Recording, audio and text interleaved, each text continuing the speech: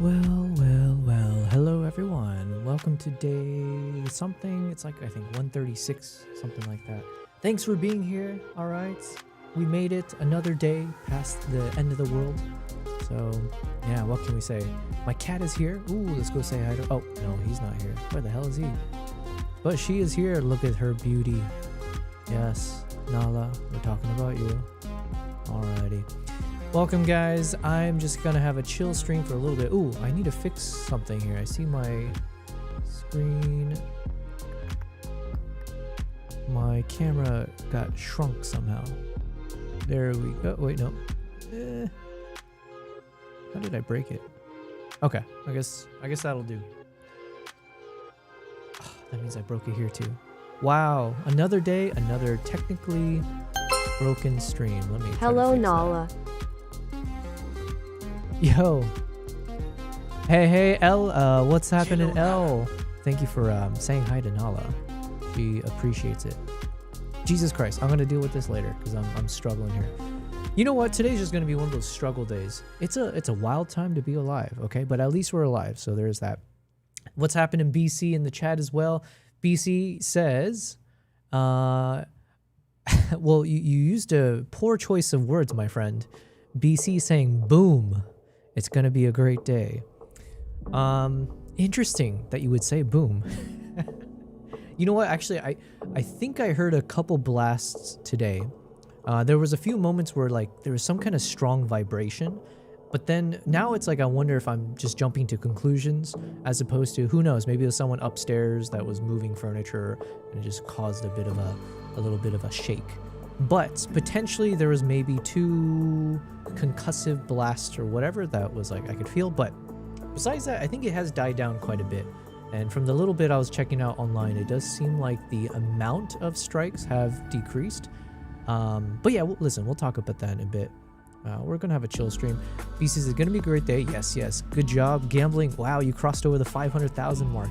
Good on ya. And L thing, I like the gambling it all. Free-haired Yobel. Yes, except I'm gonna pony this up in a second because I need to put my headphones on. So yeah, but I'm freeing my hair for just a little bit here.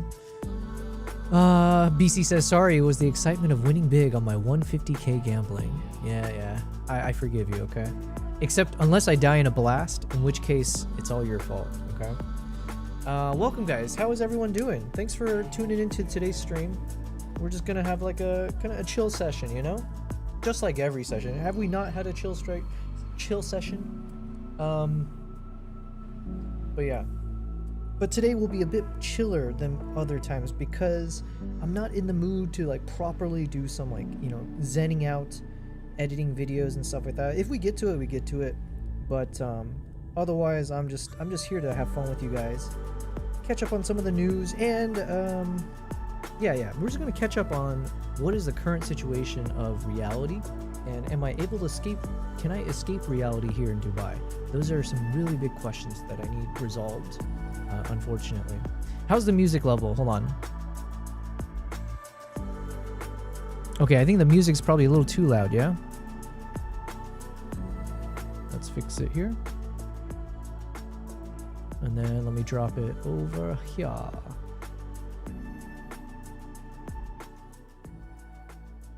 Oh, that's much better, I think. Just put it like 20% here.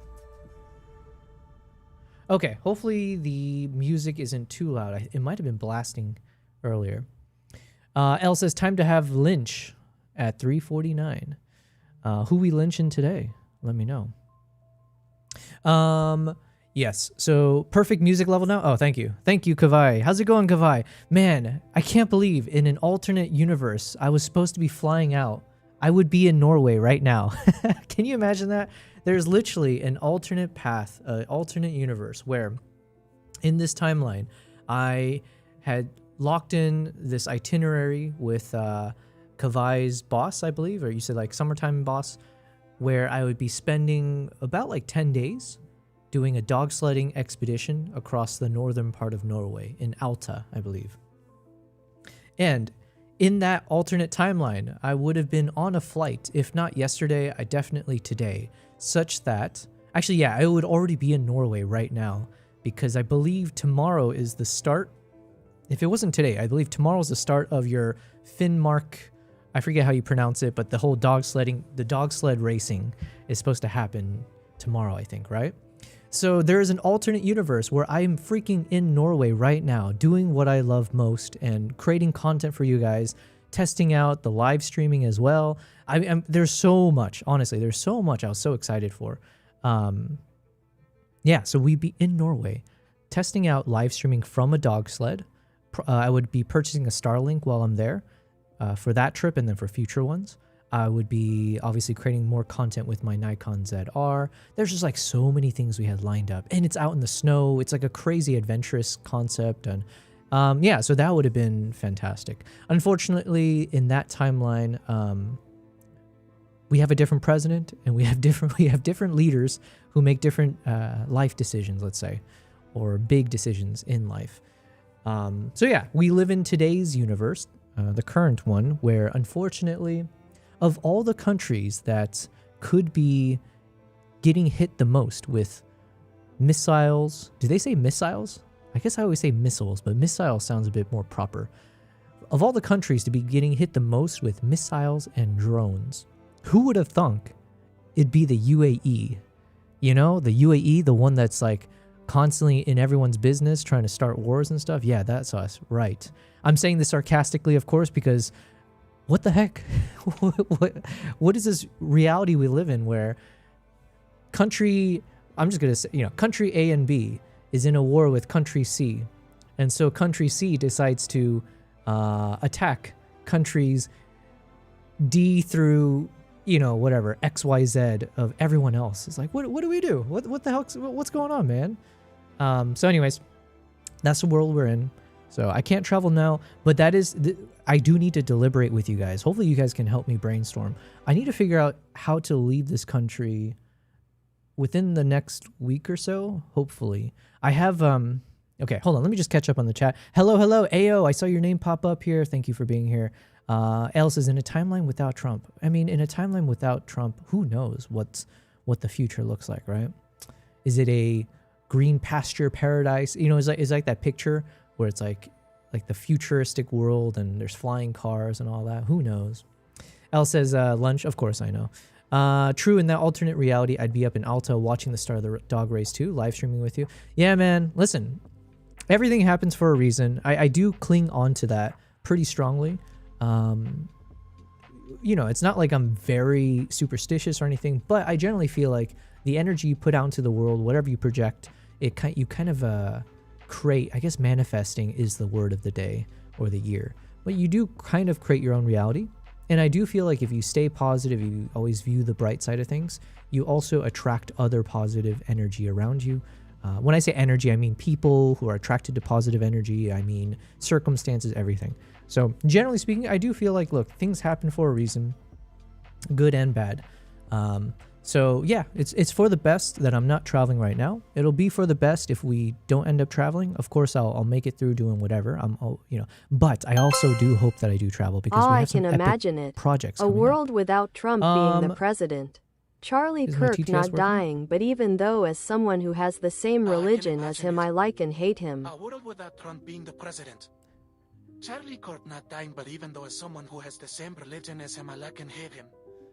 Yeah, well, Ayo, thank you for using the TTS thing. I need to add more ways for you guys to use channel points. I apologize. There's been a lot of things I dropped the ball on as we progress every day.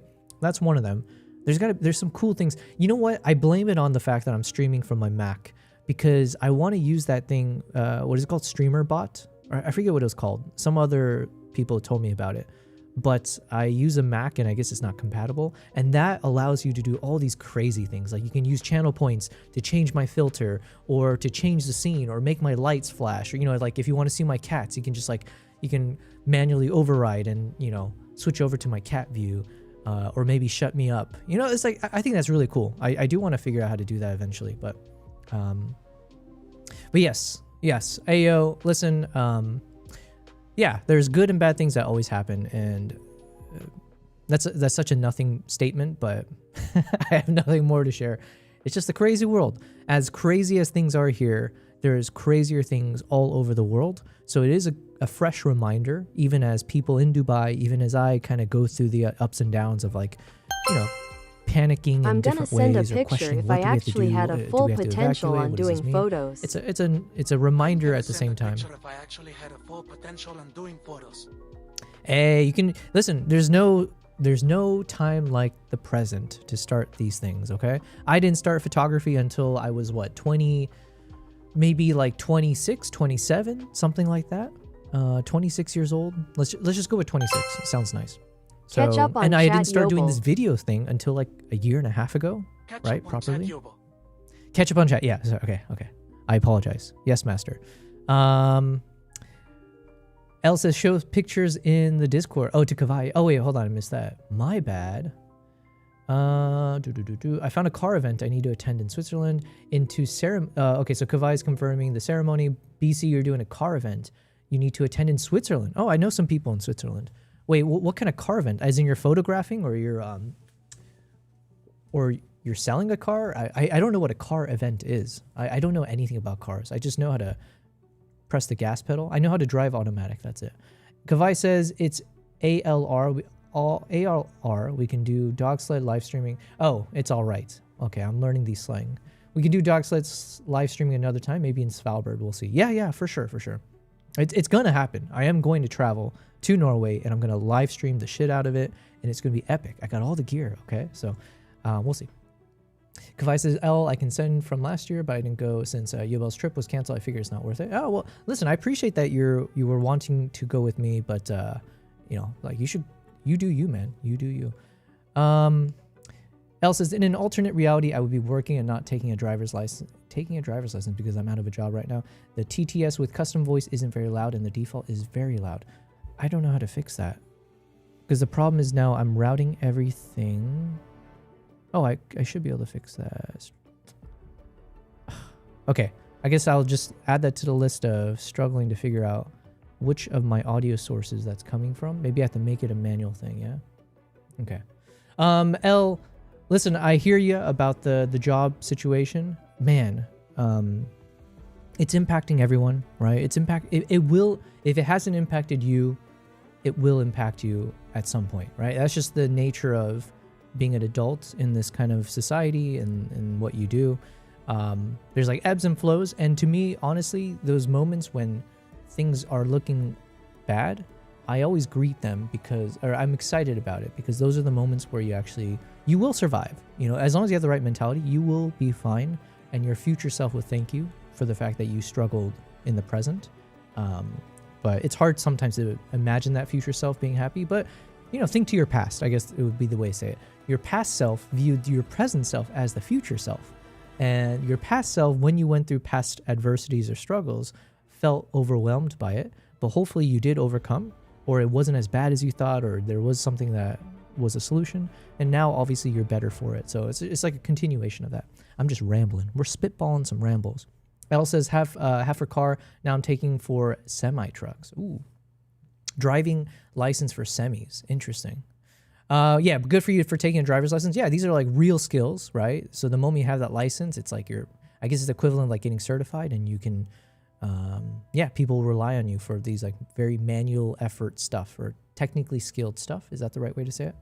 DTK says, hi, exclamation mark galore. How are you? Question mark galore. Everything okay? Question mark. Yes, DTK. Thank you for asking. Thanks for being here. We're just having a chill stream. You know, it is what it is. I think I could be wrong, but I think I only heard 2 blasts today, or I only felt 2 things that could have been blasts. And I think from what I could see online, there has been a drop in the amount of missile strikes and the drone strikes. My understanding is the missile strikes have dropped precipitously, which is good, right? Obviously, that's a good sign. But then I guess the drone strikes, you know, that's where it's cheaper for Iran to deploy those. And unfortunately, seems like their strategy has been to hit UAE the most. Dubai being one of the Emirates of the UAE, which is United Arab Emirates. This is for my American audience listen, okay, I'll speak for myself. I'm super ignorant, so I don't know anything about these things. It took me living in Dubai to learn about these concept of Emirates. So Dubai, you can call it a city or a state, but technically it's an emirate. And then UAE is the country, which stands for United Arab Emirates. So anyways, so Iran has been striking the shit out of UAE the most. Like, what the heck? Of all the other countries you would be angry at and, in a war with, they chose us. So, but, shout outs to the government, okay? They've been doing honestly, a fantastic job, right? They've been really on top of like keeping the media very clear. Here are the resources you should know about. Here are the resources for people stranded, and like just making things feel like it's moving in a forward direction, and then trying to keep everyone calm at the same time. So yeah, and obviously with all I think it's like 1,000 drones, or there's some crazy numbers of like missiles and drones or whatever that's hit UAE. Obviously, like the vast majority of it has been blocked or intercepted, and it's a testament, I guess, that they're here to do not panic, I guess. Yemen, Ooh, thank you for the TTS. Iran, I gotta figure out where the but then I volume's fell coming and from. he yelled out, Oman. Yemen, Paul said as Iran, but then I fell and he yelled out Oman. Okay, I have the TTS monster thing. So if I click on properties, no. How do I add this as a separate audio source? How quiet are we talking about with that TTS sound? I know there's a way to add this thing into my audio stuff, right? Jesus. Control audio via OBS. There it is. Okay. So if I add that here, then TTS, there it is. And I guess if I lift it up. Okay, I don't know if I did the right things, but hopefully TTS going forward should be okay. Fingers crossed. But thank you guys. We're gonna do some editing, or maybe we'll go through some minus video 9 stuff to in a minus bit. 15. Let me catch up on the chat again. Maybe I'm menos back, 9 okay? to menos 15. Where was I? Yo, those are some cool emails too. It's one I want to Test attend. 123. Wait, did someone do the TTS? I didn't hear anything. Test 123. I hate my life. TTS monster. Monitor and output. Yes. Okay, so where'd it go? Wait, could you guys hear it? But then I can't hear it and I need to hear it. So either way, I need to fix the situation. Okay, hold on a second. Let me just catch up on the chat. But yeah, thank you, DTK. Thanks for asking.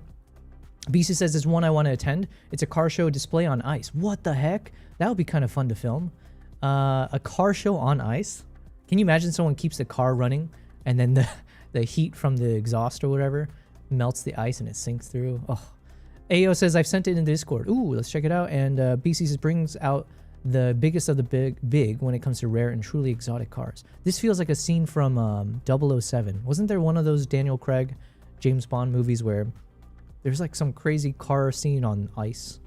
AO says also this is the first time I saw you start your stream at 9:30 p.m. instead of 10 p.m. in my country. I did start slightly earlier today just because I was ready to, and I might want to end a bit earlier today just as life is crazy, okay? Life is a crazy bundle of shit. But yeah, AO in the past, I used to stream much earlier. I used to start at 4 p.m. my time. So right now it's 7 p.m. So like 3 hours earlier I would start, and I would stream until midnight my time. So I was streaming like 8 hours every day. Those are good times, by the way. I might get back to it eventually, but I just need to juggle a bunch of my other stuff at the same time. BC says, found it on YouTube last night. They're a prominent car content creator, photographer I follow. Nice, nice. Man, there's so many crazy things in the world. L says, say hi to the living room TV Chromecast. I had jobs, got replaced with a computer, contracts right now. Yeah, man, listen, L, I just finished filming another Behind the Lens episode. Well, two things. One, I do have a new episode that launched yesterday, and I completely forgot about it with all the chaos and craziness of the world. So do check it out, guys. I've pinned it to all the chats. It's my third episode of Behind the Lens. It's like only a minute and a half long, and it's about why you should embrace the selfie, is what I called it. And so it talks about one of the features that I liked about the Z6 III and how it opened me up to being a better content creator, being comfortable being in front of the camera, and why I think that's important for any content creator. But separately, I filmed a different episode. I think the title is going to be called AI Will Replace Me, and I'm okay with it, but then I'm not okay with it, so not is in parentheses. So I'm like okay and not okay with it. So I hope that will be a bit more fitting in terms like timeliness of how it impacts everyone, how we as creators, artists struggle to figure out what to do in this world, how to navigate it. I don't have all the answers. It's just my own personal perspective. It's just a few minutes long, but I'm excited to publish that as well. Hopefully there's something insightful there for you guys. Kavai with the heart emotes. Ayo says, I'm running low on money. I have like around 160,000 rupiah, which are around $9 to $10. Yo, man, Ayo, do not worry about it. I mean, listen, money is one thing. Obviously, we need it to survive. So hopefully you're not like homeless or anything like that. But also, I forget if you said you're still young, like in the sense of, like still in school or whatever. But yeah, money comes and goes. It is a thing. Find strong friendships, build strong friendships. Find people you can rely on for the rest of your life because of how close of a bond you have with them. That matters way more, in my opinion, than the short-term gains of money. Elle says, yeah, man, Paul said as Iran. You know what? Okay, hold on. I'm going to fix this TTS thing. Let me just remove this TTS from the thing. So I think whatever I did not make things better. So let's go to properties, and I will not control audio via OBS. Yeah, man, Paul said as Iran, but then I fell and he yelled out Oman. I have no idea what you're talking about. Well, yes, Oman is a beautiful place. That is one of the areas I might consider if I need to escape Dubai to get on my upcoming travels. I might have to go through Oman or drive to Saudi. I think those are some options. Swiss Army, yo, what's happening, Swiss Army? Welcome back from the cruise. I think this is the first time I'm chatting with you since you've come back, at least on the stream. Glad you have survived the fireworks. I've survived for now, yeah. Let's just see how long the fireworks go for. Elle says, try and read it without the country names. Yeah, man, Paul said as Iran. Yeah, man, Paul said as Iran, but then I fell and he yelled out, oh, man. Okay. Bravo. That's, okay, brilliant. I love me some puns. That was great. That was like a 10 points for Gryffindor type thing. Maybe -9 to -15. I just repeated, or I reversed it, so hopefully the TTS at least is back to audible. Elle says that's loud. Oh, you could hear it? You heard it? Sorry, I gotta catch up. Did you see me do the Subaru drifting? I don't remember, Kavai. How are you? Sorry, DTK, I'm slow on the chat on the snow. Kavai, I'm not sure if I saw it or not. I've been a little bit distracted. Elle says, I got big news. I'm donating a camera to someone I barely know. Yo, good job on you. That's a camera can change a life. As kind of cheesy as that sounds, like it honestly can. It's a window into your soul in some ways. And if you have access to it and it can unlock how you see the world, like holy Christ, I have so much that of my outlook on life and where I've gotten is mainly because of picking up a camera. So good job, Elle. I think it's a wonderful thing. You have a double chat going on? I have a question that has been on my mind. It says Ayo, I'm not a photographer, but each cameras, including phones, have megapixels. My question is, what do they really do? Is there any difference? Is it helpful depending on the landscape? I'll give you a very layman's point of view, and you should take it with a grain of salt because I'm definitely not the right person to really tell you this. But like in a nutshell, I think like if you have a camera that has more megapixel, generally speaking, it just means that it breaks down the image into tinier and tinier pixels, which means you have a lot more data to work with. So instead of like imagining how you see me now, if this was like one giant pixel versus like you have these tiny little squares that make up the thing. And I guess the more of these tiny little squares you have, the more data you can work with to be able to edit and bring out more quality in a sense. But yeah, that's like a shitty way to, there's better ways to explain it. All I know from an actionable perspective, it'd be like if you have a 10 megapixel camera versus a 50 megapixel. Let's say if you shoot with the 50 megapixel and you want to zoom in, if you want to crop in on the shot, like if you took a photo of me as is here, but you want to zoom in on the TV behind me or on my cat, with the 10 megapixel, the moment you try to crop in, you basically run out of pixels where it'll be so blurry, it'll be nothing. But then if you have like 50 megapixels, You can still crop in, and you might still end up with like 30 megapixels or 25 megapixels or something. And like as far as I know, like all the big camera, like this camera here, for photos, it shoots like 24 megapixel, roughly speaking. Some of the professional cameras are roughly around 50 megapixels. So yeah, those tend to be the right ranges for that. And then I think like smartphones tend to be, I don't know these days, maybe like 10 to 20. I don't know. But everything I said, grain of salt. L thing says the size of the pixels impact the dynamic range, light sensitivity to noise ratio, and more things. I mean, that's a better answer, more technically sound. I see a good explanation from both. Thank you. It's okay. It's a VOD on my page. I've got so many ideas for stream, but I don't know which one will work best. What's your process for making good videos, Yoba? I'm not the best person to ask about that process. I'm slowly learning, right? So even these BTL, these behind the lens videos I've been testing out and making, that's in pursuit of trying to make different types of videos, but I haven't landed on one thing yet. For me, it's like try everything while you can when you're still growing as a small channel until you find a niche. And it's definitely just like the act of making videos is more important than making perfect videos. And I have a problem with that because I'm very much a perfectionist, and it's hard to kind of reverse the trend at this point. Are bigger megapixels means better? Ask AO. Like roughly speaking, yeah. You know, it's like you would.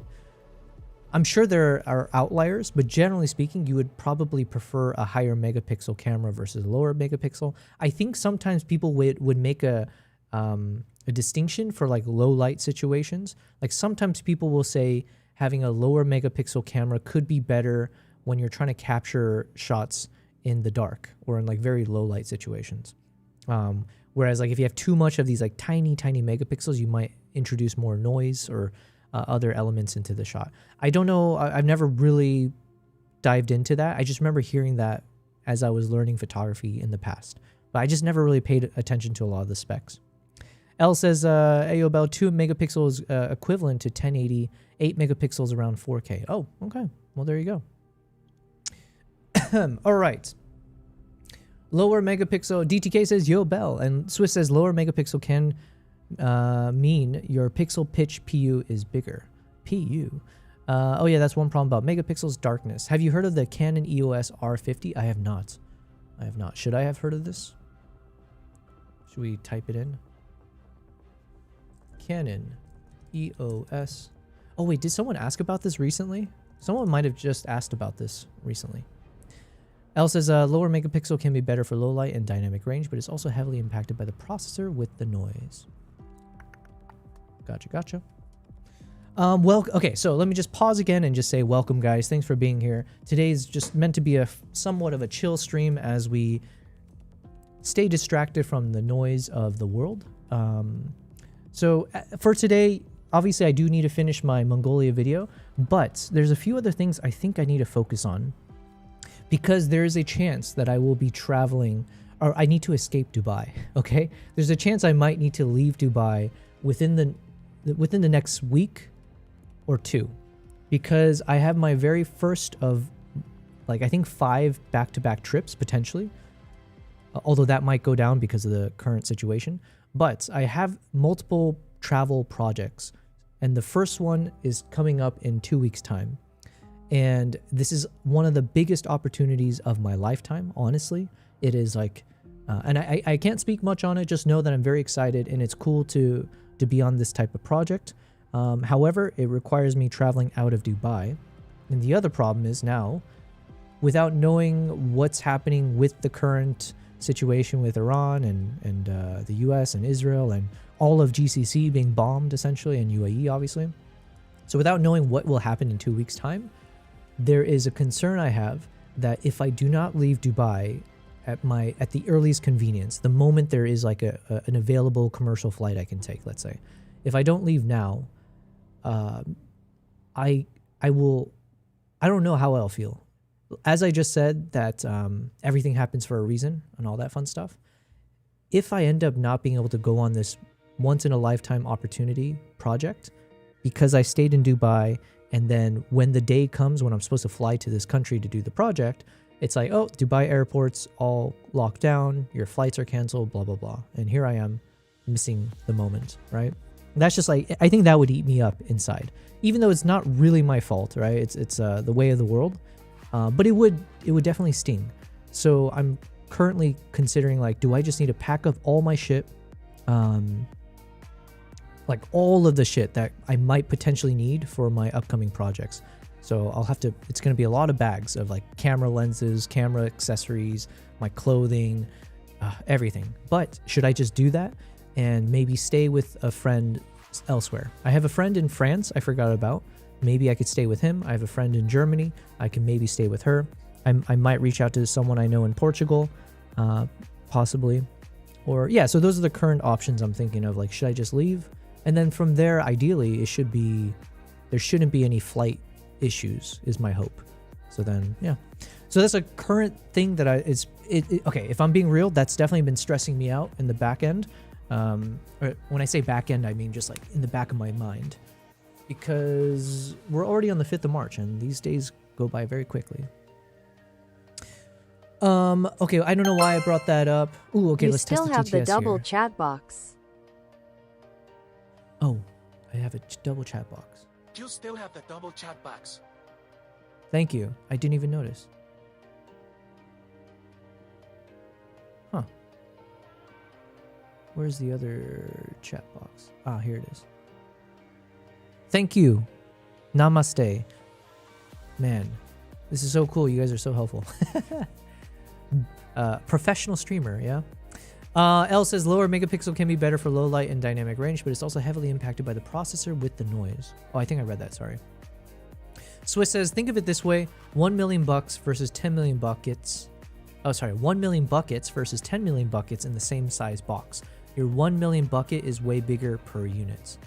Okay, for the pixel reference. Sony A7, you got me excited, Swiss, because you had me imagining if I had 1 million bucks. And I was like, ooh, okay. I'm going to just get a private jet out of here. Sony A7S 12 megapixel. Pixel pitch is like 7 versus the Z8 is 45 megapixel is like the 4.3. L says, will you bring all the gear if you can't go back? Yeah. And you know what? In terms of good news or kind of good coincidences, I had someone knock on my door the other day. And it was a lady who lives in my apartment, and she's like, "Hey, I have a business where I take care. I'm a pet sitter, right? So what I have like a hotel. You can house them in my place, or I'll come as many times." And she lives in my building, so that was quite the coincidence. So because that's been obviously in the top of my mind as well. Is like if I have to leave, because I'm not leaving forever, right? I don't think rewind. I honestly don't think the situation in Dubai will get that drastic where it's going to be like completely, devastated or something like that. I don't think it's ever going to get to that level. So I don't have this fear if I leave my cats here, something drastic will happen to the building, my cats or anything. It's more just the logistical nightmare of being stuck here. So yeah, it was considered, whoa. Yo, actually, that looks so cool. I need to add some cooler things into my system. Thank you for a showering of emotes. What the hell? That was awesome. What was I saying though? It's just point is I was thinking about my cats, and apparently there's a cat sitter here now that can potentially help me out. So worst case scenario, because a lot of my friends I used to rely on to take care of my cats, a bunch of them are stuck outside the country as well. So it's just one of those like, Jesus, what can you do? So having someone in the same building as me makes a big difference. So, there's some positive in the negatives. Thank you again, L. That looked so epic. Kavai also says that looked awesome. That looked crazy cool. I didn't know that's how it would look. Oh, we also learned that I have some kind of thing that I bought it from Etsy and I forgot how to use it. I think if you type spawn, was it spawn? Oh yeah. Okay, spawn. You can spawn a pet that just pops up on the stream. And apparently other people can do it too. So if you do like !spawn, yeah, see, then other things, I was like, okay, that's kind of cool, right? And I was watching someone stream who had like a fox, and you can feed the fox with your channel points, right? And I thought that was a cool idea too, because I'm a wildlife photographer. So for me not to have an animal avatar that people can like feed or like make something happen, that feels like a travesty. That's a blasphemy. So I do need to add that into the works. How dare I be a wildlife photographer and not have this animal feature? Swiss, oh sorry, I wish you the best for the trip, says DTK. Thank you very much. I hope it happens, obviously. But if it doesn't happen, obviously I'll just be streaming away. So if that happens, oh my god, I'll be so depressed, but I'll just end up streaming for like 24 hours a day. And then I'll just be like, please pay me money, guys. I was supposed to get paid on these projects. Now donate money to me, please. Okay. These are some epic emotes that L's got, by the way. How'd you get the, yeah, Kavai's asking, how did you get these limited time emotes? Yeah, these are some crazy stuff. I need to make more. L says, should I go out and take pictures with my mom's camera? For sure. Man, how many cameras you got? You have so many cameras. You have your own mom's camera as well. Kavai says, yes, before sunset. Exactly. It's a 20D. Is that that's a Canon thing, I believe. Take an artistic one then, yeah. Okay. So, I think I finished explaining the current situation. Oh, there are certain commands you can do with this pet. Freak of nature. How do I find what I purchased? It was on Etsy. Did I not like write it down? I should have written it down. I think I made the purchase on Etsy. And then, let's see. Let's see on Etsy.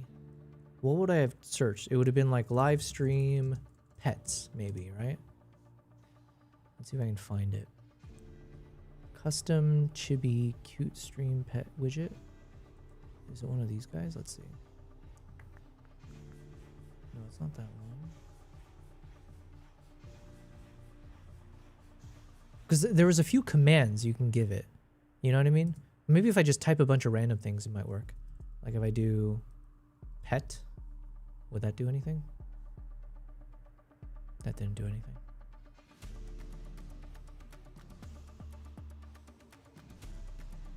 Okay, you know what? I'll figure this out before on the next stream. And then, oh wait, I might have written it down. Hold on a minute. Before we give up. I'm gonna figure this out. I might have copied the commands into my Streamlabs commands, so bear with me. The Canon EOS R50V. Oh, is the one DTK. Oh yeah, we had that on stream and I forgot to follow up on it. So you're saying something with the Canon EOS R50V. It's a video first interchangeable lens camera, 4K 60, log shooting, and a tally lamp. Why do I keep seeing this, people talking about this tally lamp. Is this like a big thing? I think Fedorevsky in the chat was talking about this thing as well, and people were using it. DTK says, look up a video about it. AO says, about the photo, I was also into car. I was in the parking lot of my apartment. Nothing interesting until I saw BMW. Oh, sorry, AO. You said you sent something in the chat. All right, let's open this up on stream. How do I do that? Boom. Yo, DTK. You sent the photo of, wait, how do I? We love animal pictures. Maybe I need to create a separate channel just for people to share animal photos. So, you know, whatever it is, wildlife, animal, pets. So this is adorable. I love poodles. They're so smart and hypoallergenic, I believe. So cool shot, AO, by the way. I see what you're talking about. I don't know the first thing about cars, but this car does look very sleek. One thing I know, it kind of holds true for wildlife and for, I think, car shots, is go next time, try to shoot these like very low angle shots. Because one, it makes the vehicle look much bigger. So like imagine if you crouch down and if you treat the headlights as if it's the eyes of an animal, you try to get at like that eye level shot. Or even lower, because then it'll just make the car look ominous and like menacing, right? Just like massive. Especially if you do a wide angle close up. So yeah, try some of those shots from like a wide angle, low angle. So like, yeah. That's just one thing. I don't know much about car shots, but that's one thing I know people do. Kavai says, Yobel's rapping, trying to catch up with all our yapping. I like the rhyme there. I could speak fast when I need to. I think. I'm no Eminem, but I can do a decent job. I got it yesterday, says DTK. Oh, nice. Congrats. Okay, so this camera you're talking about is now officially yours. It's amazing. It's fire. That's my dog, Pepita. Oh, that's a cool name as well. Want to see the yard, L, to Kavai. And then I also sent something in the video out of boredom. All right, let's check it out. Videos are a little bit harder for me to show online on the stream, but man, DTK, congrats to you. Like, we already know that you are a very good creator. You're a very good YouTuber, content creator. So supplying you, arming you with better and better gear will only mean you're gonna grow, you know, bigger and better and all that stuff. So you have the creative spark, you have the drive, clearly by the videos you've been pushing out at the ripe age of 13. Jesus Christ, you know. So I cannot wait to see how much you grow with this new camera. Definitely invest in one good lens, maybe like I don't actually know. 35 could be a good one. I've been having fun with that. But okay. There was something sent in the videos.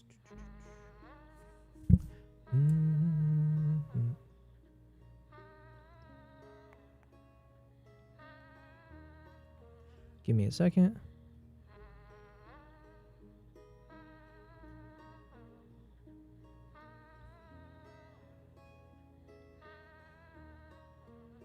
Mighty fine looking Honda from AO. Okay, give me a second. Let's find this.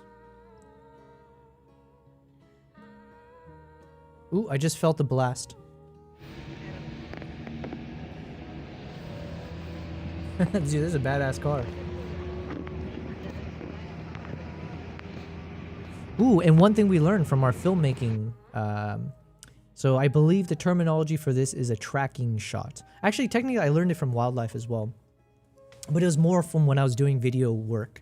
So for instance, I remember one of the earlier wildlife trips, as I was getting into it, with video in mind, I was filming a leopard as the leopard was walking.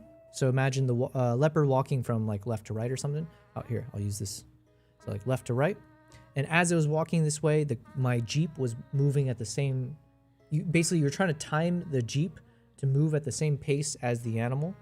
And then I would be pointing my camera, obviously, at the leopard. So as the leopard's moving, you're moving. So you don't actually have to move the camera whatsoever. Just keep the animal in frame. But then the background is constantly changing. But the subject looks kind of fixed. And it creates a cool distortion effect, which is very cinematic, right? And I guess they call them tracking shots. So yeah, so I guess technically that would be what you're doing here as you're tracking the vehicle and trying to keep at the same pace. Yeah, and so then let's imagine if this was, again, if this was a subject, like an animal, you would try to, let's say if you wanted a shot like this, so like directly parallel with the subject, then it's like you would try to keep the vehicle moving at the same pace so you get a few seconds of the exact same positioning without like this kind of twisting the camera. So right now you're kind of like orbiting around the subject, but if you can hold it for like a little bit here in the same pace, ooh. But yeah, thanks for sharing. Do you have time to color grade log 3 footage from me?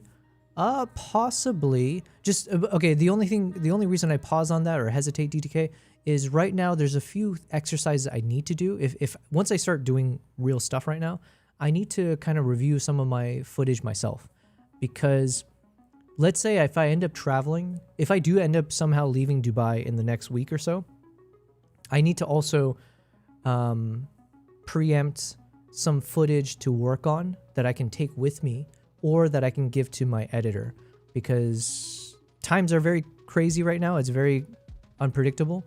So I should be doing this as much as possible. And I thought it could be fun to do on stream to show you guys. We're going to actually go through some of the backlog of my footage and pull out some of the things that might be fun videos on its own. So I want to share one of those with you guys now, actually. So give me a moment here as I set things up. Swiss says, you casually felt a bomb going off in your city. Yeah, I think I could be wrong, but I just kind of felt a little bit of a shake, and I thought I felt like it was like a deep noise, but I have headphones on, so you know, it's like I can't tell. But there's a world where there might have been an audible blast just now. I know it's not as big as the Norway yard though. Sent a photo on Discord. I tried to simplify my gear for the cruise to one body, one lens.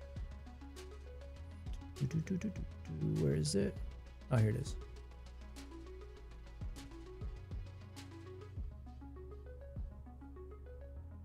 Yo, that's a crazy lens to take with you. Man, you guys are like proper filmmakers and connoisseurs. Here I am shooting with my My typical lenses, what is this? 35 millimeter f 1.4 to, oh, okay, so it's like a 35 millimeter fixed. Okay, I don't know what I'm talking about here. I literally cannot make sense. I don't own any lenses that look like this. These like crazy manual, epic vintage stuff, you know. With your ZR, oh man, that's a cool combo though.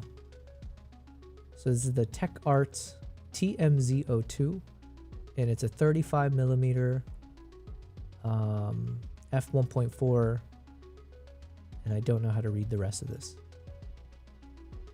But yeah, you know what? I feel like the 35 is a good one. If you had to take one lens focal length with you, I feel like I've really been enjoying the 35, especially for like travel purposes. So I would take a 35 and an 85 with me. I think that's the two combo if I had to have only two lenses. And if it wasn't going to be like zoom lenses, I think I'd stick to those two. Don't mind the bus that was recorded at the end. Oh yeah. Kavai says, everything looks so nice with the sun out, green grass and no snow, plus the flowers. I might have missed some things there. And then there was snow just days. Swiss says 35 millimeter Voigtlander Classic using the Tech Art Leica M autofocus adapter. Damn. Oh, so you added there's something called an autofocus adapter? That's so crazy. Man, I'm learning new things every day. So it's a manual lens, and then there's some kind of attachment that will do the auto. Oh, I see. So this little thing at the front is, I'm assuming, the autofocus feature. This thing right at the edge of the lens. So you attach this thing here, which will then twist the lens somehow. You know what? I don't know. This is so complicated. It looks crazy. Look at the second picture. The vintage stuff looks so cool. Yeah, these things look epic. Man, if Nikon could just make lenses that look like this, even if it's unnecessary. The mount physically moves the lens in and out. What the hell? So you're talking about this, the base here. So whatever's here, whatever's connected to the actual lens, the sensor mount, whatever, twists the thing here. So the lens is here, and then it's connecting to this base here, and the base is what connects to the camera. Kavai, help me not spend money. The lens mount moves the lens in and out, away from the sensor. That's some epic stuff. Damn. Kavai says, being broke sure helps not buying stuff. Yes, that is one way. The lens mount adapter had motors in it, not the lens. Yeah, that's I think I understood that. So it's like you're buying this adapter that can do all of the automatic features, and then you can stick any manual lens that fits to that mount, and then voila. That's crazy. Okay, so I was mentioning there's some things I wanted to do where I need to start prepping some content just in case I need to leave this country as an emergency, you know? According to freaking the State Department in the US, they're basically saying, they said, they used the word ordered. It said the State Department is ordering all non-emergency personnel. I think I might have misread it. It was either everybody or it was saying any government personnel that's not emergency workers. But I think at some point maybe they escalated to like basically all citizens should get the F out of Dodge, is my assumption. So there's a world where maybe I do need to actually get out of here just for whatever reasons or also, but the thing is they don't give much help in terms of how the heck do you get out of here. And they even had a phone number on their Instagram page, and that number didn't work from where I was calling from. So it's like, okay, even if you tell me to get out of here, who do I call? Are you going to help me? Are you going to pay for the flight? Do I have to just book my own flight and just eat the cost myself? Like, what is the situation here? What's the procedure? I have no idea, unfortunately. Okay, potential projects. I don't know what the second clip will be. Potential projects, chimp, chasing chimps. Okay, I wanted to share with you guys one video that I think should be pretty easy to make, or it should be ready to go, because I made a quick version of it on my Instagram stories way back in the day, and now it's just a matter of like doing the extended version. There was a trip I went on recently where I took the honeymoon client with me to Uganda, and we did some chimpanzee treks. And as part of that, I believe I had a GoPro or some camera that was hooked onto me, and then I had my Nikon Z9, I believe, or Z6 III. And there was a few moments where the guides that I was with basically told me, you can chase after the chimp, you know, just like follow the chimp. So there's like one or two chimps that were walking through the jungle forest, and they told me, keep going after them. So I just filmed the entirety of hand holding as I'm stumbling through the forest, trying to keep pace with these chimpanzees walking through the forest floor, some up in the trees. And it was a really cool experience. And the shot, although it's shaky at times, there was good enough moments where it feels like you're in the moments, like it's very immersive. So I was thinking maybe I can do like an unedited, I say unedited, but like a long form, just showing the entirety of like trekking through the jungle and what that experience looks like. So L Thing says, good night to Ayo Avero. Oh, sorry. Ayo says, sorry, I have to sleep now due to some busy schedules in school, but I'll see you soon. Thank you very much. Thanks for tuning in. Thanks everyone for tuning in. It is very, not that I would ever this is the only time I'll admit this, because I'm very much an independent man who keeps my emotion in lock.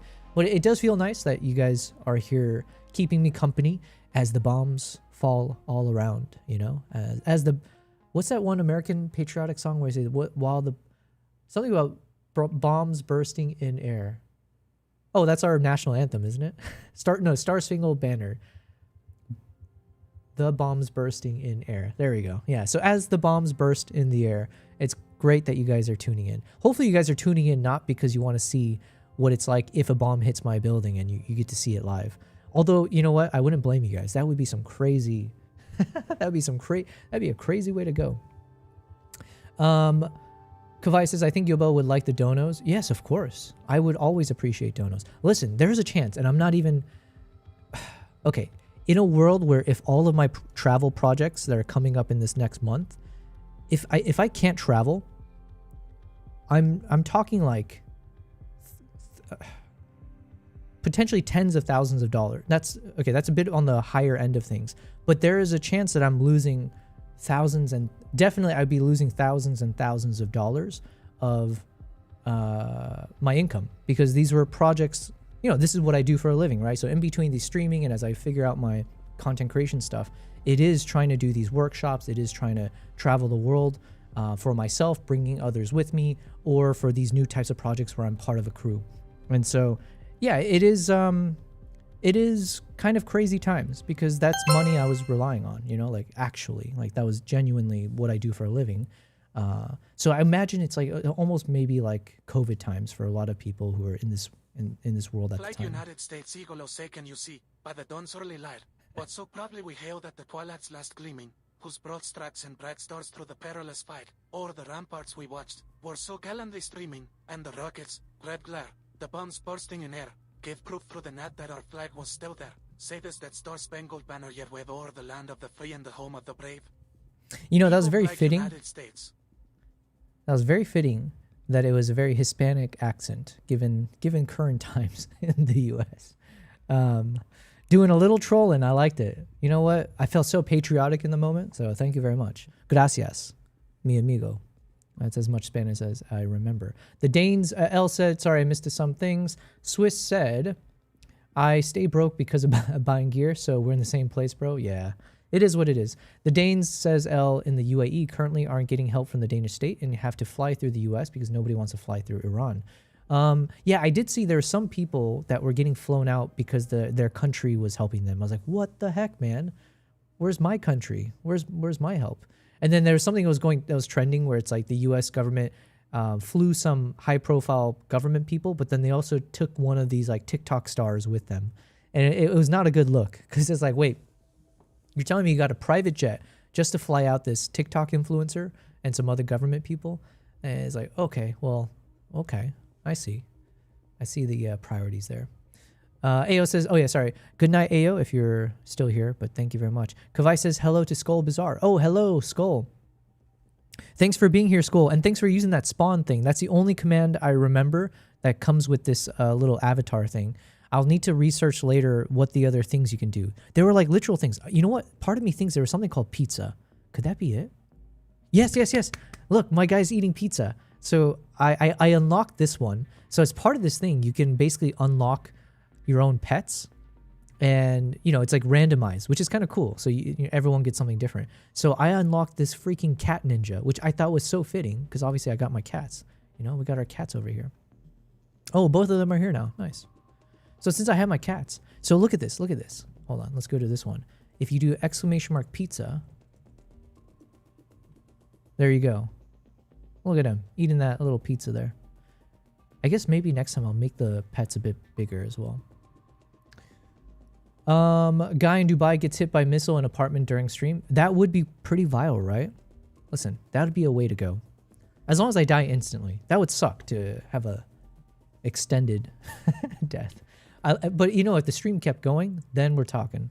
I'll say some final words and all that kind of stuff. You know what? Last stream we did, I think last stream was a bit morbid, but not in the way, I don't view it as morbid, but I think last stream I was talking about the dreams that I've had where my persistent dreams where I die in various forms and how it kind of prepared me for death, because you do kind of, even though it's a dream, it's a simulation, but it feels real in the moment and you remember that, right? You retain it over time. So I've kind of gone through enough deaths, unironically, from my sleeping nightmares, dreams.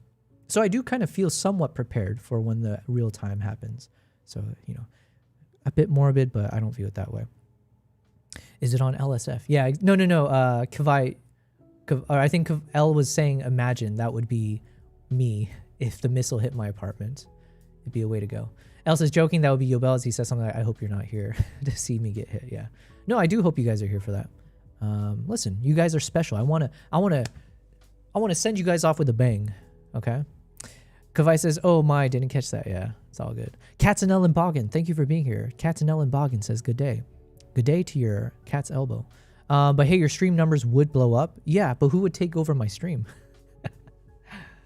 Yeah, I guess my cats can live on. Well, okay, now it gets dark because obviously I want. Well, they have 9 lives, so there's that. Volcano green lava orange emote. Nice. Kavai says, yeah, will you stream World War III? You know what? Also, unironically, because I have my cameras all around, and I technically did a trip to Israel, Palestine for a large YouTuber, but I was there to be the camera guy, to film their interviews, to film on the streets, walking around. And I did actually I became like a on-the-street interviewer, like a journalist. We were in parts of Palestine, and you know, I got to, like, as the YouTuber and some other people were interviewing people in like blocked in traffic and asking about, you know, their situations. Is this like a daily basis that they get blocked when they have to enter into Israel, and like, do they treat you a certain way? There's like all these like very interesting human elements that I got to film. And, you know, I was the camera guy. I had to like move between the person and the talk. It was a real important skill set to learn. So there's a world. If somehow I end up in World War III here, I guess if I can't travel and do all the things I wanted to film, I would become a street journalist, you know? Wartime journalist, as they say. We'll use our ZR and my other cameras. I'll use my vest that I purchased, although maybe I need a different vest because it's got the army camouflage on it. I don't want people to mistake me as a soldier. But then we'll use all the gear I have. I'll take my learnings of live streaming, and then I don't know if Cyronis will pop in at some point, but you know, if I get like a Bella box or one of those units to be live while I'm walking around, yeah, I'll just live stream and show you guys everything that's happening while we keep our filmmaking energy alive.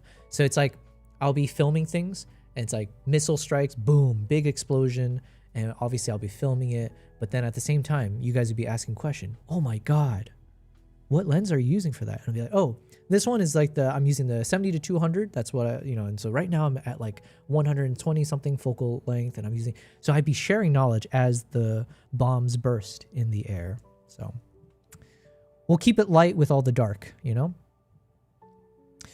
Swiss says the cats, yeah, I didn't think about that. The cats will live. Do not worry. L says, leave the country with the PC running with the cam outside the window. Yeah. Katzenell and Boggins is asking, am I stuck in Dubai? If so, reminds me of being stuck in Italy during COVID. Yeah, I was just briefly mentioning it. I'm being reminded of lockdown and not being able to come back to South Africa. Very stressful times. You know what? South Africa could be another place I might just try to stay for a bit if I need to escape Dubai for a while. Because I'm assuming from South Africa to Uganda, you know, at least you're staying in the same continent, so you don't cross over into the Middle East or any of the dangerous air zone. But yes, I'm still stuck in Dubai. Doesn't feel stuck right now because my day-to-day is roughly the same in the sense of like, you know, I'm doing my thing. I go to the gym. It's not too far away. But yeah, what I was talking about on stream earlier is that I do need to figure out potentially if I need to quote unquote evacuate, or if I just need to somehow book the first flight that I'm allowed to get out of Dubai and head to a neighboring country that is much safer, so that there should be a more guaranteed exit from that country to some of the travel projects I'll be going on in a couple weeks. So it's just like the most logistical nightmare time in the world. And like I said, it's a logistical nightmare. Things will always be fine, but it's like some opportunities of a lifetime situations. It's like I'm organizing a tour as well. I'm bringing clients with me. We'll be spending like 10 days, 9 to 10 days doing chimpanzee gorilla treks, everything like that. I have some film projects that I'll be a part of, and with some big entities and like organizations that hopefully once I can speak with you guys about it, you guys will be excited with me, and hopefully that's something that will mean more opportunities and more of these types of trips and more, just like more of more, you know? So we'll see how it goes, but not kidding. I'm talking like thousands of dollars of income, if not potentially tens of thousands. Let's just say, I don't know. There's a world in that where that could be true. Go down the drain if I'm not able to travel. And there are more important things in life. Obviously, safety. Obviously, there are other people in the world that are like actually suffering, as opposed to my, you know, woe is me logistical nightmare suffering. So yeah, just keeping all that in mind. I just always feel weird when I complain about things, because it's like, listen, there are actual things to complain about. We will be fine. Kavai says, yeah, that unironically sounds pretty cool. Yo, I have a freaking cat hair that's been... Now my tip... Every once in a while, my tip of the nose gets so itchy because like some cat hair... I've been struggling fighting gnats for the past few days. So I have all these like gnat traps everywhere. It's... listen. Okay. My problems, okay. You'd have to paint the 400 millimeter. What do you mean paint? Or you mean like... Can you imagine if I'm a wartime journalist and I'm walking around with a freaking 400 millimeter lens? That would be like painting a big red target on my back. You know what I mean? Because nobody does that normally. And obviously it's going to look like I'm carrying a freaking bazooka. So no, thank you. I may be stupid at times. I may be reckless, but I'm not that reckless. I'm going with that tiny ass pancake lens and trying to look as Asian as possible is what I'm saying. Time to buy a Starlink? Yes, but I can't buy it here, man. That's the problem. So Swiss Army, there was a world, I forget, because you've been gone for a while. There was a world where I should be in Norway. So prior to the, you know, like a couple weeks ago, I was thinking of flying to Norway and staying there from basically now, March 5th, until about like the 13th of March. And during that time, I'd be filming and doing like dog sledding expeditions. And I would try to start live streaming if everything was ready by then. And as part of that, I was thinking of buying a Starlink in Norway because apparently it's available there. So that was one consideration, was like buy the Starlink from Norway, then I should be able to take it back home to me in Dubai or use it elsewhere. But the Norway trip's out of the picture now. So if I have to move to Germany for a little bit and stay with my friend, hopefully I have to double check which markets are available for Starlink. But yeah, hopefully I can buy one. Kristen says, popping in quickly to say hi and glad to see proof of life. Yeah, this is not a pre-recording, okay? But thank you very much. Thanks for checking in on me. It does mean a lot that people, you know, you guys don't know me really, you know? It's like you guys know me at the same time you guys don't know me. So I appreciate that you would find the time to want to see if I'm still alive and kicking. So hopefully you're doing well, Kristen. Hopefully your family, everyone is... living life the right way. L Thing says, I want to pick up an 85 1.8 to finish my loaner kit, but at the same time, there's a macro lens for 100 pounds I want to look up. Kristen says, hello to DTK. DTK says hi to her. Wow, so friendly, everyone.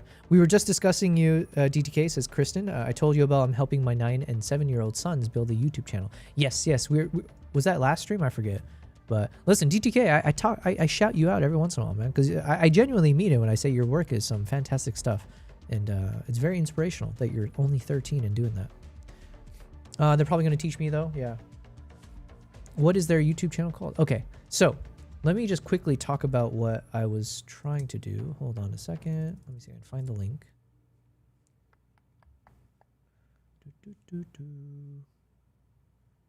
Can I play this? Cool. Shoot.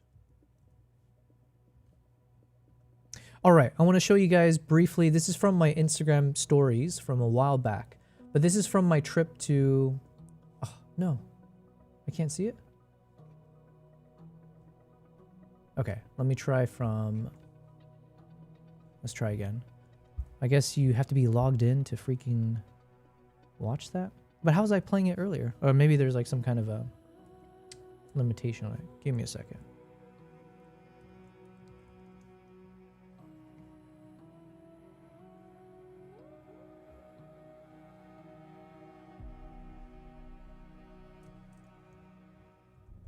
Okay, here we go. This should work. Kristen says, I've adopted you as my little Asian brother from another mother, Yobel. Well, thank you very much. Yeah, thank you very much. Sorry, I was going random places with that. We're brainstorming the name. Gotcha. Oh, for the YouTube channel. Yeah, you can ask ChatGPT as well. Okay, let me share you guys just for the fun of it. And I'll share the idea that I was thinking for like a quick, I say quick, but hopefully an easy enough YouTube video to make. So let me start from the beginning. This is one of my so this is, I had so much fun doing this, by the way. In the past few years, since I've been treating YouTube seriously, since I've been outside of corporate world, I made a few decisions. One of them is I stopped posting on Instagram often because I was focusing more on traveling and setting up YouTube. And so there was a conscious decision that I think my time needs to be invested in YouTube and long form as opposed to Instagram. So I stopped posting regularly. However, when I was traveling, I would always make an effort to at least share on my Instagram stories in as quick real time as possible. So people who are following me, the existing people who follow me, they can at least get a little bit of a diary insight into my travels. So it was like it was a different way that I was treating my Instagram. It meant that I wasn't getting as many followers because I stopped posting viral stuff. And it was more just for my existing friends or followers to kind of get a taste of here I am traveling the world. So it came with some ups and downs. Like I said, my Instagram following took a hit. I definitely lost a lot of engagement as part of that. But it was a format that I appreciated. And I guess it kind of helped set me up for being a live streamer because I do really like the concept of sharing things in the moment. Oh my God, my nose is so itchy. Kristen says, I just downloaded ChatGPT yesterday, but haven't even tried it. It can help you with these things. I think Claude is maybe better for the creative stuff these days. I don't know. I know some of my friends have actually started switching over to Claude because I think now, listen, I don't feel as strongly about some of these things as others just because there's always like, you never know what's the truth. But I know there's a lot of people upset with ChatGPT or OpenAI right now because of some of the things that they agreed to with the US government where I guess Claude, which is run by Anthropic, chose to have a hardline principled stance against like using it for wartime stuff. But anyways, I digress. Let me share this with you guys. These were some of the quick Instagram stories I'd posted while I was on the trip as near time as possible. And then I'll pause on the one that I think I just need to pull the footage and then we can do some quick editing or at least pull the clips together. Let's see if I can put the music on. Testing out my camera in selfie mode. Can you see yourself in there? So this is the honeymoon couple. I'm very good friends with this guy here, and then I became better friends with all of them, obviously. But and they trusted me enough. Also, look how skinny. Yo, can we talk? This makes me so sad. Look how skinny I am here. I've gained so much weight. I have about 5 to 7 kgs to lose, and I can feel the weight on me. I can see the weight on me, but nothing hits harder than when you see a younger version of you. And it wasn't that long ago, right? But I can actually see how skinny my face was then compared to now. You know, I'm a bit more rounded out, if you will, today. So anyways, just a random aside, but give me 1 second. Here, let's just play this out for a bit. On my camera respond to someone. mode. Can you see yourself in there?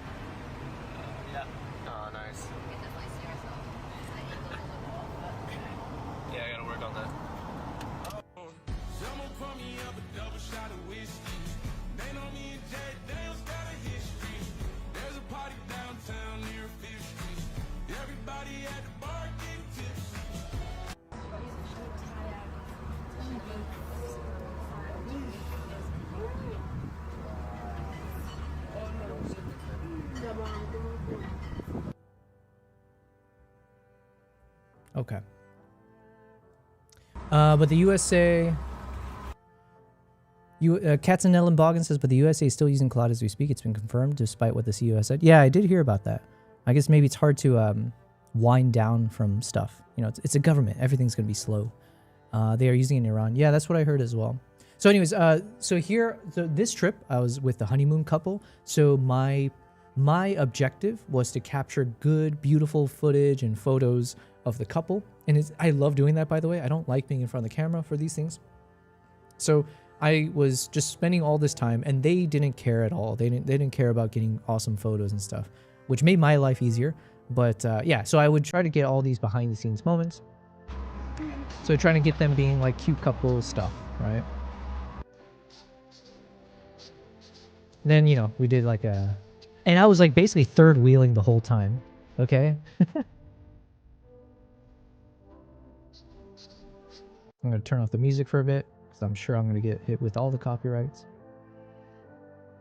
So yeah, it was such a fun experience, and I was a third wheel across it all. But this is something that it's hard to get into, but I think because of this trip, and now I have another few like private custom tours that I'll be doing this year, I believe, where I would be going there as the photographer / like tour guide, or like the tour leader for private couples or private people, like custom trips.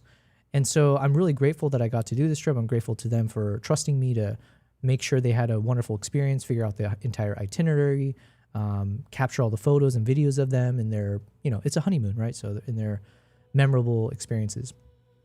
But yeah, so this is definitely one of those things that I'm turning into a business now. And I just need to put more marketing dollars into it, and also have a few more of these types of trips under my belt to kind of showcase. But yeah, this is like one of those big ambitions of mine, is to do these private tours for people, for couples, for individuals. And, you know, hopefully I can prove to them that if you join me on this trip, you'll have a wonderful time. And if you are someone that wants to just be in the moment, not worry about taking photos and videos, give that job to me. I will capture it so you can just soak in the moment, because that's my responsibility, right? So you can like see all these types of moments and enjoy Africa.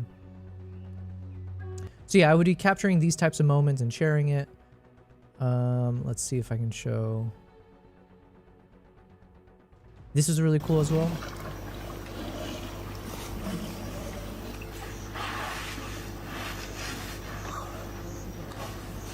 So I think I have so many videos of these elephants drinking from the pool. So that's one other YouTube video for sure I think I need to make. So it'd be one video that's just taking some of these extended clips of seeing these elephants come up to the pool, and just make it a YouTube video, right? However long it is. It could be like a few minutes. It could be like 10 minutes. But yeah, it should be a catchy title to it, because it's like elephants drinking from a pool.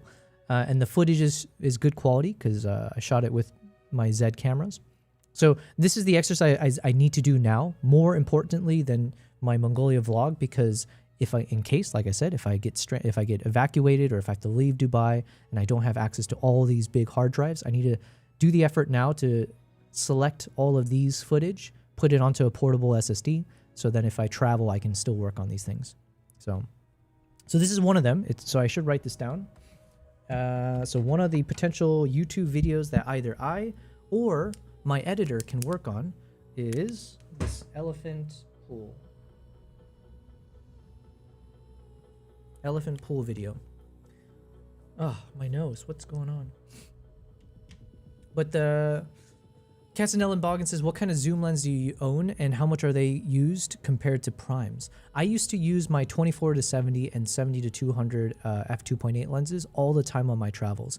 However, recently I've been using more primes, and that's more because I've been greedy. Okay, if I'm being honest, it's just because I want to get the cleanest shots possible.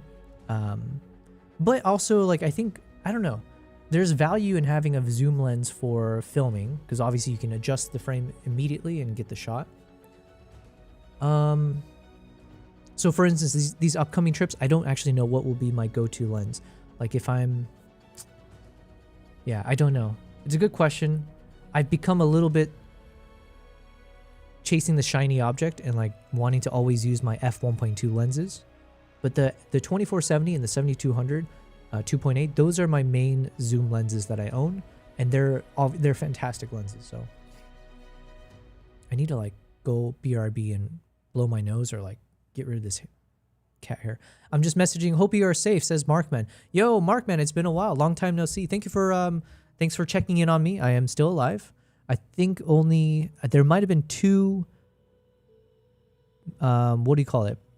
Two blasts. It feels weird to say two blasts. There might have been two explosions close enough that like I felt it slightly, but I have headphones on. Oh.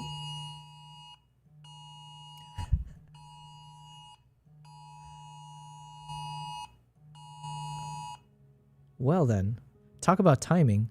So sorry guys, I don't know how loud that was on the, that was pretty loud here, but I think I got one of those warnings. It's like an emergency alert. I might have actually heard some shaking just now. Maybe I should take my headphones on for a second.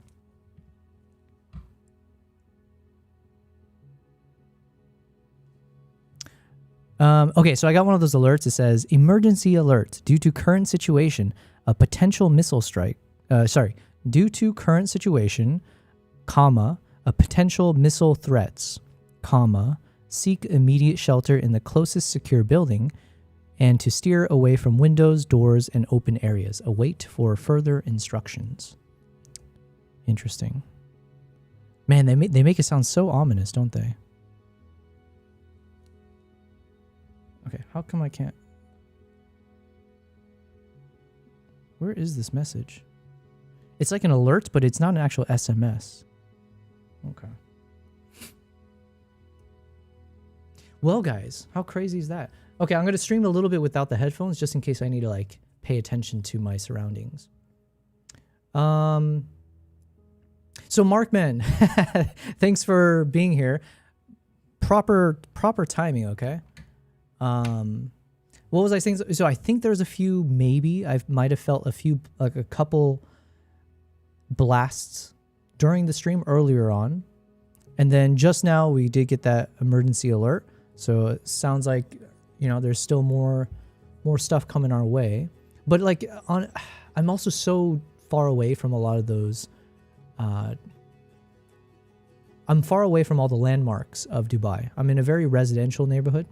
So I just, you know, as far as the places that are the most dangerous to be, probably here is less of a risk than others.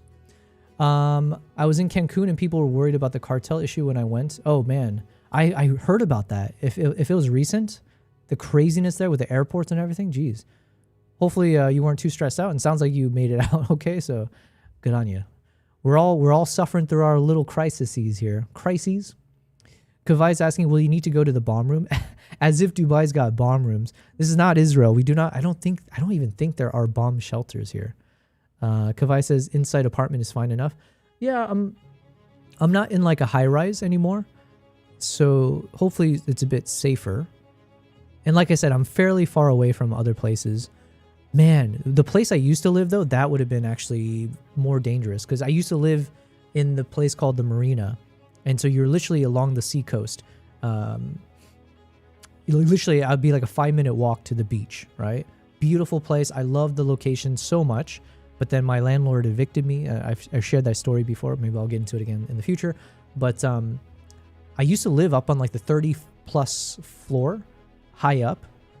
And it was literally in the area where, you know, recently people had sent photos where there was like a missile that was intercepted. And you look straight up, it happened right above. So that area is a bit more dangerous. If I was still living there, I think I'd be in a very different state of mind, I think. Here's a little bit more insulated, I guess. Okay, guys, I'm going to BRB just for a second. I'm going to take a look at the surroundings real quick. And I swear there's been one single cat hair that's been tickling my nose. So let me just deal with life. Just BRB for like a minute or two. When it comes to capturing the wild beauty of Uganda, your camera gear can make all the difference, especially during the intimate, chaotic moments of a gorilla or a chimpanzee trek. For those without DSLRs or mirrorless cameras, don't worry, you can still capture stunning photos and videos. Smartphones and action cameras these days, they work really well for the jungle treks, especially during the unpredictable close encounters you might have with the primates.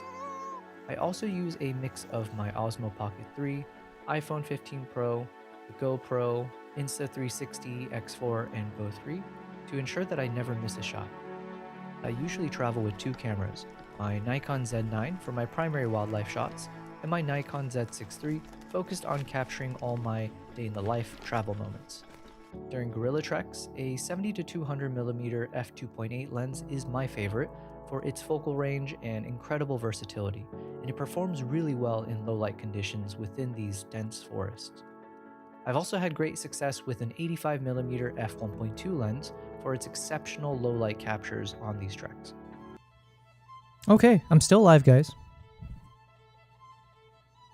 Oh, okay. If you guys want to see okay, we're talking about interceptors and our defense systems in Dubai to keep us safe from these missiles. This is my interception system to intercept these freaking gnats that have invaded my apartment. So I looked it up on Google. It's apple cider vinegar mixed with some dish soap and some sugar. And then I put this little glue trap thing on top. It's like delicately balanced, but it's like that sticky stuff. So I've been setting this out here because I need a freaking... I'm in my own war is what I'm trying to say. We've got like a war within a war. You know, we've all got our battles. This is one that I've realized I need to go... I'm going nuclear, okay? Not to make too light of the situation, but... But yeah, hey, Fed, good to see you. Howdy, howdy. You said we filmed a new short movie yesterday. I'm working on the sound now. Man, knowing you, I'm assuming it's going to come out tomorrow. So that's so crazy. Hopefully it was good. Hopefully the shooting was good. Hopefully there was nothing crazy about it. How long is it going to be? Is it like 20 minutes? Something like that? Kavai says, yes, I remember that story. Sounds like a nice place, but right now I must say the current apartment is better. Listen, okay, we won't go too morbid. I was going to say, if somehow it turns out that if I had stayed in my old building and that place got hit, I guess I would need to write a letter of thanks or gratitude to my landlord. Unironically, you know? Swiss says, do the same mixture, but cover the bowl with cling wrap and poke tiny holes in it. They go in and get trapped down in the mixture. Okay, I might have to set it everywhere because it's been bothering me to no end. Fed says around 15 minutes. Nice. So thanks for being here, guys. So like I said, it's a weird time to be alive for sure.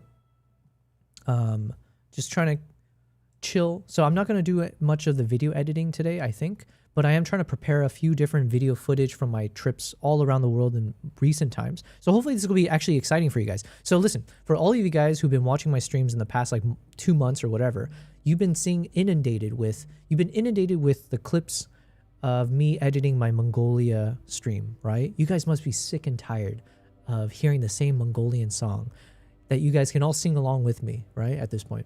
So I'm going to take a pause from that today, but instead, what I'm going to be focusing on is trying to find some of the raw footage from the past year and a half of traveling that I went on like 12 different countries, and I'm trying to see which of these moments I can pull into a portable SSD and just have it ready in case I need to quote unquote evacuate, or if I need to leave Dubai in the next few days, at least I can take with me a bunch of stuff to work on while I'm not at home anymore. So, and even if it's not what I work on, I can send it to an editor, those kind of things. So hopefully you guys will enjoy what we're about to do because I'm trying to pull the best footage from a lot of my trips that I think could be standalone YouTube videos. So for example, here I was just playing from my Instagram stories. There's a number of footage that I have of these elephants that started drinking from the swimming pool. And so I thought that could be its own, imagine a YouTube video, like the title is something clickbaity about, you know, elephant drinking from the pool or I don't know what, right? Something cool. And then it would just be several minutes of hopefully these nice shots here and just kind of seeing what that experience could look like. So that's one example I just wrote down in my notes, so I need to start collecting those shots. And then there's one for sure I wanted to show you guys that I already kind of made an Instagram short video out of on the stories, but now I want to turn into a proper YouTube video. Swiss says do the same. Oh, sorry. Old grandma trick. Man, thank your grandma for me. Kavai's laughing. All right, here we go. Let's play this out.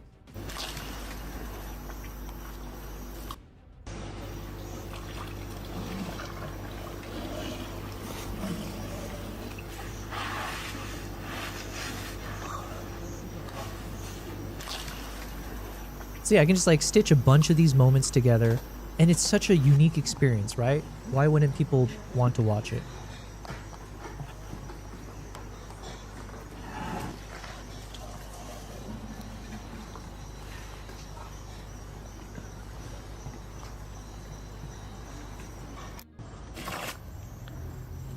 Yeah, we get the ASMR as well.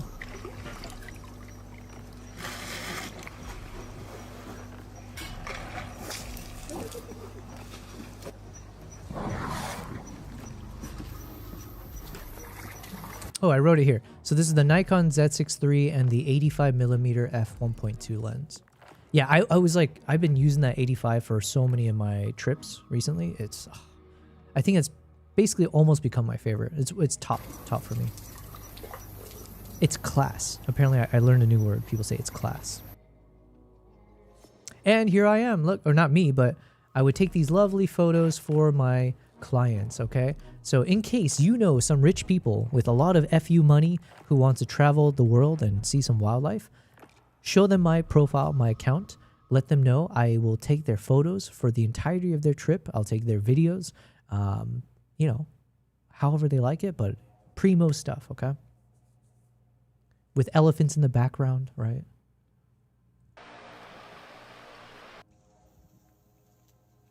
I'm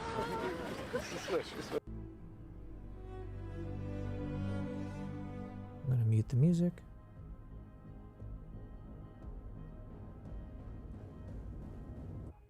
So there's like some of these kind of clips on its own of like the wildlife, but I want to prioritize a few cooler moments that are a bit more long form. So like the elephant one for sure. This one was interesting. I don't know.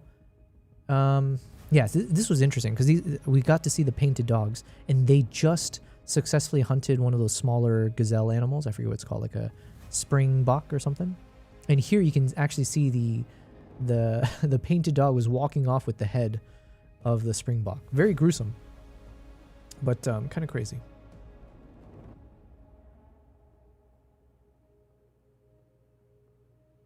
This is the wild. So we call it a lioness. You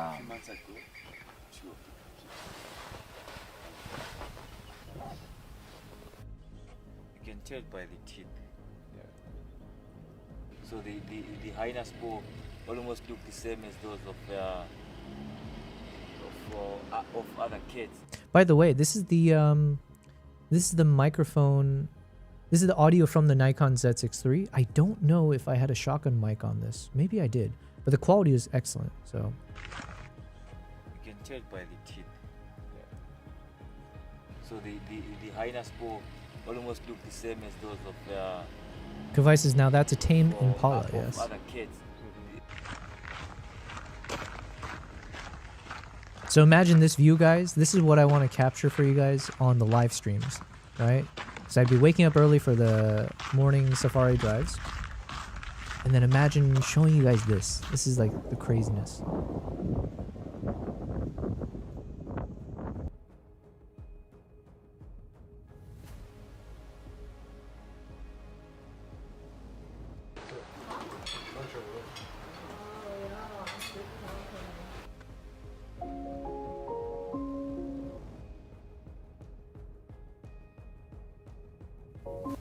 Let me ask you something. Okay, I think we're getting... So this is in Zimbabwe.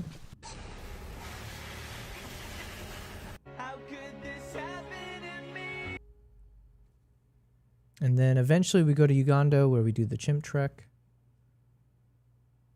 This is the rhino trek, which was also very insane.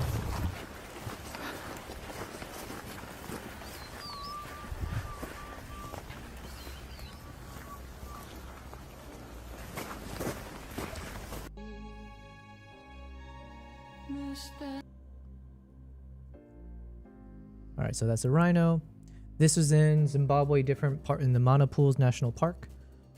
And so yeah, this is also a crazy experience because you had these elephants that come right up to, they like walk through the freaking lodge itself. So crazy experiences. We are many, many trips away before I actually get to this in terms of proper vlogging style. I'm making some video out of it.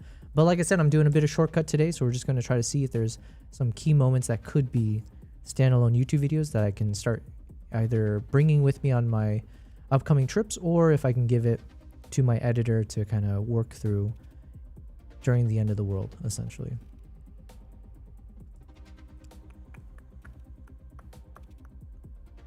Oh, this could be one. Let's see what we can find.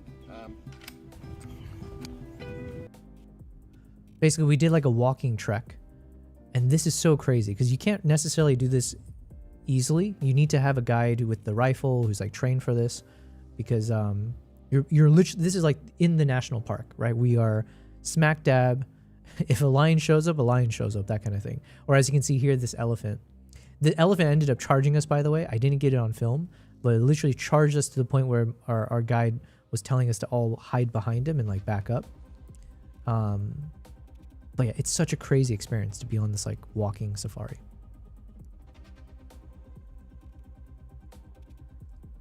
Okay, I think we're gonna come up on it.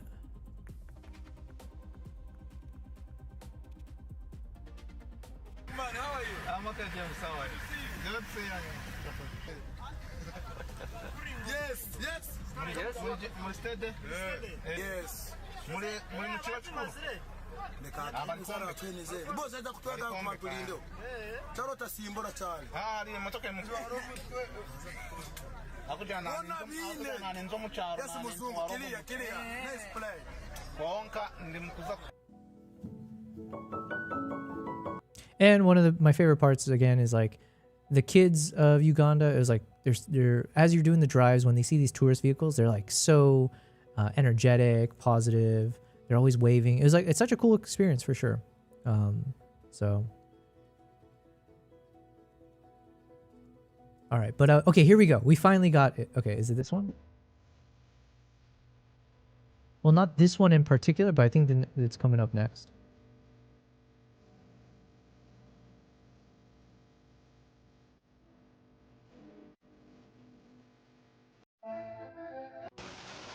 Here we go. No. Here it is. Okay, here we go. Finally, we're getting there.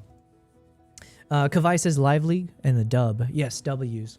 So this is definitely one of the videos I think I want to make, because I've already done it. I did a shorter version for this Instagram story where basically is 2 points of view. One is from the GoPro, so it feels a bit more like first person point of view. You see me with the camera as I lift it up at times to film. And then the next one is the actual camera footage from the Z6 III, I think it was. So you get to see two different perspectives from the same trek. And basically it should be almost, I should have it almost fully filmed, right? Because I think I filmed on the GoPro. So that one should be technically, I can have like the entire however long without any stops. So I can play that on, why can't I think of the word I'm thinking of here? It'll be a single, what do people do when they're filming something? A single take. It's a single take of like of a chimpanzee trek from the GoPro perspective. I don't necessarily have a single take from the Z6 III because obviously I was only filming that at times. But let's see. So here's one example coming up. So this is from the GoPro attached to me, I believe. And I just clipped out some of the moments to show like as I was chasing after these chimpanzees. And then how I was trying to film it. It was so intense, by the way, because you're going through this dense jungle. You're like pushing all these branches out of the way, trying to keep your cameras from getting scratched, keeping the focus, trying to be as stable as possible, going under these little branches here and there, ducking down. It was, I mean, it's so much fun for sure, but filming wise, it's intense.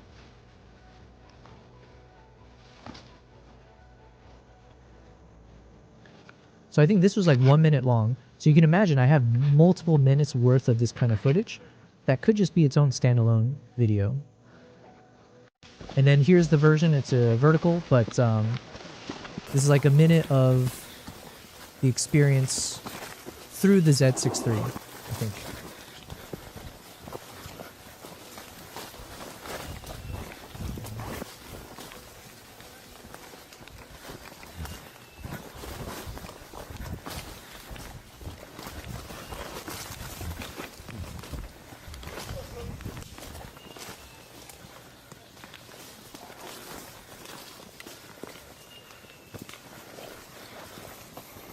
So okay, shout out to the Z6 III, right?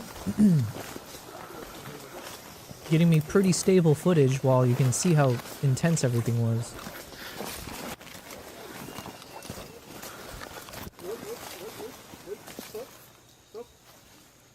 And then the guide told me to wait and stop because the chimp here stopped, which is a really chilling experience. Oh, it was so crazy there. Nice. I think we were testing the Osmo Pocket's tracking, face tracking. So yeah, okay, these two shots basically is what I wanted to double check. So I need to find these two clips. It's from my, okay. So let's go find this.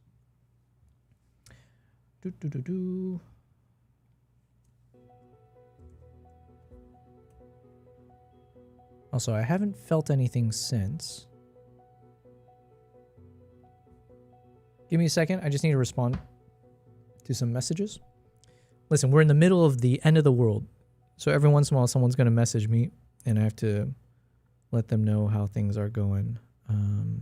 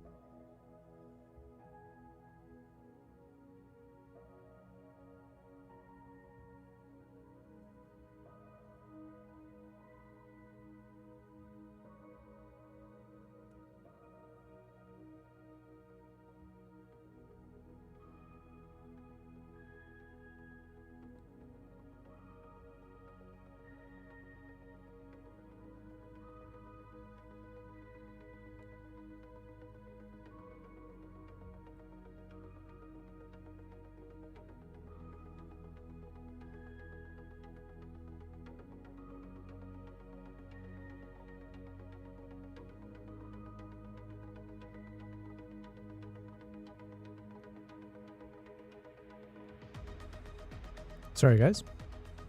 Hopefully my cats are entertaining you.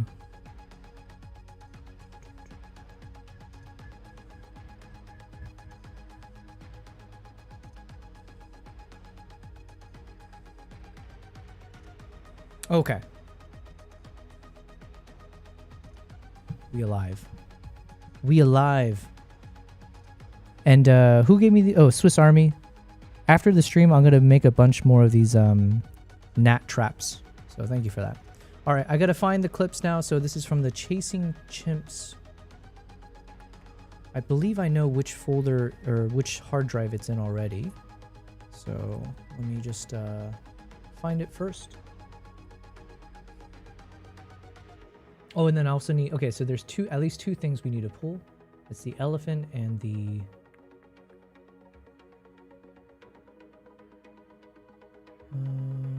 Mongolia. There it is. Okay.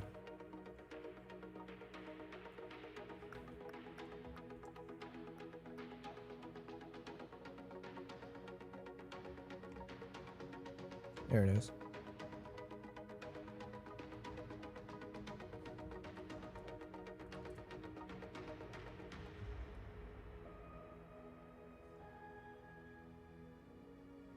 Okay, so we got the trip here. Which day was it? Now that's a question. It might have been around the 16th, maybe. Let's see.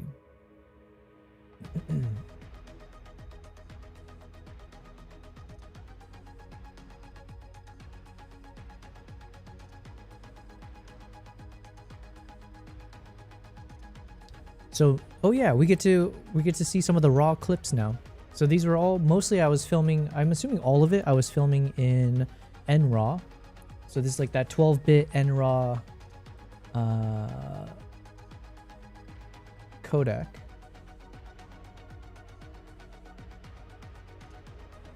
Oh, here we go. Wow, look. Oh, I landed on the right shots.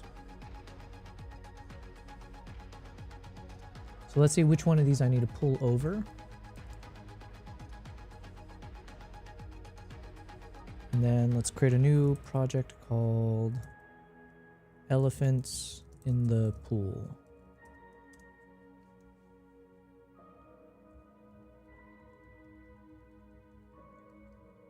And I think there's multiple. I think honestly there are some bombs going off. All right, I'm gonna take the headphones off again. I'm assuming you guys can hear me just fine. I could have sworn I just felt a little bit of a shake again, but with the headphones on, I don't know. Sometimes I feel like it's like a phantom shake. Okay, let me start bringing some of these over.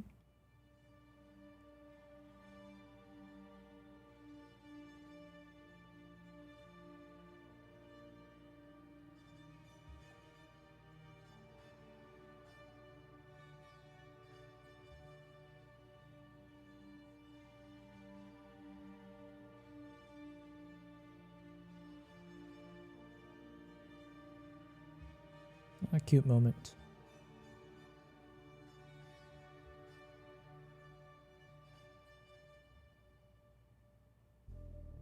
Ah, I missed it here. I might have been manually focusing or like doing the change, but so we had the focus on this couple here. This would have been nice if I locked it in. Hopefully I have another shot. Here, I think I missed the focus on the elephant and I never really locked on. Okay, what about, is there another attempt? All right. But then the elephant's ass is now showing. So not as romantic, I guess. Is there another attempt? Yes, come on. Okay, it's slightly more acceptable, I guess. Maybe I should just bring this one over. Even if it's just for this part here.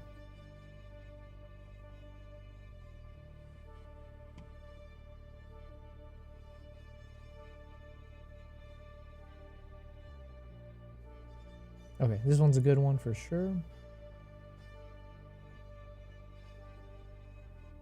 Actually, it's going to be pretty fun to recolor grade these. Because now, you know, hopefully I know more about color grading. So I'm curious if we can apply some of the learnings to these shots that I've kind of edited already for some prior projects. But maybe not as good as I could have, right?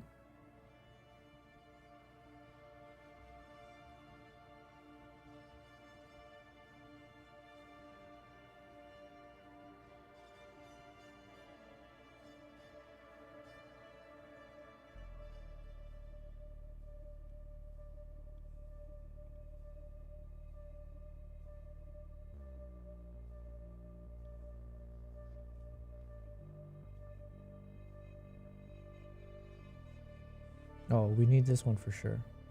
So you get elephant coming in close, coming in for a little dip.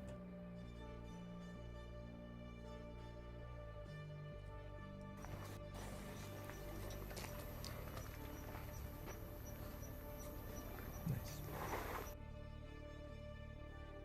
Oh yeah, how cute is this though? So you had the big mama coming in from the main swimming pool.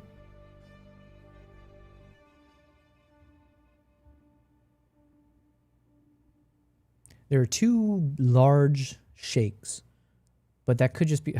Listen, now it's like every sound I'm hearing outside, I'm questioning it. So just now there was two vibrations, but I don't know if that was just maybe a car, like a loud car driving off. But yeah, how cute is this? You get the mama elephant, and then they got like a little kiddie pool underneath the main pool. And so this kiddie pool is the one that the baby elephants can reach. So they come over here and drink as well.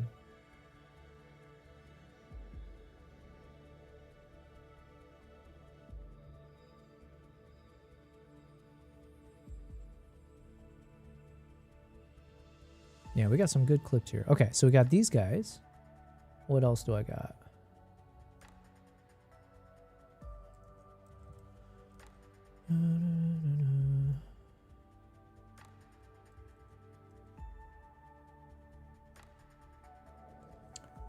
Technically there is a behind the scenes of me, but does that make sense to show me in this? I don't think so. I feel like these, if I make these as YouTube videos, it probably makes more sense not to show me at all, and it's just whatever is coming out of the Z6 III, I think.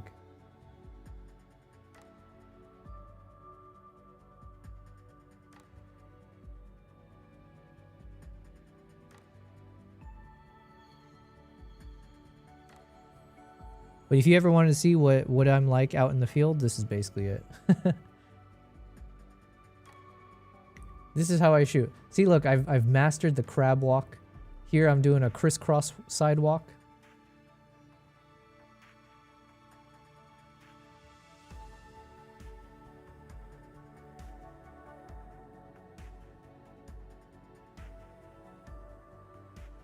And this is what the lodge looks like. So this is in Hwangi National Park. I guess maybe I should bring this over because you can at least get some establishing shots. So I think maybe there's a good shot here. We'll see. Just so you can get a sense of like what the lodge looks like from a distance, maybe. Okay, so possibly I should carry this over. It might have some use. Okay. Now let's go to the next day.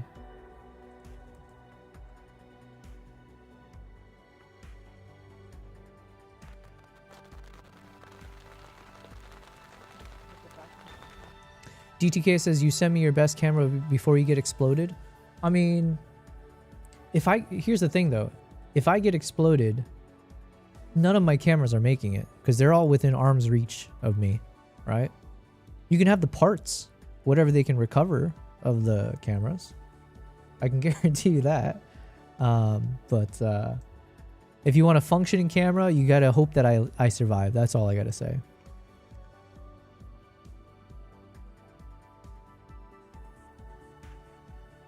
Oh, you know, one thing that is crazy, because right now I'm hearing the sound right now. It's getting louder. And it's clearly the sound of like a jet. Some kind of aircraft in the air is creating this loud, like roaring sound as it gets closer and then disappears. And so normally you hear that and you might think like, oh, is it maybe like some kind of commercial plane very low? But right now, because you know, basically almost all the flights are grounded, especially if there's like a threat going on or something. So it's like every time I would hear that, you know that's an actual fighter jet that's in the air. And apparently what they are doing is they're actively defending against those drones that are coming through. So my understanding, don't quote me on it, but I think it's like they have this other system to intercept the ballistic missiles. And then for the drones, it might be they're actually using like a mixture of things, but including like these fighter jets that are zipping around taking care of it. So anytime I hear it, it is kind of crazy. It is a crazy time right now. It's just who would have thought being in Dubai would get you there.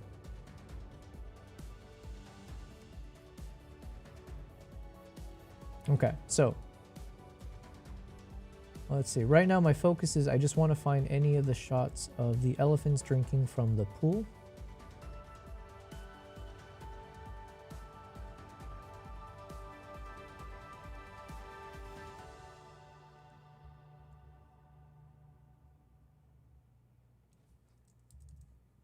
Let's check with the Z9 camera. So you can kind of see here in my folder structure, generally I have a folder for each camera that I'm using. So for this trip, I was mostly using either the Z6 III or the Z9. I also had my iPhone, I had my Osmo Pocket 3, and then I had the Atomos that I would attach at times just to film behind the scenes. I only do that because I thought maybe I would need it to make some YouTube videos and stuff like that, but I don't know. I just don't really use it much.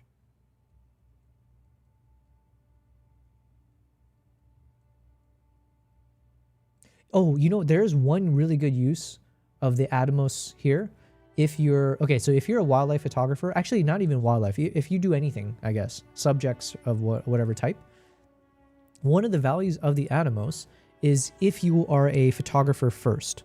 If you're a photographer first, then basically you just shoot your photos and then this can become your video, right? So you can just be recording simultaneously with the photo moment, and that way you have the behind the scenes and then you have the final shot which you edit.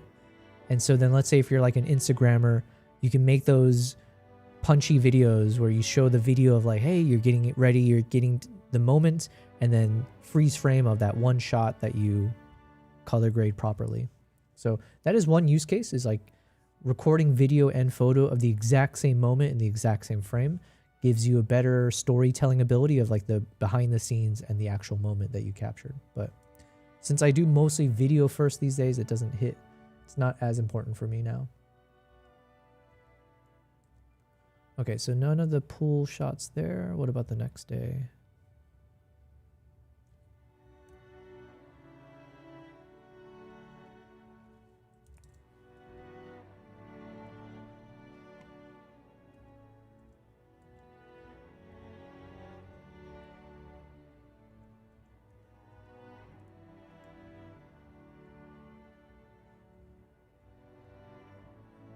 I mean, technically yes, but those are in the daytime. I'm looking for all of the same like nighttime shots of the elephant. I could have sworn I filmed a few times of it, and I've done it on an earlier trip, so maybe that's another thing I have to keep in mind.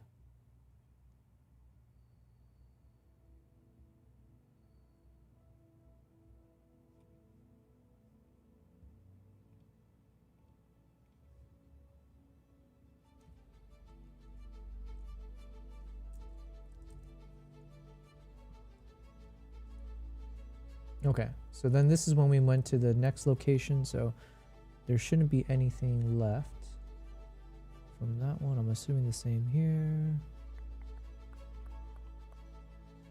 Okay.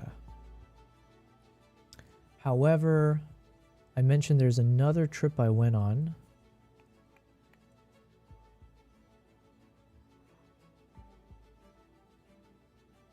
I went on one more trip before this.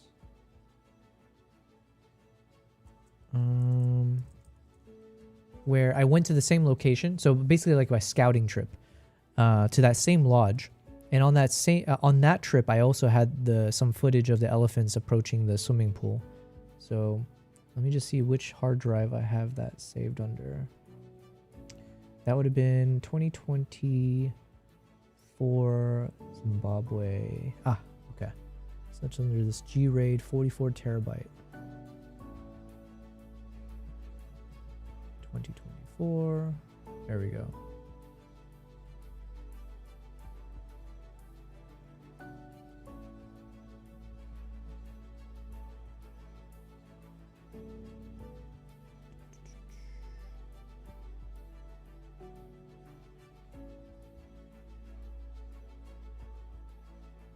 There we go.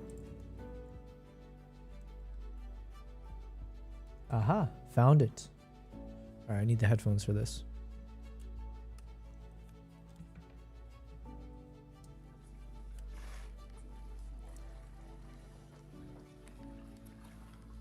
Man, this is such a dark shot. There we go.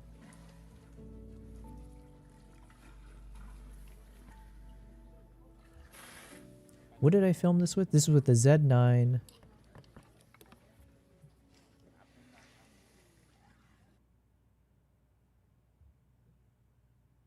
Oh man, see, I feel like this could be its own video because now I have too much video, right? So there could be one version that's like a time lapse, or is it part of the same video? I don't know. These are the creative decisions that I will need to figure out eventually, but it's a good problem to have. Let me just drag this in.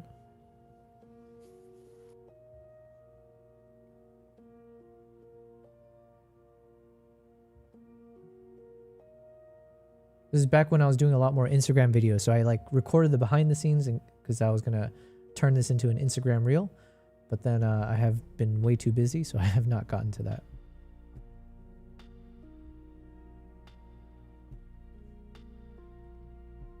Although, you know what? Maybe I'll bring it over because it could be like, if I give this to my editor, maybe I can be like, hey, could you help me make this video? And then can you make a YouTube short or like Instagram reel out of it as well? For shorts.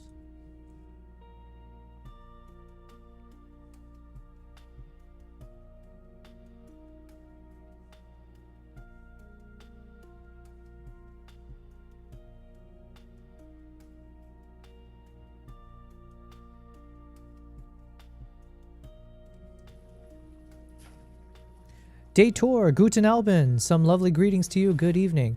Lovely evenings to you too, Dator. Thanks for popping in. We're just today's a bit of a chill stream. I'm not doing anything. I'm not editing the Mongolia video right now. I'm just kind of preparing for the potential that I might need to leave Dubai, just because of how crazy things are. So I'm trying to quickly find all the best video clips from my recent travels that I could get ready from my 100 terabyte plus hard drives everywhere. I need to kind of just pull the right clips here and hopefully color grade them now in the next day or two, so I can put it onto a SSD. And if in case I need to leave right away, I can travel with it, or hopefully I can send it to my editor so there's some work that he can work on if I'm MIA.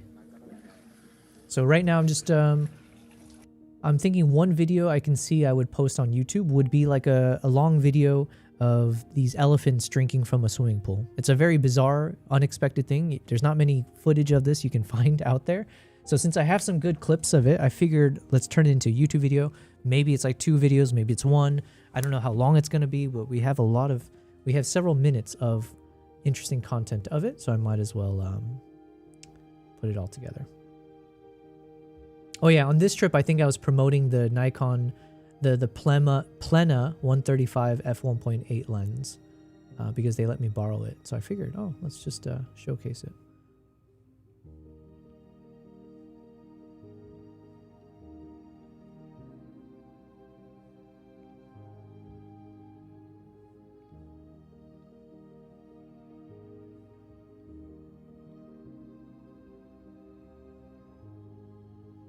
How cool is this, by the way? So they have this little fire pit, and it's like you're just surrounded by the stars. This is one of the underrated aspects of when you're traveling for wildlife.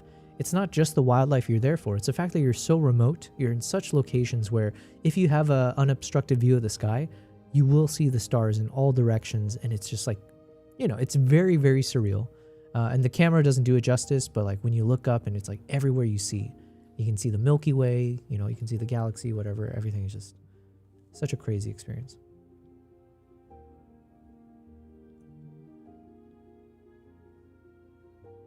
Okay, that's for some other time. DTK said, did you hear anything else? I thought I did, but I wasn't. I had my headphones on, and then I thought I slightly felt a little bit of a shake, but then it like happened twice. And then there's a sound of like a car revving its engine and driving away. So it might have just been that car,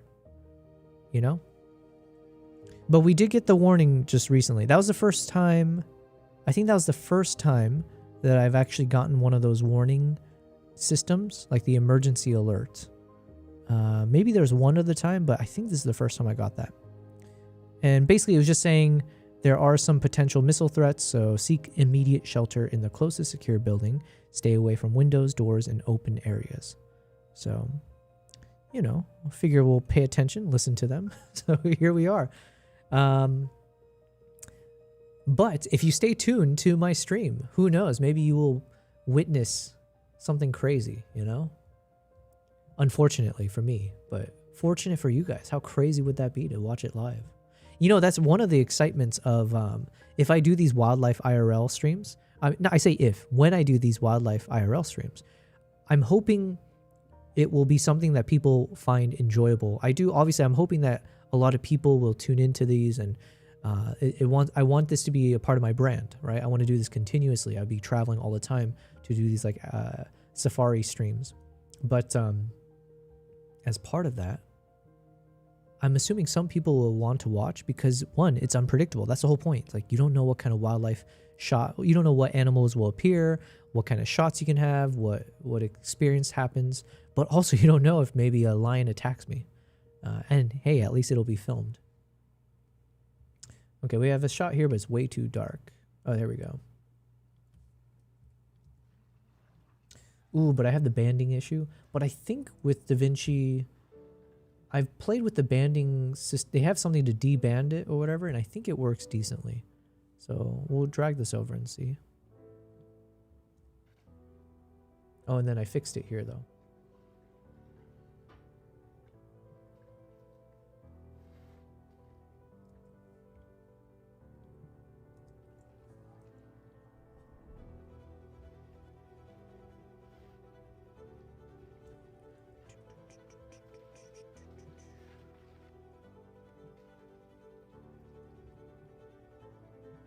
I'll bring this in for the vertical shorts.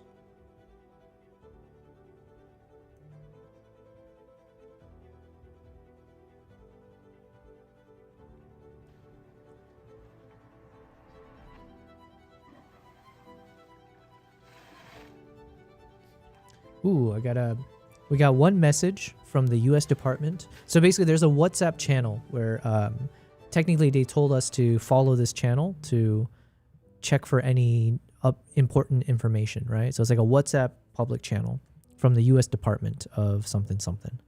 So their most updated information.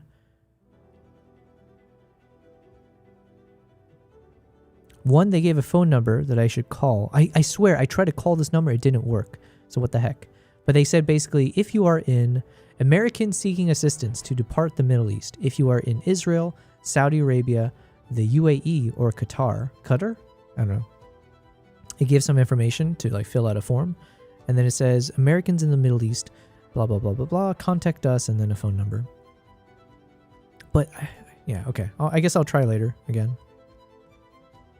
So just now, like 5 minutes ago, there was an update. There's an update, a security alert for Lebanon. So it says for Lebanon, the U.S. government is ready to help Americans leave the Middle East if you choose to take advantage of the options available. Please complete this form so the Department of State can better assist you and provide you with timely updates, okay? If you have already completed the crisis intake form, please do not fill it out again. Commercial flights are currently offered by Middle East Airlines operating out of Beirut, something airport. Americans should strongly consider departing on one of these flights if they believe it is safe to do so. There's a lot of ifs in this statement, which is not the most reassuring, but and you know what's kind of funny? So I say funny. I say funny. I don't mean funny, but in this WhatsApp channel, because it's like set up one way, right? So the owner of the channel can make posts, but no one can comment back. But what they do have is an emoji system, so you can react to their posts with the different emojis. And for some reason, every single one of these posts that they have, you'll see a number of all the emojis that are used, like a heart, the thumbs up, things like that, the prayer hands. But each freaking one, they also have the crying, laughing emoji. Somebody out there, some troll, or I'm assuming at least multiple trolls, because it always shows up as the top ones used. There are multiple trolls that are doing laughing emoji, crying, laughing emoji on these posts. So that would be something I would do, I feel. Okay, let's draw this over. All right.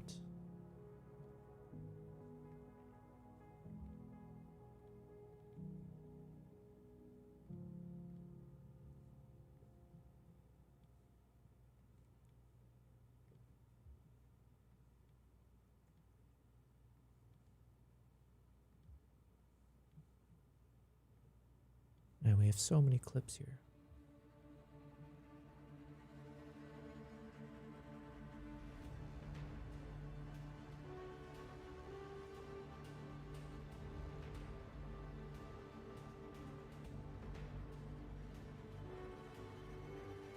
Okay, this might be too many clips. Jesus.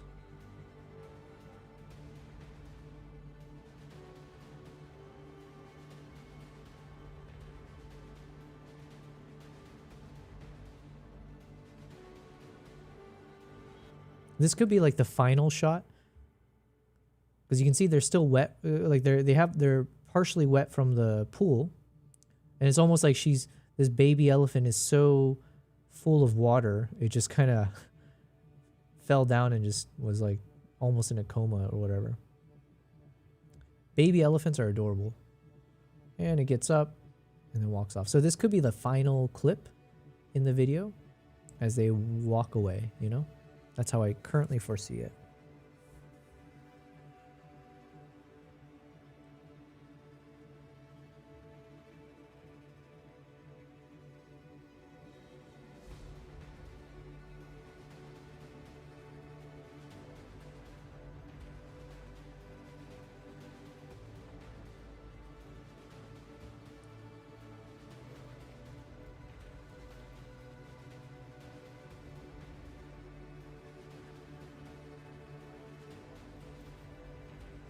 Oh, I have a friend in Greece. Could I stay in Greece? Hold on.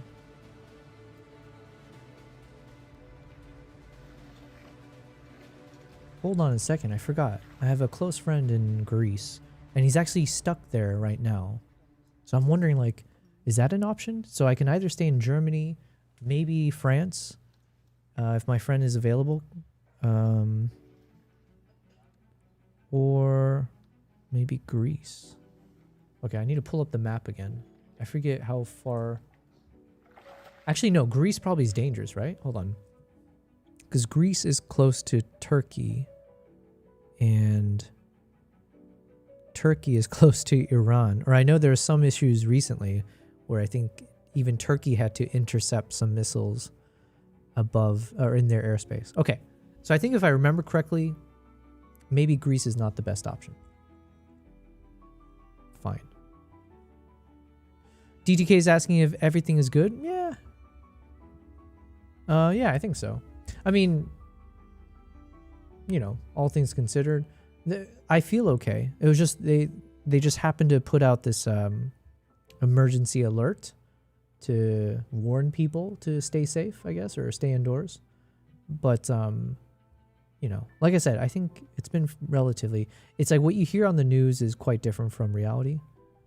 And reality here is that you'll hear a few booms here and there from like the interceptors doing its job.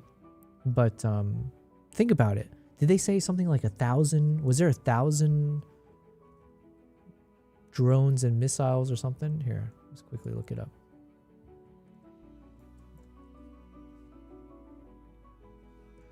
How many missiles launched at UAE? The ministry stated that since the start of the blatant Iranian aggression, 196 ballistic missiles were launched toward the UAE, with 181 destroyed, 13 falling into the sea, and 2 landing within the country. Think about how crazy that is, right? 196 missiles. And of that, only 2 landed. Now, granted, maybe all it takes is one kind of a situation. Sure, there's some reality to that. But then it was not just this, it was like also the drones. How many drones? I thought it was something close to 1,000. 2 hours ago. UAE air defenses intercept 11 missiles and 123 drones. Safe corridors allow 48 flights per hour. And this must be recently then, yeah? This might be from the day. So March 4th, so yesterday, the UAE Ministry of Defense confirmed that its Patriot and Barak batteries downed 11 ballistic missiles and 123 drones. Okay, so here we go. Since hostilities began on the 28th of Feb, the country has faced 186 missiles and 812 drones. And I could have sworn I've seen numbers since then that were a bit higher. But point is, we're talking like 1,000 different projectiles.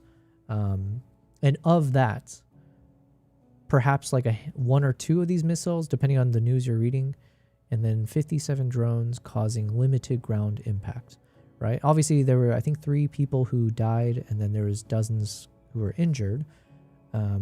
But the point I guess I'm trying to make is that if you check only the things you see on the news, obviously the crazy stuff, it does sound very terrifying, and it is like, you know, it seems pretty scary, and it's reasonably scary for sure. But, you know, it's not to.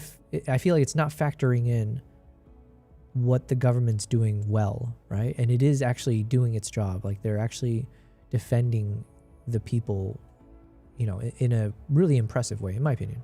And hopefully it continues. Obviously, I'm here, but yeah, 1,000 roughly, and minimal damage, right? And they're and the crazy thing, the fact that they're funding all these hotel accommodations for people that are stuck. I think that's crazy. Like, good on them for sure. But I need to leave, so I need to figure this out. Hold on, actually, this is a good question. If I need to leave, this might be a ChatGPT question as well. Amber, can you hear me? Well, partner, loud and clear. DTK says, I'll be praying for your safety. Thank you very much. I appreciate it. I appreciate the thoughts and the prayers. Amber, if I'm stuck in Dubai and I have some upcoming projects that are outside of Dubai in the next 2 weeks, right? And in the coming weeks, I need to leave Dubai. However, there's currently a current crisis going on with the airport shut down or very limited in terms of its availability. So if I need to leave Dubai sooner rather than later, just to make sure I can make my trips that are outside Dubai, what are the best options for me? One, I imagine, is that I would need to see if there's some flight leaving from Dubai airport that can take me out of the country. Two, would I drive to Oman and then from Oman fly out? Three, is it possible to drive into Saudi and then fly out from Saudi? Or four, is there some other options?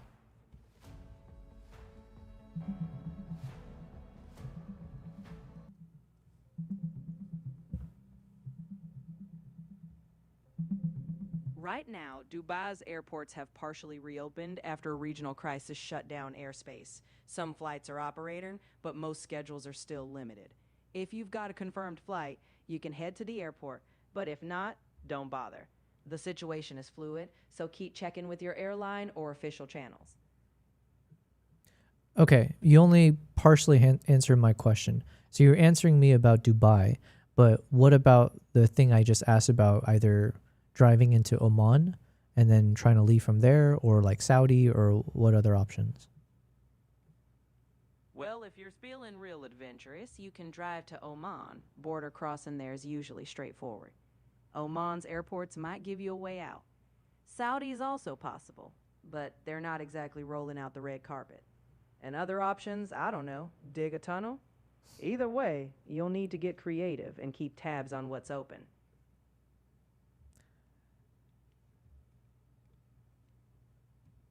From what you can gather online, what is Oman's current situation? Is it actually easy to fly out from Oman?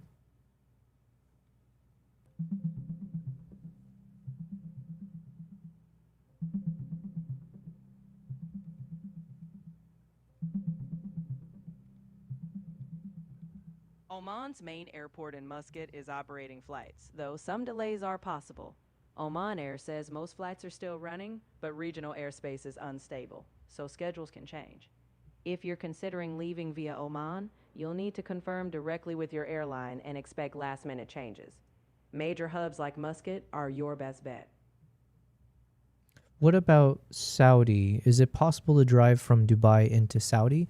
I'm a U.S. passport holding citizen living in Dubai.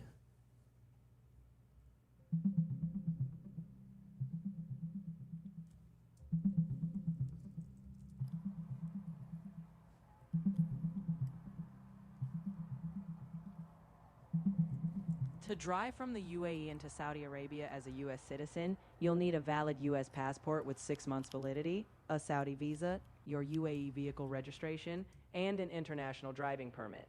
The vehicle must be insured for Saudi Arabia and can only remain there for up to 90 days in a year. While it's possible to cross, expect border checks and potential restrictions, so make sure all your paperwork is in order. Okay, what if I don't have a car? Well, if you ain't got a trusty steed, and by that I mean a car, you can still catch buses into Saudi from the UAE, assuming everything's operational. Or, get a ride from someone whose chariot hasn't broken down. But if all else fails, you're back to flights or, I don't know, growing wings. In any case, you'll want a plan that involves wheels or wings.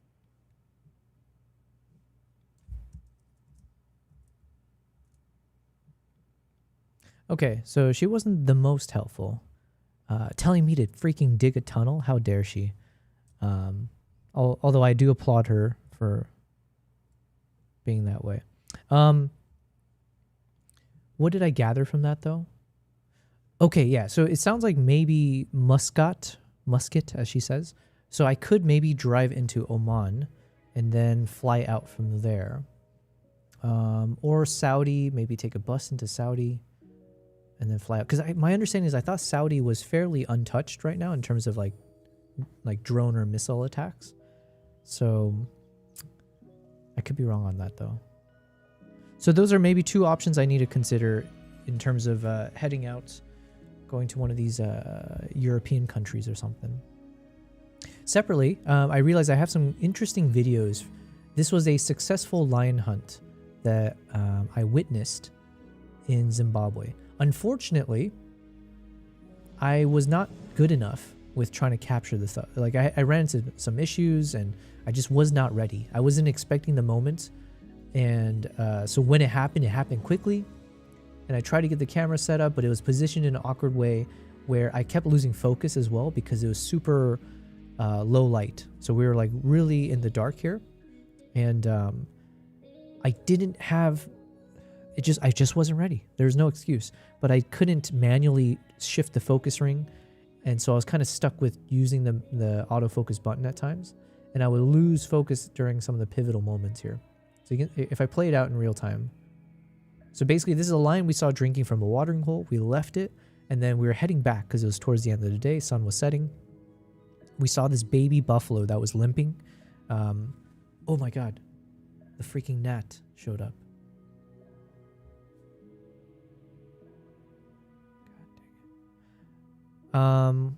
Yeah, so a baby buffalo with its mom was walking in the opening, but the baby buffalo was limping. So there was clearly something wrong with the baby.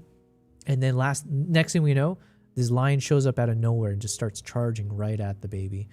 He didn't kill the baby right away. So you'll see it here. Here, I'll play it out.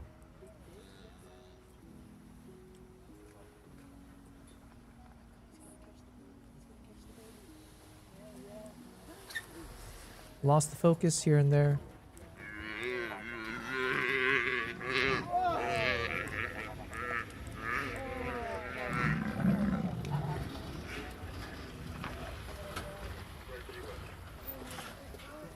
Talk about losing focus at the wrong time, you know? So then, yeah, the lion almost took off with the baby. The mom showed up, chased him off. But then it was a done deal. Like, it's one of those, like, the baby was already limping. That only made it worse for the baby. Baby barely could stand at that point, I think.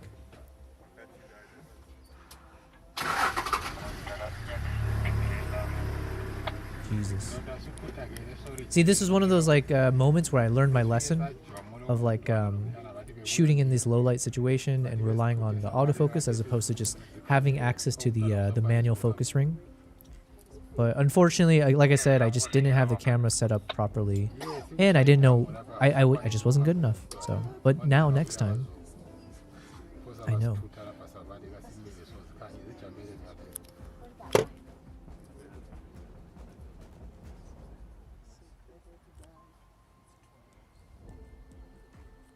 Jesus. So that thunking sound was because I was playing with the teleconverter. So my camera lens has like a built-in 1.4x converter. But when you do that, it also increases the aperture. So then the shot gets a bit darker, which meant obviously, especially already in a low light situation, it was working overtime to like just fight the noise. So then I think I flipped out of it, made it slightly easier to lock focus.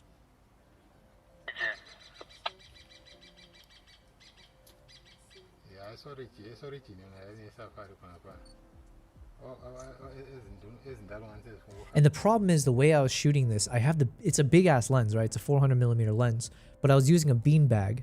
So then the lens is sitting on the beanbag. However, the way that's set up, the focus ring is resting on the bag, which means that I can't twist it without moving my camera as well. So, and it was just hard for me to adjust in real time to get the focus ring out of where it was sitting on top of the bag so that I could twist it without twisting everything. So it was just like, it was a whole mess. And like, talk about in this moment, the heat of the moment, it was like, we were right there. We were just seeing it. But yeah, so the poor baby buffalo just basically, it was effed. There was no shot. So the lion just kind of waited it out. I think a few times it went back to try, and then the mom would, fend it off. But at some point, it's just like one of those where I think the mom also has to make a decision because the rest of the herd is not going to stay around, right? So then it's for her own safety as well that eventually she has to abandon the baby.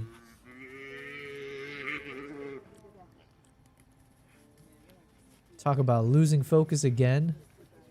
Oh, so disappointing.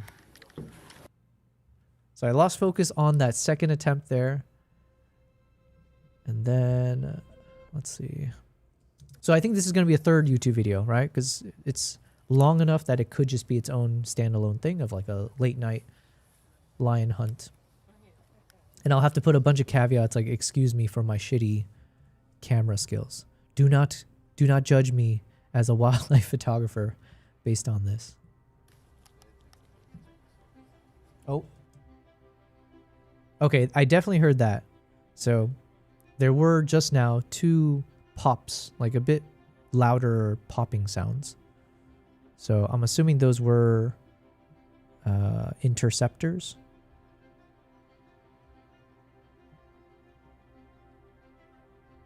I wonder if there's like, do people post this right away?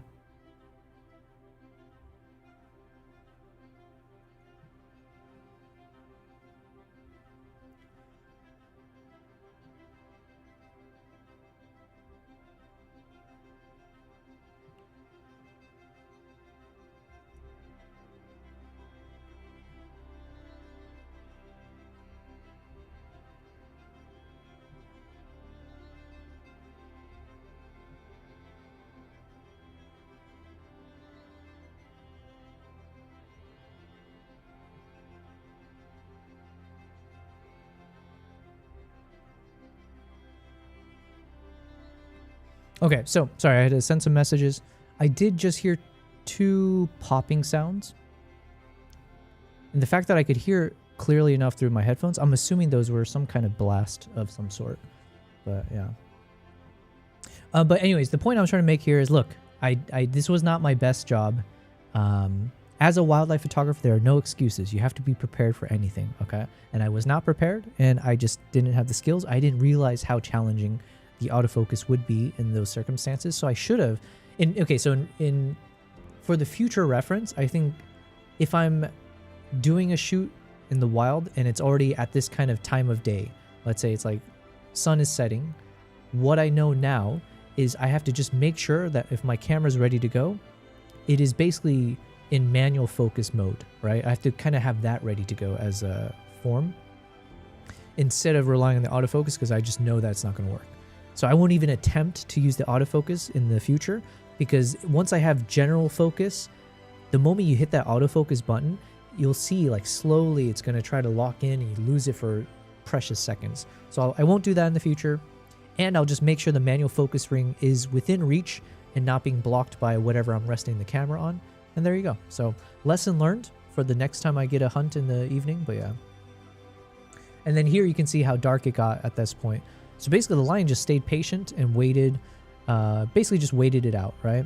The mom buffalo, I think eventually had to leave and abandon the baby. God, that was so dark. Or you can see how dark the shot is. So when is it?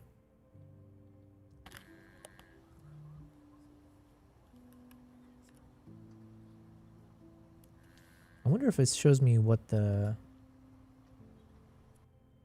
I'm assuming I was just shooting at ISO 800. The thing is, I also didn't know too much. I'm still learning, right? So I'm still learning when it comes to filmmaking and videography and stuff like that. So this was also really good for me. I needed this experience of filming in almost pure dark to understand how much the limitations of the cameras, as well as the different abilities of the camera at night. Not just the ISO and the sensor, but like I said, the autofocus functionality.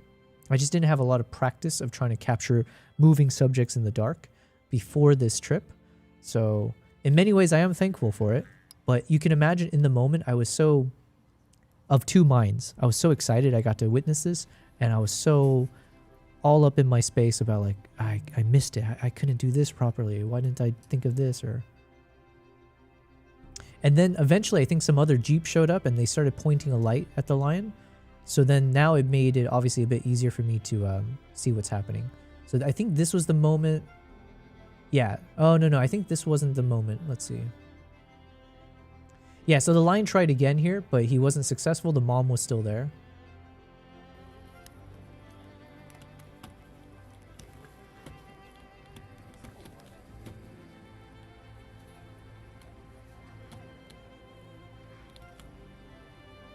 And you have to remember, buffaloes are incredibly dangerous, right? So you can see how scared the lion is too, or the lion's trying to be careful because he knows if the mom gets one good swipe at him, he's a precarious situation. You know what was crazy? Oh man, I'm just remembering now. So in the distance, you can see the silhouettes of the elephants. So and then further behind the elephant, these are one of the lodges that are kind of situated in this area. And so I think the elephants were heading up to one of the lodges to drink from the swimming pool, like the footage I showed earlier. But at one point, I think I got it on film, but the baby buffalo got too close to the elephants, and one of the elephants actually attacked the baby, and it looked like the elephant like either kicked it or tried to stomp on it or something. And then I forget if someone was trying to explain to me afterwards or in the moment or whatever, but it might have been something where the elephants know that there's a lion nearby. So obviously they're also very defensive and scared.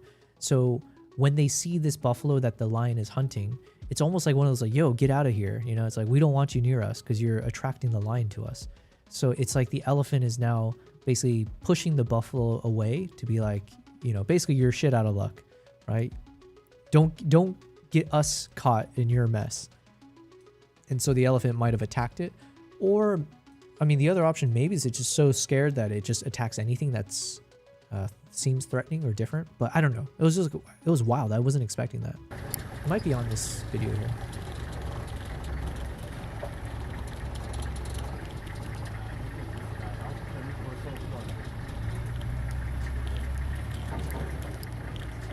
So my Jeep was moving here, so it's a bit shaky.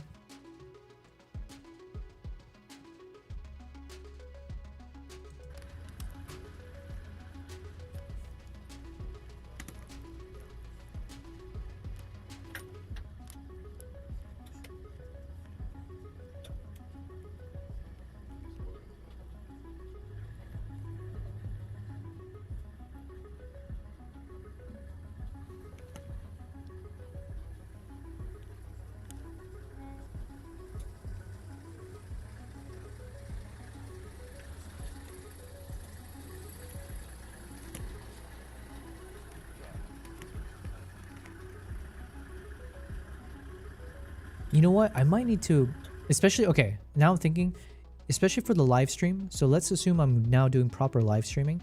I think I need to actually invest in one of those gimbal setups that I attach to the Jeep. Because if I keep using the beam bags, with the beam bags, I have more versatility because obviously I can shift from the side view to the front of the Jeep or wherever I need to point the camera. So there's a bonus to it. But then with the gimbal, obviously even moments like this, you would see instead of having it shake around as I refocus or readjust, it would just feel more smooth. So I got to think about that as a potential solution, to have something latched onto the Jeep, like either to the side railing or maybe, yeah. But the problem with that is that means I'm also locked into a certain level, like altitude, if you will. So I don't know. Everything's pros and cons.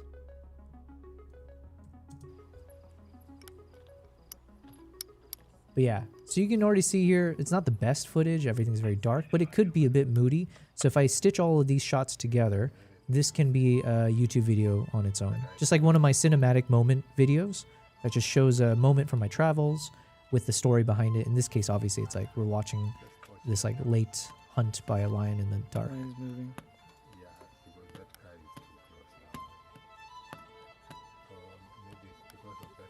The elephant's coming.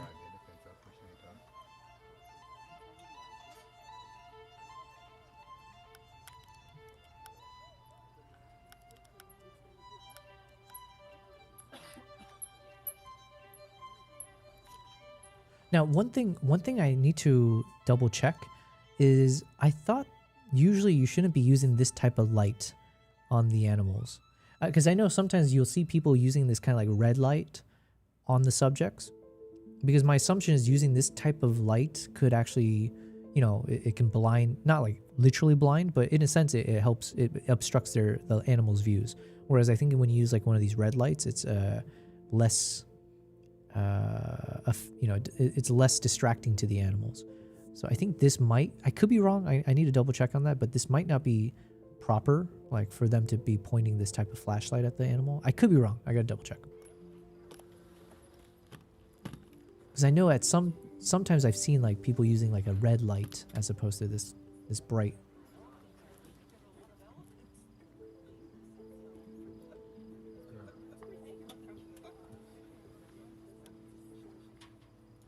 Yo, Primal Nation says, stay safe, dude. I'm trying. I'm doing my best. Thanks for asking. Hope you're doing well. Long time no see. I've been doing a bit shorter streams here and there. And then I didn't stream yesterday. It's been a hectic, it's been kind of crazy. It's been a little crazy, yeah? Life is crazy right now in Dubai. Who would have thought that we'd be in the center of all this craziness? But yes, I'm doing well. There was one alert maybe like 30 minutes ago that said to stay indoors. So what do you know? I'm already indoors. I'm away from the windows.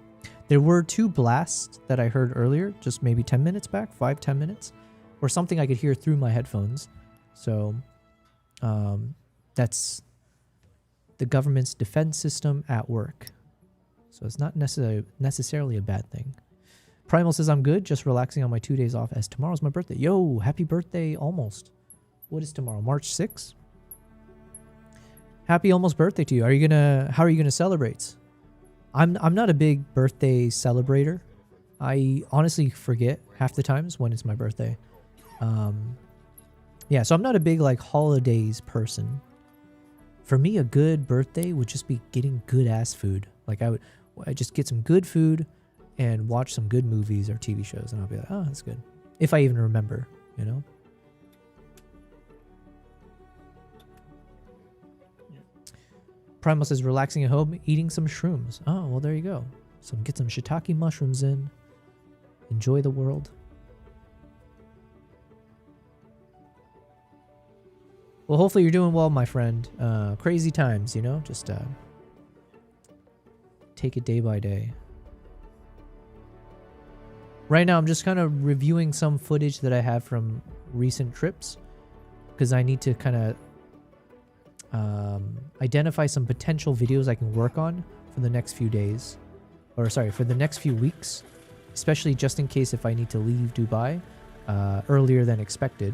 This will give me stuff to do instead of being stuck outside and having nothing to work on, which would be... I think that would be so torturous for me because, yeah, I need to keep working.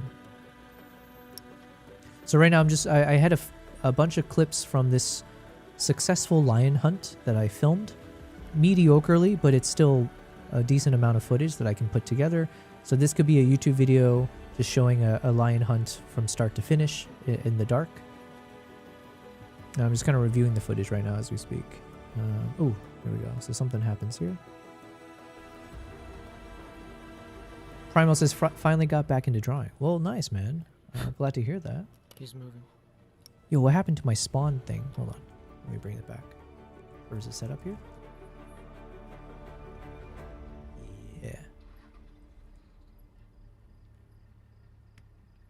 So lines on the move. It's just a blur in the dark. Wait, what was that sound? Okay, see here's that red light, right? I think that's technically what you're supposed to use. Hold on, I heard some... Let me pause the music. I heard something...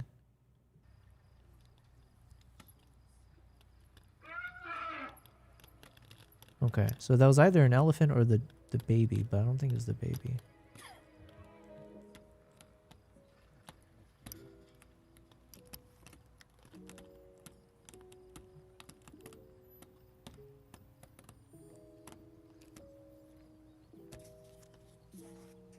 And the reason you guys are seeing this like be so jerky, like as I'm moving left to right, again, it's because I have this heavy camera and lens sitting on a beanbag, and it's already kind of set into the bag. So when I have to now pan from left to right, it's like stuck into position. And so you're hearing a little bit of sound as well. It's like creeping, it's like creaking its way as I have to physically try to shift it to the right. So, yeah. Primal says, just been a lobotomite mental state these past 3 months. I hear you, man. I know the feeling. You just gotta... Sometimes you get lost in your head, you know? So I try my best to constantly... Even when I'm working, I'm always like multitasking. So part of it's because I think maybe I'm self-diagnosed ADHD. So this is my way to cope without drugs, is to like constantly multitask on whatever I do, so I'm never bored. But the other benefit of that is it keeps me distracted. So I don't have time in my brain to think about things that might be negative or brings me down or gets me lost in a funk, you know? All right, I think this is the clip where you see the elephant actually attack the baby. Let's see. Man, I wish I had the knowledge I do now, and I wish I had the ZR. Because now it's like, I feel like I would know how to shoot better in this low light situation. One, I would be using the 6400 ISO, or the second base ISO of the camera. Here, I think everything was just fixed on 800 ISO. I don't actually know what I set it to, but...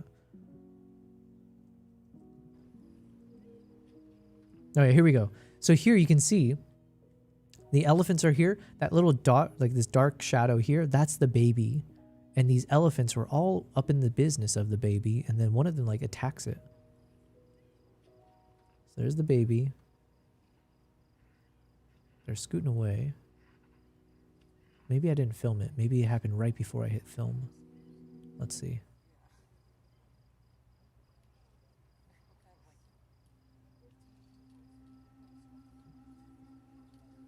Someone shine a light. I can just make out the elephant tusk right there. And the baby's right there.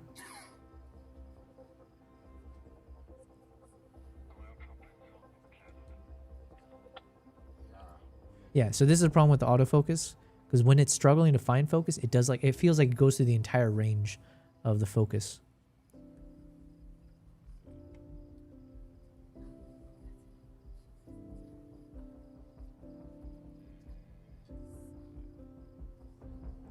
There we go. Yeah, okay, I did capture it. Elephant's charging the freaking baby here. Yeah, oh yeah, see, even try to kick the baby. It's crazy. Like, I wonder why. What's the...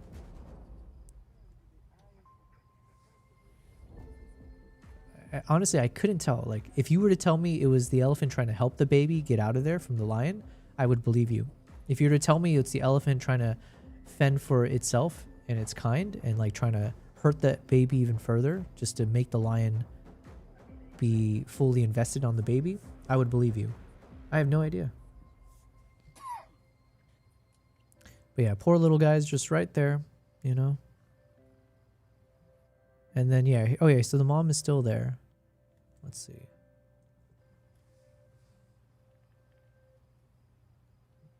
Yeah, buffaloes are dangerous. I don't know how true the statistic is, or someone, I know in the past people have said like buffaloes are actually more dangerous than, I think it might be buffaloes kill the most people, then it's hippos, or it's like hippos then buffaloes, or something like that.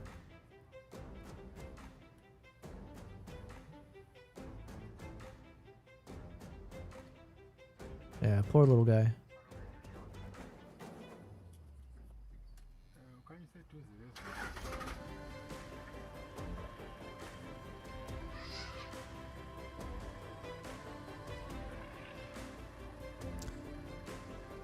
And yeah, even man, like talk about the worst luck for this baby. I think you can hear the elephant trumpeting just now, and so then the mom comes charging back to defend the baby. But then even during that charge, you can see she accidentally hits the baby. So it's like this baby's just like not, you know, what can you do? At that point, life is just out to get you, man.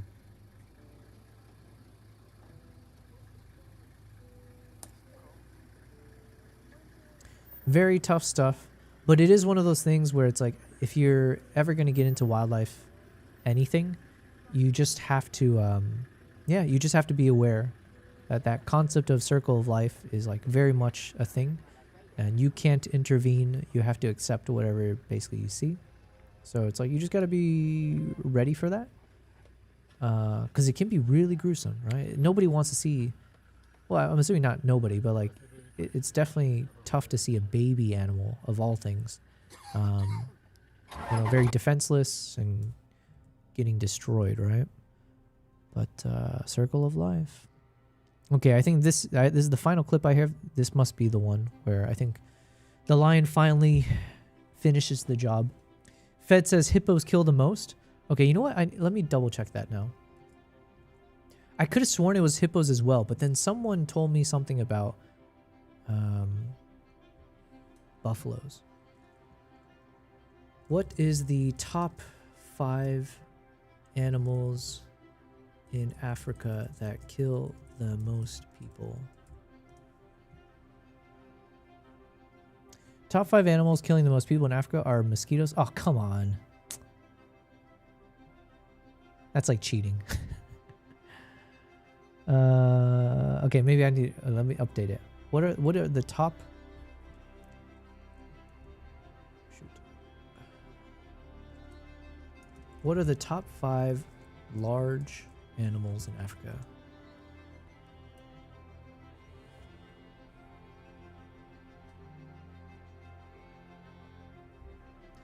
The top large African animals causing the most human fatalities are crocodiles, hippos, elephants, lions, and buffaloes.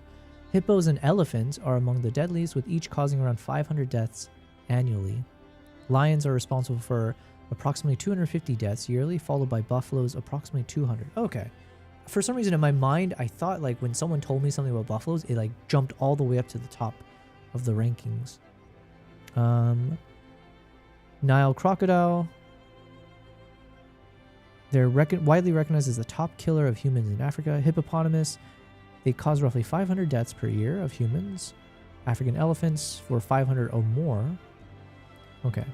The Cape buffalo, that's the one, yeah. Let me just type it a different way. How dangerous are buffaloes in Africa? Buffaloes. African buffaloes are extremely dangerous, often considered one of the most hazardous mammals in Africa and a member of the Big Five. Known as Black Death or Widow Makers, they are notorious for their unpredictable aggressive temperament, charging at speeds up to 37 miles per hour, and capacity to ambush or attack human trackers. The Black Death reputation. That's crazy.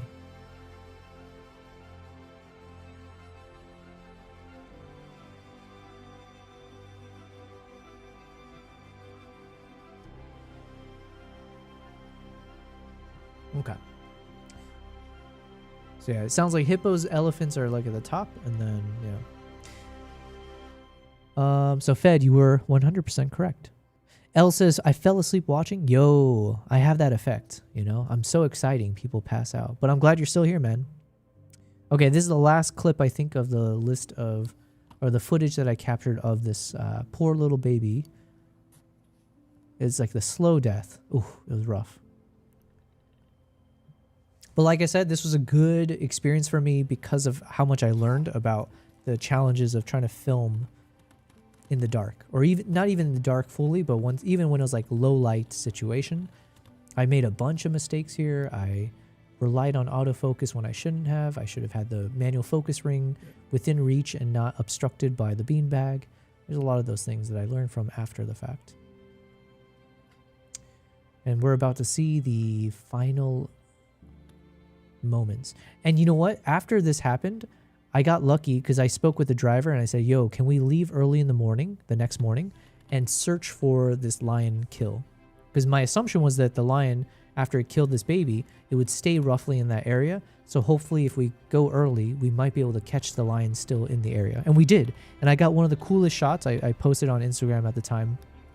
I got this really cool shot of the lion still with like blood on its face, and he emerged from some area, and then he just started doing a lion roars, and it was so amazing to witness because like the roars was echoing in this valley, and it was so chilly that you were seeing the mist, like the cloud of his breath coming out with each of the roars. And it was just like, honestly, such an amazing experience to be there and see how loud. You always hear about how lion roars are like one of the loudest blah, blah, blah decibels and such. To actually be there and hear it was something else, especially in the valley, because then it was like echoing in every direction. So yeah. Oh, Jesus. I was not expecting the lion there. What the F? This whole time I thought the lion was still off to the left. But you can see here now, it's like baby's trying to crawl away. The lion is right there. GG's, you know?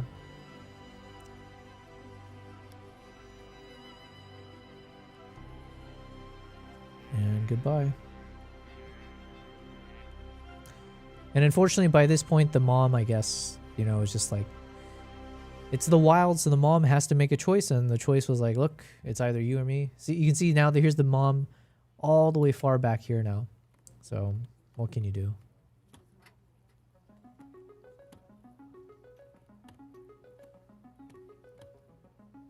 Now, the good thing about lions, and I think most cats, I think usually they will suffocate the animal before they like... They basically, they kill the animal through like strangulation, I think, usually. And then they go to town on them. So at least they're not being eaten alive, right? So it could be worse is what I'm saying. I think the dogs usually do that. So, yeah.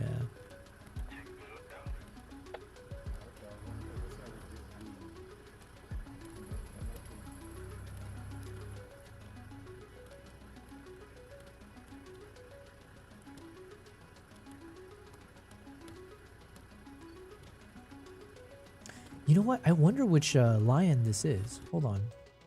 Because I know there's a famous lion. I'm assuming it wasn't the famous lion Blondie. Because I feel like my driver would have told me. Yeah, it must not have been Blondie. But hold on a second. Now I'm curious. Because there was a famous lion in this national park area named Blondie. And then, unfortunately, it got killed by some poachers. Let's see. Oh, it's a collared one. So, yeah, I guess I would have seen the collar.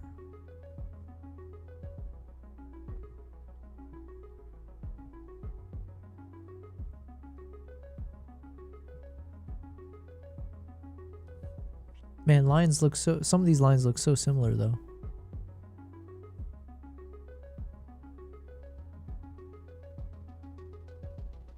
Here, let's look up Blondie lion.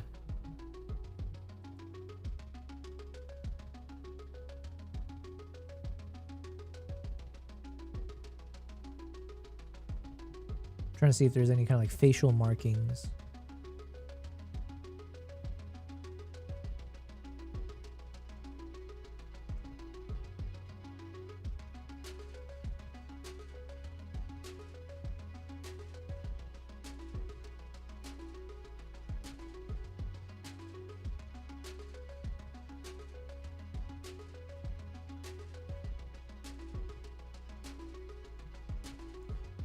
I don't know how you can tell. Let's see. I'm just gonna guess it's not Blondie, because I feel like my driver, people would have said something about it, because he is like he was, I guess, the most famous lion in that park. So yeah, okay, guess not. Ooh, I hear a jet right now. There is some kind of fighter jet above me. Dubai news. Let's see. Is there anything going on?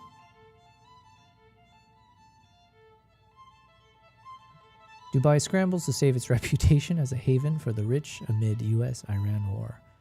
All right, but I need some live updates.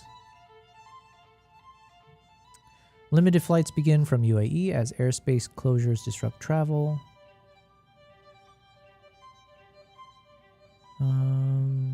There was that US consulate situation.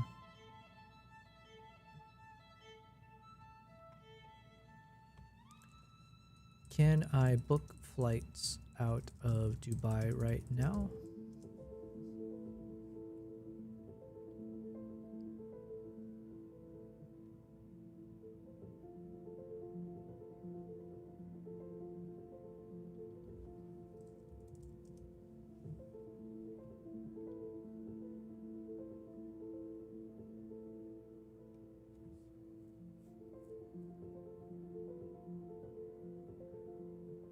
I feel like this is when Twitter is good, or it can be good. There's way too much misinformation on Twitter, honestly, but like usually you'll get people posting right away whatever's happening.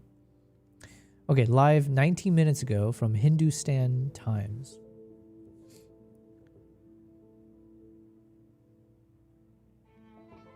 It said explosions near Zayed International Airport in Abu Dhabi. Fresh explosions were reportedly heard in Qatar's Doha and Bahrain's Manama. This is that safety alert we were talking about. So, Ministry of Interior sent out an alert to some residents thinking... No, not that one. March 5th, 11:46 p.m. Istanbul time. Okay. Reuters is reporting there are some explosions near the Zayed International Airport in Abu Dhabi. Okay. Yeah, so this is that alert I received earlier that said emergency alert across the Emirates. Alert says that due to potential missile threats, residents should seek immediate shelter in the closest secure building. Well, if there is a good news, I guess it's the fact that if I take this at face value, it's saying they sent it across the Emirates.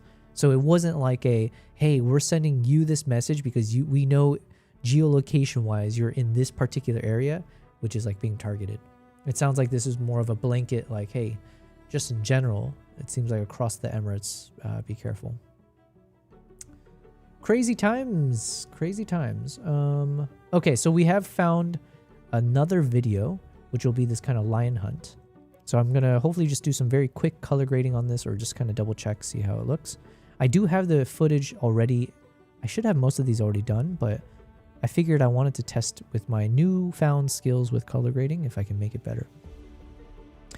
Okay, so that was another potential YouTube video we can make or work on. What else do we got?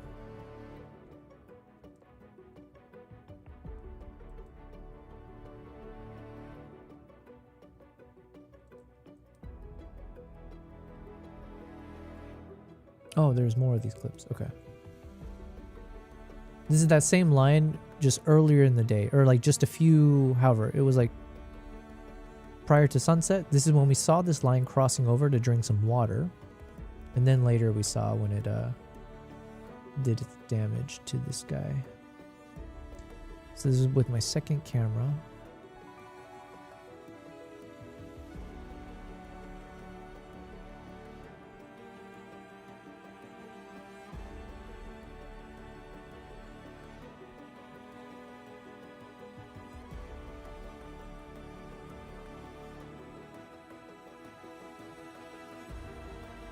This is shot with the Atomos, but I might as well add that in just in case. This is also with the Atomos.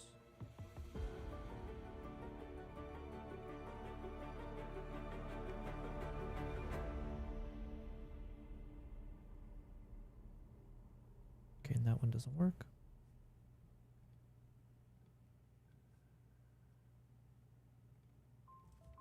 Oh, and then here's the moment. Oh, I should add this at the end of the video, because this was like technically the finale. It did the hunt, and then the next morning we got to see the lion roaring. Actually, hopefully you guys can hear it. Let me pause the music.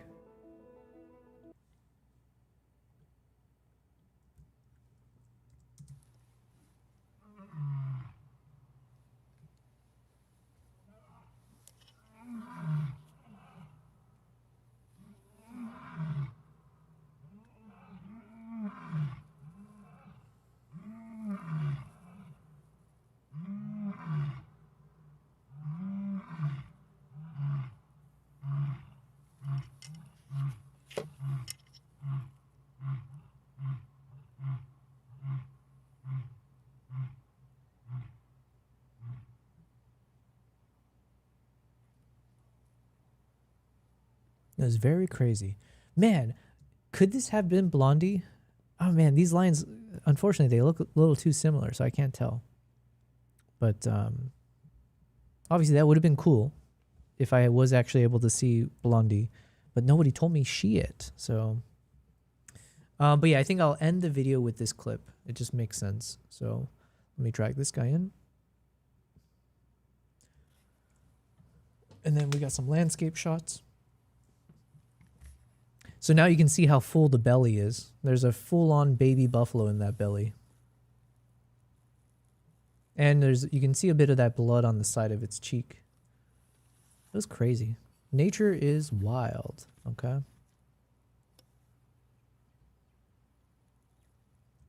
Okay, so we're going to bring these guys in.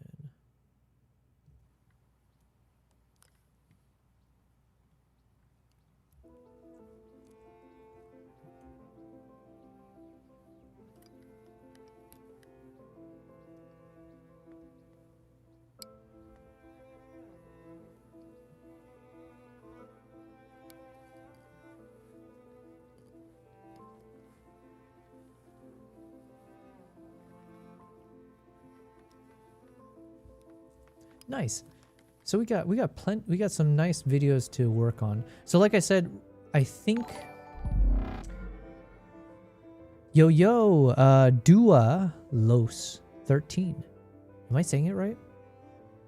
Dual OS13, or is it Dua Los 13? Thank you very much for the follow on the Twitch side. I appreciate it. We're just streaming away today, you know. Yeah. But thanks very much. I usually do wildlife and travel photography edits and video editing. And I guess I kind of am doing that right now. I was working on my next travel vlog for my YouTube channel, which is around a trip to Mongolia. However, times are crazy, okay? It might be the end of the world, and I'm currently stuck in Dubai. I live in Dubai, but I might need to get out of here in the next few days, or like the next week or so, because I have some film projects outside of Dubai, and so obviously I need to travel there. So I need to get out of here before I get stuck because of airport closures that will prevent me from going on my trips.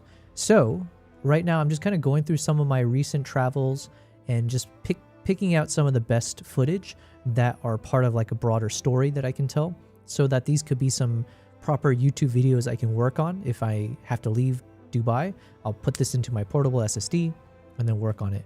Or I recently started working with an editor, so this could be some potential projects for the editor to work on, right? Because obviously I really like this guy, my editor. He's fantastic, creative, all of that. So I wouldn't mind trying to see if we can work together closely on these types of footage as well, right? Not just like the talking head videos, but these like wildlife encounter moments. So sorry, I'm just rambling there. Dualos, you said close enough. These shots are sick. Thank you very much. Well, thanks for tuning in.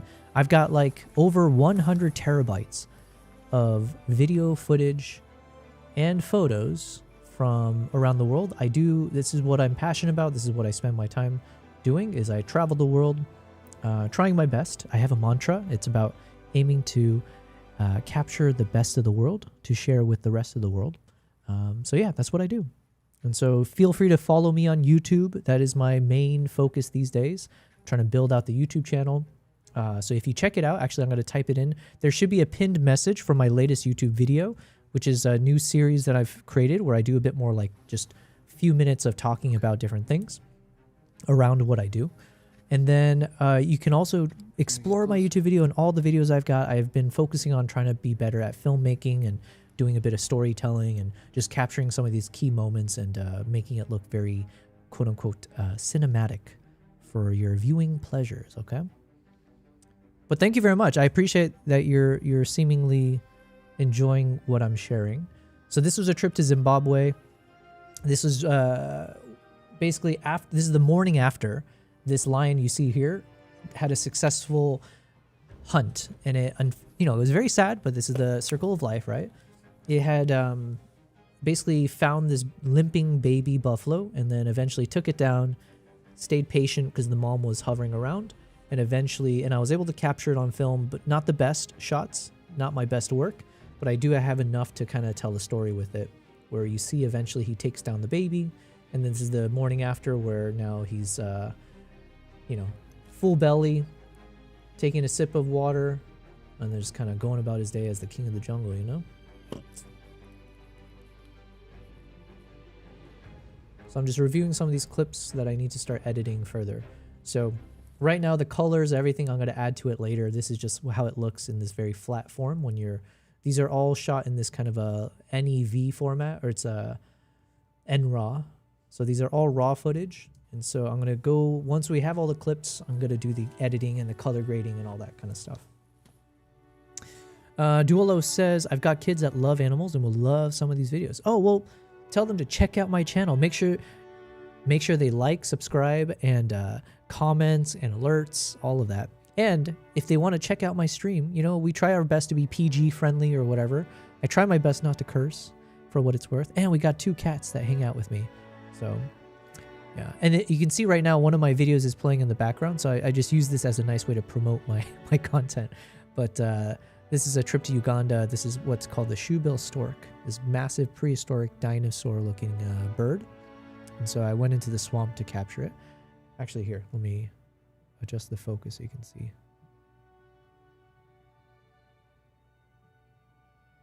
That is the shoebill stork, which you can kind of see there in the background.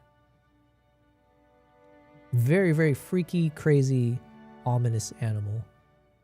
It's like a big-ass bird dinosaur. And then, of course, I got my cat. So this is Nala. And then Kimbap is over there. So yeah, thank you very much for giving me that follow. I appreciate it. I am also a very... I guess I'm not super new anymore, but I started streaming back in end of July of last year. And yeah, I've been trying to stream as much as possible, almost like every day at some points. And yeah, I'm trying to build out my abilities as a content creator. I will eventually, what you're seeing here with these kind of footage, this is my goal, is to be live while I'm on these safaris. So if you continue following me, and that's the goal this year, is that you'll see me being live on a safari, and I'll be sharing my camera views. You'll see as I capture the moment in real time, stuff like that. So hopefully that's some added reason to continue watching my channel and supporting the stream, And this was at the end, so we'd already seen everything happen. Now the lion's kind of just wandering off. So I don't know if this shot makes sense to use. Let's see. Yeah, that's perfect. Same thing. Keep going, keep going. Oh, it sounds so weird to hear my voice. Yeah, I don't think any of this was that usable. There's too much stuff in the way. Oh, this was that tracking shot I was mentioning earlier. So technically, this would be an example of a tracking shot. So we were trying to match pace with the lion, and I was trying to see if there's an opening to kind of get a decent shot of the lion, and it looks like we're in sync, while the background changes and all. But the problem is there's so much obstruction that I don't think we had too many clean moments. And then, yeah, it was going away from us. So, yeah, I don't think we need this shot. What about this one? Maybe this one? Let's see.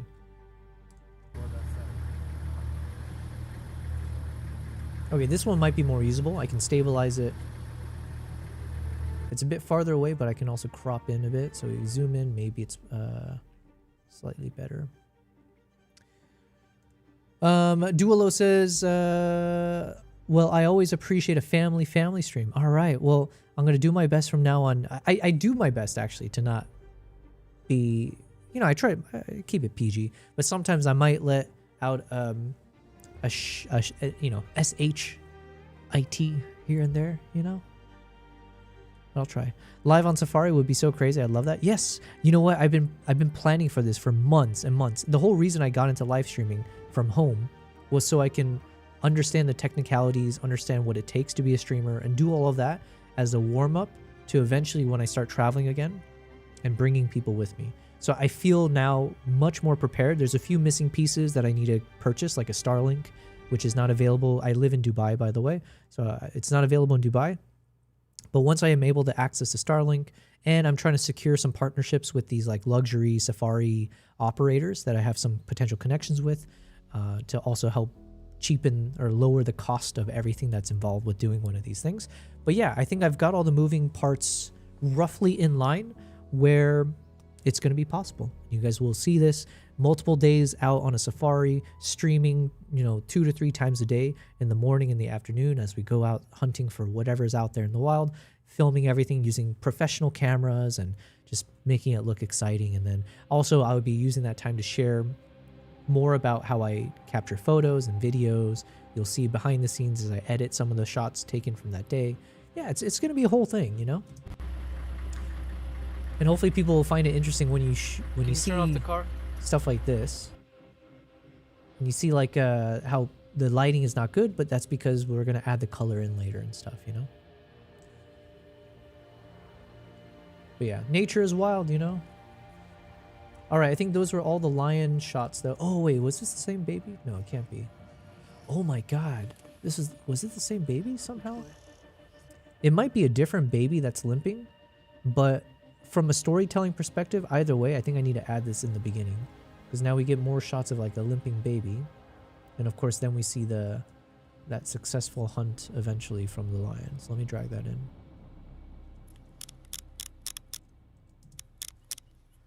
And Dualos, the shots you're seeing here, this is from 2024. I basically spent about 1.5 years non-stop just traveling and capturing photos and videos from my trips. And so I was still fairly new to videography, but it's just like, you know, I would go on these trips and just shoot everything I could. And so I would say on these trips I was much more mediocre when it comes to like how do I capture things properly. Now I feel way better. I'm not necessarily, I haven't mastered it, but I feel much more knowledgeable about some of the filmmaking techniques and what's required. So I'm very excited because I kind of I stopped traveling for the past year. I had a few trips here and there from like certain projects, but I tried my best to stay at home and just work on my YouTube channel, do these live streams and all that. So now that I've got more knowledge, as I go on my next few trips that are coming up in a couple weeks from now, I do hope I can apply that into some of the future videos you'll see coming out of my channel. We were talking about the most dangerous animals, so apparently it's like hippos, but apparently hippos and elephants are roughly around the same in terms of the amount of humans that they kill. So I didn't get to capture properly here. You just see the tail end here, where this big ass elephant basically charged into the road and like started kind of chasing after this car here, right? And so you're seeing what it looks like here as it then is finally going back into the bushes. But yeah, the mom elephants can be really defensive.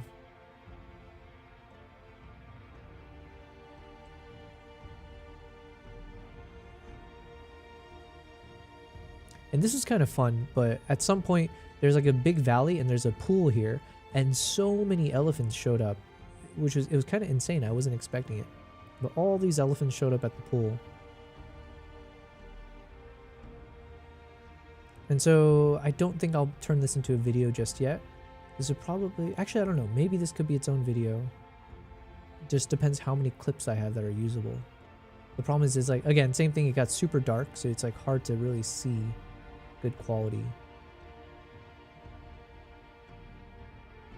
The problem is like all the action in the wild usually happens after lights out. So, and of course these are the shots when the elephants came up to the swimming pool. And I guess I should drag this into the, other project here.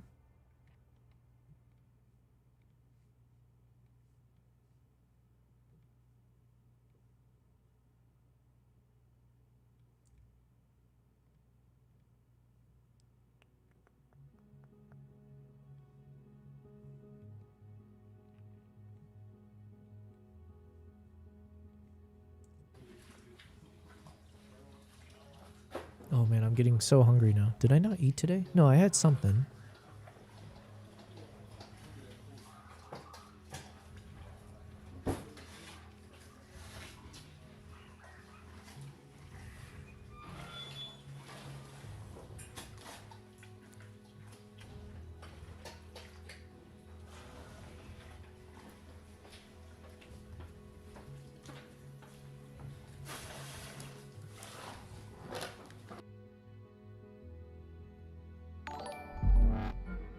Yo, the real Alexander has just subscribed on YouTube.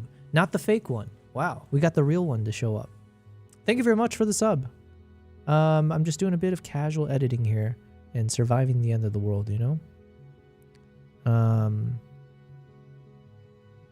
Yeah, crazy times, aren't we in it? So I'm just going through some of these shots from a recent trip to Zimbabwe because I'm trying to prep a few potential YouTube videos.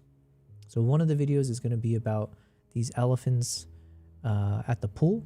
So kind of like some interesting shots of these elephants. It's a very unique experience, right? To see these wild animals coming up to a man-made swimming pool to drink the water from the pool. And it's like, it would happen so often. The owners of this lodge, Manapool Safari Lodge, it's like clean water, right? So they don't put chemicals or anything like that. It's just, yeah, it's like people, you know, humans obviously are in it, but then the moment the elephants, it's not guaranteed that they always show up, but if they do show up and they drink from the pool, then they have to drain the water the next day. It's like they're explaining it's like a constant effort of like, you know, it's like you can't really deter the animals from drinking from it. And there is a watering hole just in front of it, but they just seem to love the pool. But the thing is, you can imagine tourist people love seeing that anyways, so it's kind of a win-win. People enjoy the experience, the elephants get, you know, fresh water. Especially because I know they explained to me that Zimbabwe's experienced a few droughts recently in the past few years, so. And then we got these lion shots, so I need to drag anything that could work. Okay, this one's a better one. Damn. So this one I shot with the Nikon Z8.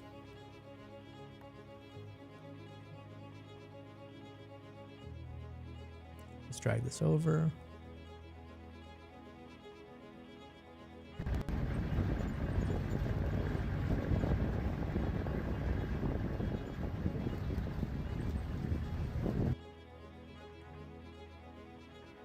Okay, it's really bumpy, but what did I shoot this in? 60 frames per second. So I think it is going to be possible just for this tiny clip here to slow it down and maybe stabilize a bit, because the way his eyes are looking here, it looks very wild, you know, it's like very wide-eyed.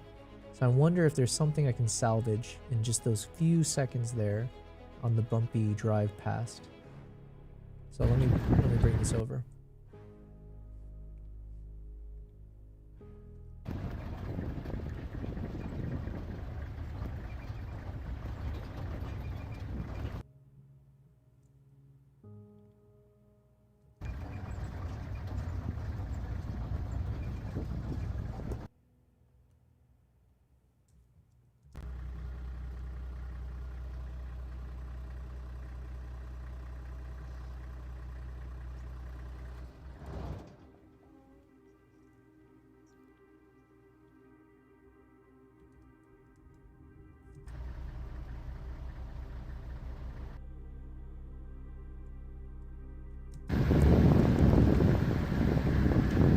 Slow down.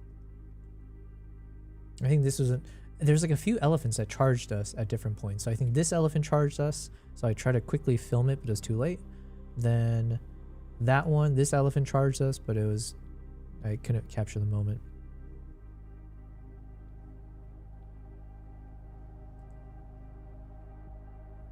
Yep. Oh yeah, I guess you can briefly just see when it was like doing a little fake charge and then like flaring its ears and basically saying like back off. So we backed off.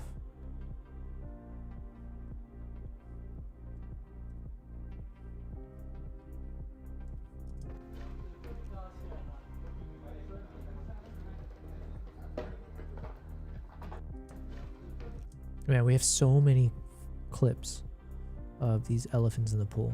This might be a little too much because I thought this would be a very small project, but now it's looking like I'd have to have like several 100 gigabytes of this, hundreds of gigabytes.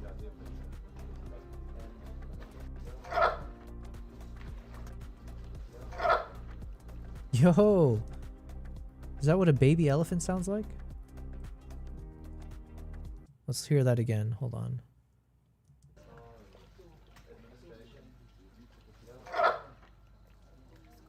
Or I guess that's the guttural sound of a baby elephant with a mouthful of water, maybe?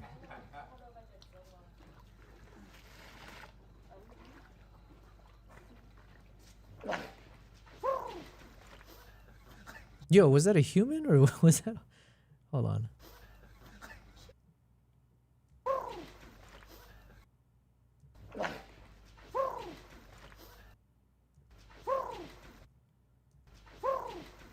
No shot.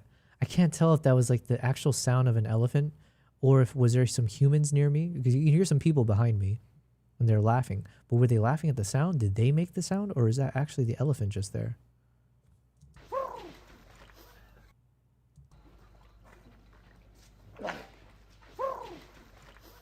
It almost feels too coincidental. Like, I think that is actually the sound of the elephant there. DTK. I'm scared, man. But then he said I'm filming. Okay, you know what? I think that was some person that made the sound. It was lined up perfectly with the elephant's motion. But I think that was actually someone else, because I'm trying to put the context together. But someone must have been standing behind me also filming, and then one of his buddies must have come by and made that sound, and he's like, "Yo, I'm filming." DDK says, "Hi, I wanted to check in. How are things? Everything okay? Cute. Yeah, the baby elephants are super adorable. I think elephants might be definitely top 5 for me in terms of my favorite animals. It could sometimes be top 1, and a lot of it is because of how adorable the babies are. But yeah, thanks for checking in. Everything is well. Since we last spoke, I think nothing crazy's happened. Like I said, I think I felt or heard 2 blasts or like some kind of concussive something. Not too crazy though. And yeah, we had that one warning earlier from the government just telling everyone to stay indoors. But yeah, life goes on and we just keep on working. But thank you for asking. We are alive. And there's been some really cool shots here to play with. So unfortunately, it's more than I expected. So I thought this would be a very like, oh, I have like 5 or 6 video clips from this scene that I can work on. But now it's like, holy Christ, I might have way too many shots, which will make it hard for me to travel with all of this.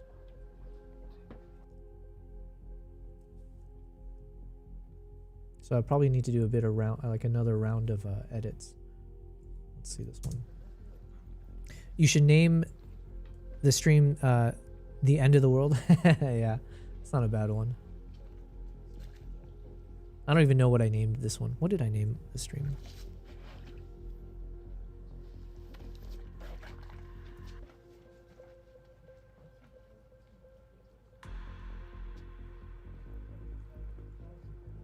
What did I name the stream? On YouTube, how do I see it? I said, oh yeah, I think I said surviving missiles and drone strikes in Dubai, which is the end of the world.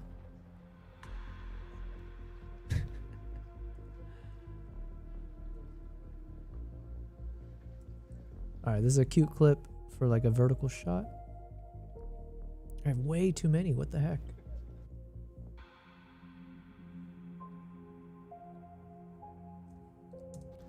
Oh yeah, so this one I should use because I think I have a behind the scenes where you see the camera set up at the edge of this pool. And then now you get to see what it looks like from the perspective of the camera. It's kind of like a good time-lapse video probably. Yeah, so this one might be like a time-lapse concept. You see all these elephants come by.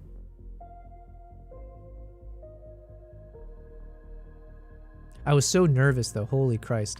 Because once I set up the camera here, it's pretty close to the elephants. I was trying to find what's the right positioning and placement of the camera such that I can get the footage and, you know, hopefully get a nice close-up, but not be so close that the elephant, if it gets too curious, decides to pick up my freaking camera and take off with it. Although that footage could end up looking really cool, right? But probably not because it's so dark that it, yeah, anyways.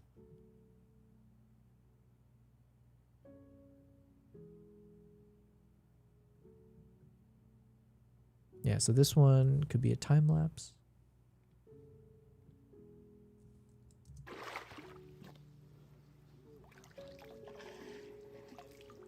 Oh, look how cool this shot is.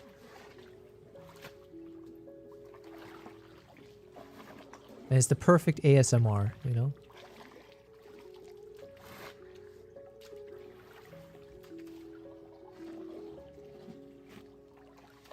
Ooh, another elephant's coming.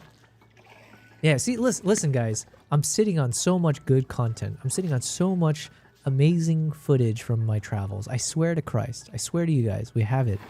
I've just been so slow to get through all this content. But look, now we got a proper editor. I've got a proper plan in place and everything. So we're going to get through all this for sure.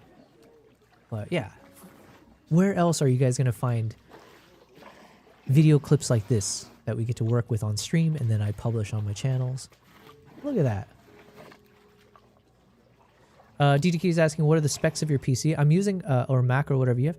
I'm using a Mac Studio. It's a super expensive thing. It was a big investment, but basically since I knew that this is my line of work that I was going into, and I knew I wasn't going to switch over to PC, but I wanted to start going into live streaming as well as editing all of these like very heavy files, I decided to pony up and get the Mac Studio, like the latest one, which is like fully spec'd out. So it's crazy expensive, but it's helped me out tremendously because obviously now I can do all my multi-streaming. I can do these heavy video editing on stream, the photo edits, everything.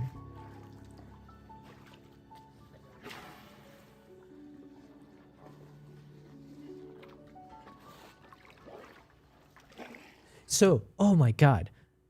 M4 8 terabytes. I think 16 terabytes. Okay. I need every precious terabyte. I told you I have over 100 something terabytes in front of me right now of like hard drives and everything. It's not the best system. I unfortunately Frankenstein my way here. I should have invested in one of those like NAS, whatever they call it, or like those servers for all the data stuff. Unfortunately, I'm stuck with a bunch of individual hard drives.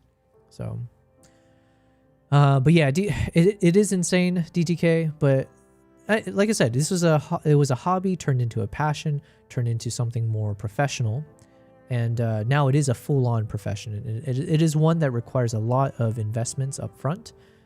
It's not just the camera gear. It's not just the camera, like the lenses and accessories. It's the PC you need. It's the memories, like the storage space and the hard drives. And, you know, it's like, this is a very expensive pursuit. But the thought I just had here is, as I'm playing this out, is this very much one of these days, okay? Again, keep in mind, you continue supporting the channel. I'm going to be a live streamer out in the wild.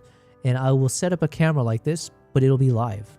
So now you're obviously watching this because I recorded it, but in the future, when you continue watching my streams, there will be a moment where I'll be setting up the camera as is right now, and you're watching this live as the elephants come up, maybe try to grab the camera, and then, yeah, you'll see like maybe the chat overlay pop up over on the side.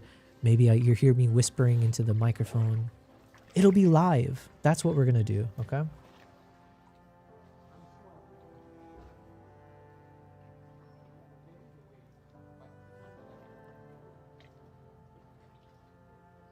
Here's where the elephant was, I think, getting a bit too curious.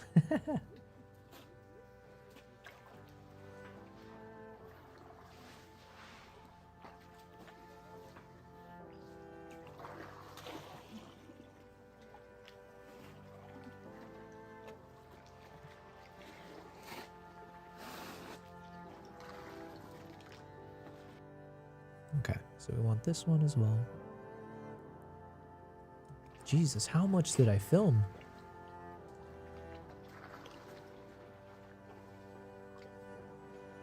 Oh, I think what I was testing here was a motion capture. I think there's like some kind of like motion capture functionality in this camera.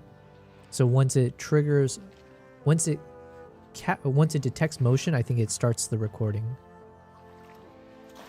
DTK says I have 2 terabyte drive and that is tons for me. Listen, once you start doing these crazy raw, you know, R3D or whatever S-Log footage content and you're shooting in 4K or whatever else, it adds up very quickly.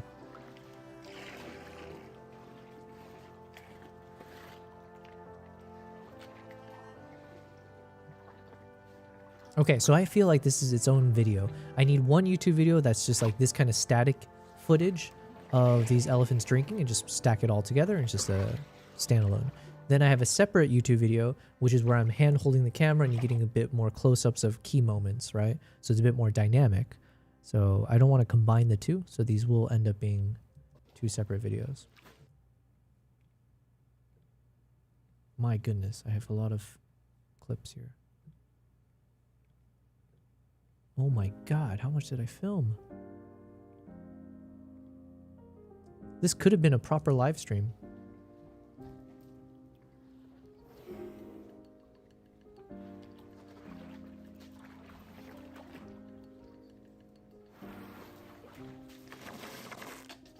I was so nervous though. Literally, seriously, this elephant could have just grabbed my camera at any point.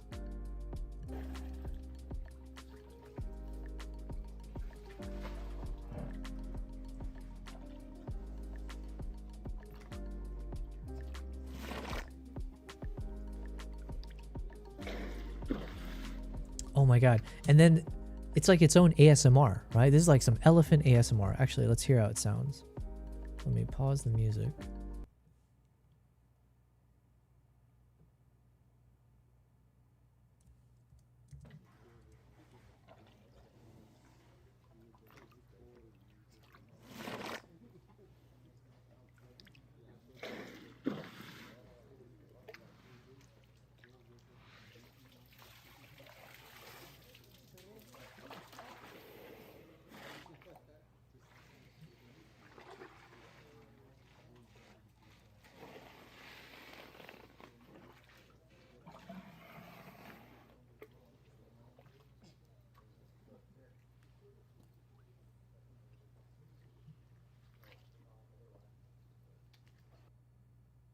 Yeah, that's some proper ASMR right there.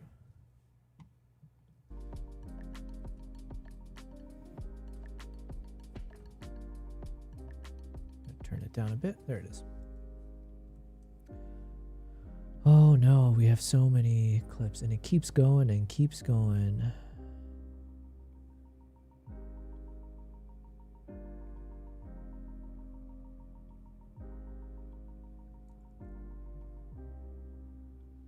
Okay, those ones aren't good enough.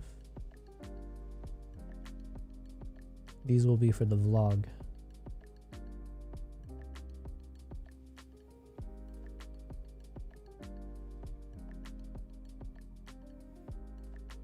Oh yeah, I guess I can just show you guys. So yeah, this is at the lodge. So they got this like barricade to keep the elephants out.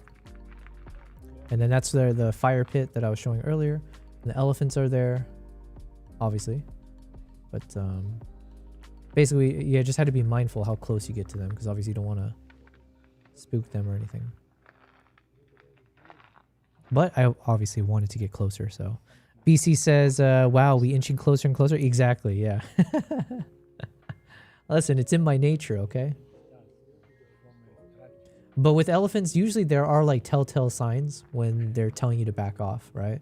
So when you see their ears flap outwards and like to make them look bigger, usually that's one of those moments where they're saying you best step away. BC said, we inching closer and closer. I meant to my gambling. Oh, gotcha. While you're inching closer there, I'm inching closer to these elephants.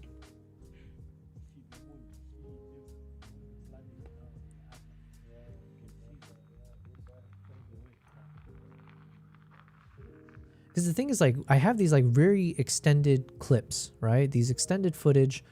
But when I get to this point where I'm making like a vlog episode, a lot of this won't make it into the final cut, right? Just because you need things to be punchy. So that's where I'm trying to make sure I have a playlist that can have those extended moments in its entirety to still share. So that way, hopefully you get the punchy story cuts and then you get the extended wildlife moments. So that's like one thing I need to make it more obvious on my channel to make sure I have some space for both types of content.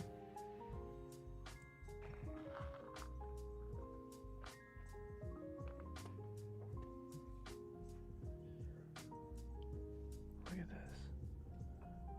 This little guy is not afraid of me.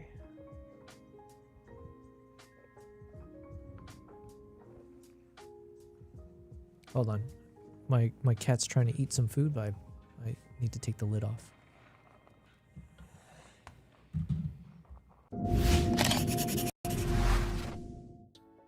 When it comes to capturing the wild beauty of Uganda, your camera gear can make all the difference, especially during the intimate, chaotic moments of a gorilla or a chimpanzee trek. For those without DSLRs or mirrorless cameras, don't worry, you can still capture stunning photos and videos. Smartphones and action cameras these days, they work really well for the jungle treks, especially during the unpredictable close encounters you might have with the primates. I also use a mix of my Osmo Pocket 3, iPhone 15 Pro, the GoPro, Insta360 X4, and Go 3. All right. Let's keep going. End of the world stream.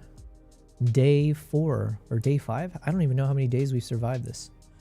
Elephants are awesome, but slightly terrifying. They are incredibly terrifying. There's nothing slight about these guys. They're all go big or go home, you know?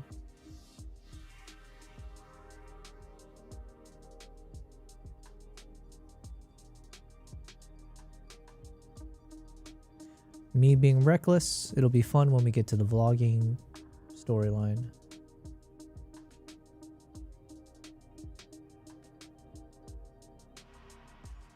Okay. Are we finally done? Are we winning, son?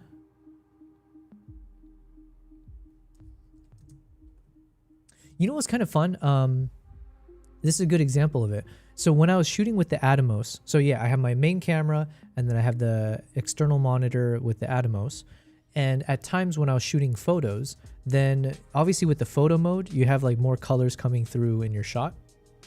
So it looks slightly different from when I was shooting with the video mode. And so sometimes you would end up with this where I'm recording the external monitor while I'm in photo mode and the colors would be baked into the shot essentially. And there would be moments like this where the shot just looks so pretty, like without doing anything else.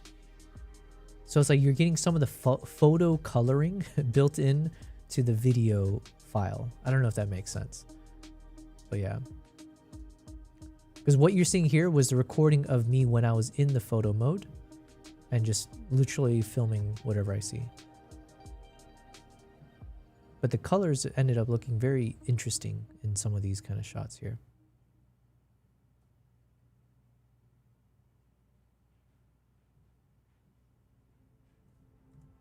Okay. Are we done? Are we done?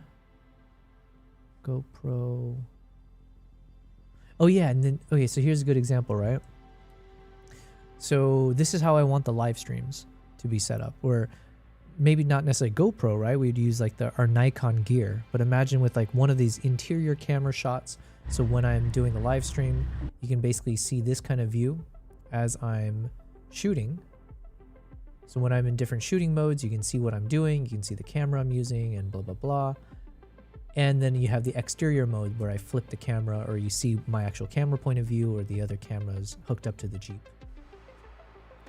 So yeah. And then my current thinking is basically this top, so these bars at the top of the roof of the Jeep.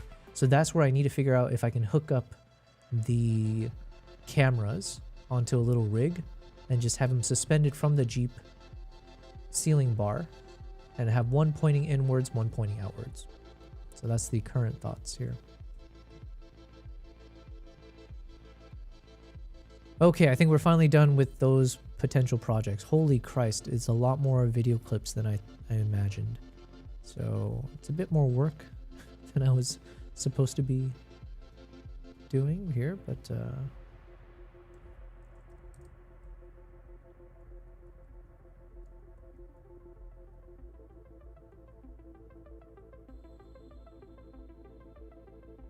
and then this was like such an incredible experience, but I spent several days with this one family that owns this amazing ranch farm property or something, and they go by Murenhe Eco Safaris, Murenje, Murenhe, and they let me stay there, and just I got to like film a lot of their they had some guests over. They do a lot of horseback riding, and I got to film the experience. I got to film the horses. It was like such a cool experience. I do want to go back there at some point and film properly, but okay. So then we've got these 3 projects ready. So the chasing the chimps. Oh no, we need to add those still. We have the elephants in the pool and we have the lions. So now I need to find the chimpanzee shots, which was where in the trip? It would have been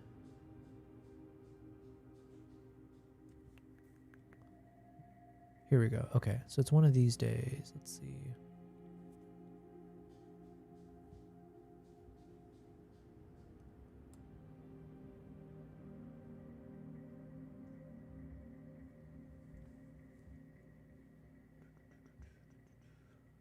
All right, today I guess it's already 10:30, but I guess I'm just gonna keep streaming because this is work I need to get done anyways. And you know what? It's a good distraction from all this craziness.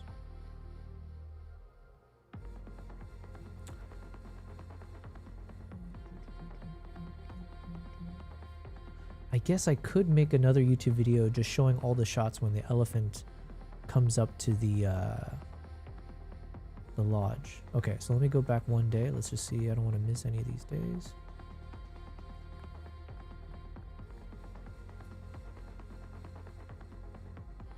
Switch the music to more of this lo-fi beats now.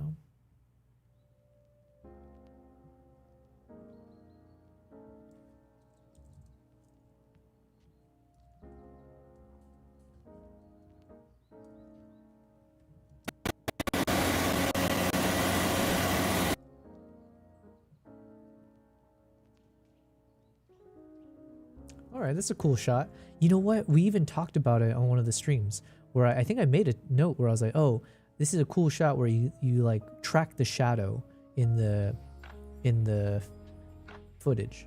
So I guess I did do it at one point. So we tracked the plane's shadow here as we're traversing. This is Manapools National Park. They're known for these elephants. They're the standing elephants. I think there's not many places in the world that you would ever see this, but the elephants have essentially, some of them, the bigger bull male elephants, they've adapted to learning how to stand on their hind legs in order to reach some of these like specific fruits or plants or whatever, like something they like to eat at the top parts of these tall trees.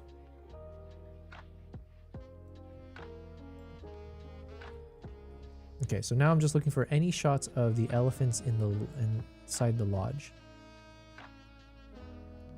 This one technically, so when I say like in these national parks, like I do mean right here, we're inside the lodge. So this is the Manapool Safari. Wait, did I say Manapools last time? Oh shoot, the other place was called what? I mixed it up. This place is called Manapools Safari Lodge. I'm spacing on the other name. Iganyana Tented Camps. So this place is called Manapools Safari Lodge, and we've already entered inside of their space. So like some of these buildings, you can kind of see it off in the distance here. These are like some of the tents. But the elephants just literally wander through, and they just wander through the entire space. So there are no like fencing. It's just, you're in the wild. It's such a crazy experience. So for instance, here you can see that's the entrance. Here we are entering in here. And the elephants can literally just walk. You'll see one of the shots where you can see the elephant just wandering right through here, where the Jeep's coming through. So now I'm just looking for elephant encounters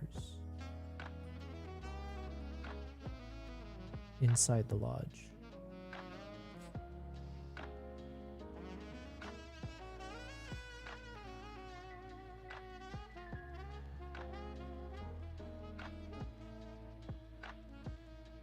So we'll create a new project. What do we call this? Elephants inside the lodge. Boom, boom, boom.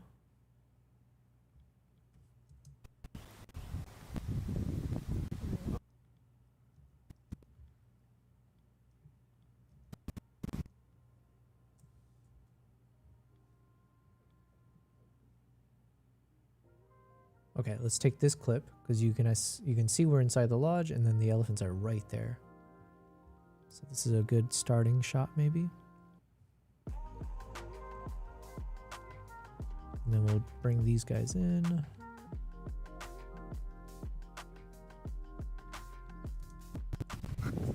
Which one? So it's always a good idea to get that door closed.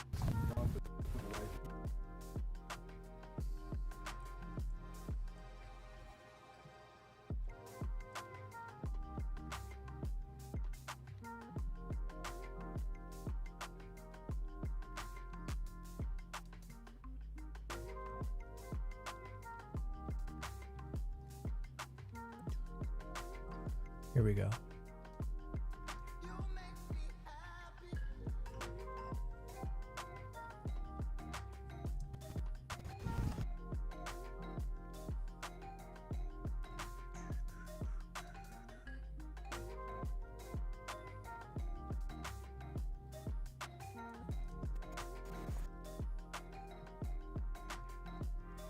Oh yeah, this one I still haven't turned into a YouTube short or like Instagram reel. But look how crazy this shot was. So I kind of like stuck the camera out a little bit out in the danger zone, and the elephant was coming closer to the lodge. And then like just tries to come closer. Look at that. Oh man. Can you imagine getting a shot like this but out in the wild? So not near the lodge. Get like if you could somehow get your camera this low and take a photo this way. Oh.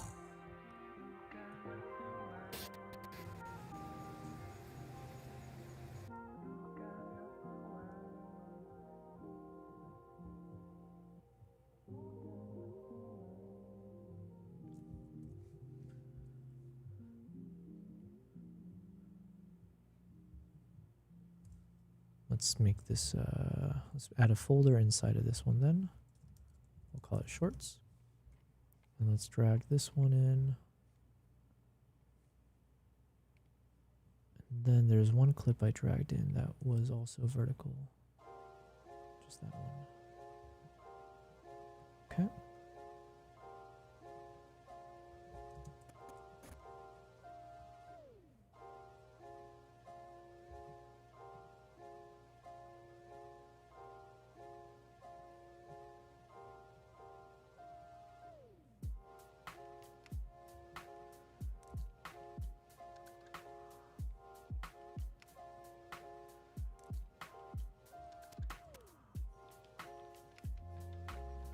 Now I know some of these I already have edited, and like I have them on my hard drive already.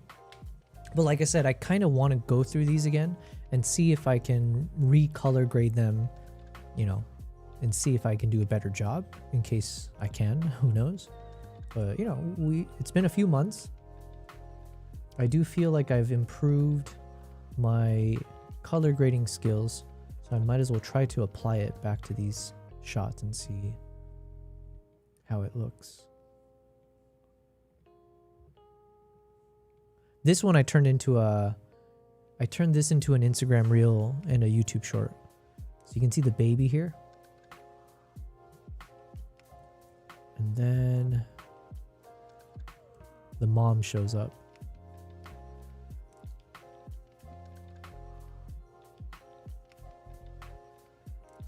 And I get this crazy close-up shot. Where is it? Is it this one? Yeah. Look how crazy this is. We'll let it play out. Actually, it's a bit shaky. So basically, I was on this ledge with like a little balcony railing that blocks me, but with openings inside. But basically, because of that, I was at basically eye level with the elephant here. And then she went right up to me, man. Oof.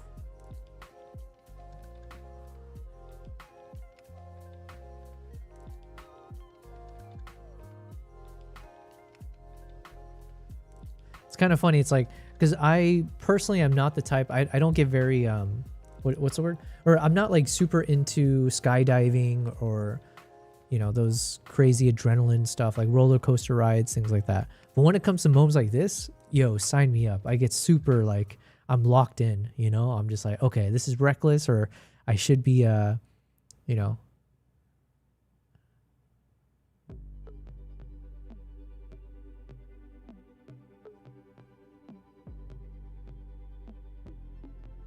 definitely one of the cooler moments I've experienced. Let's drag that over.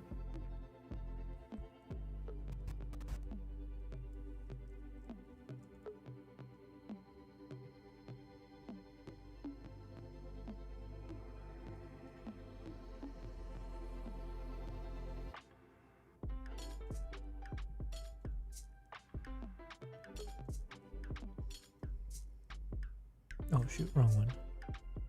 This one goes outside.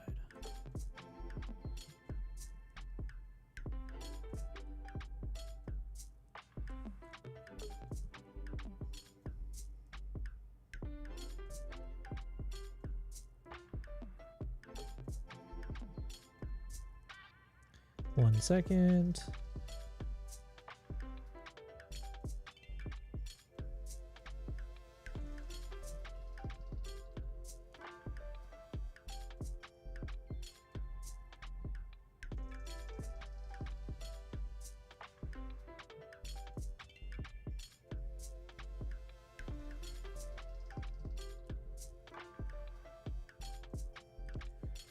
Here we go.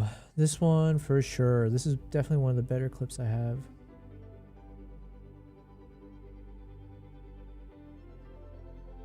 I literally, it's kind of crazy to think, but if I wanted to, not that I would, because I'm not suicidal. I could have just hopped over this rope. I could have literally hopped onto the back of this elephant. Oh man. I'm not an idiot though, but that is one way to die.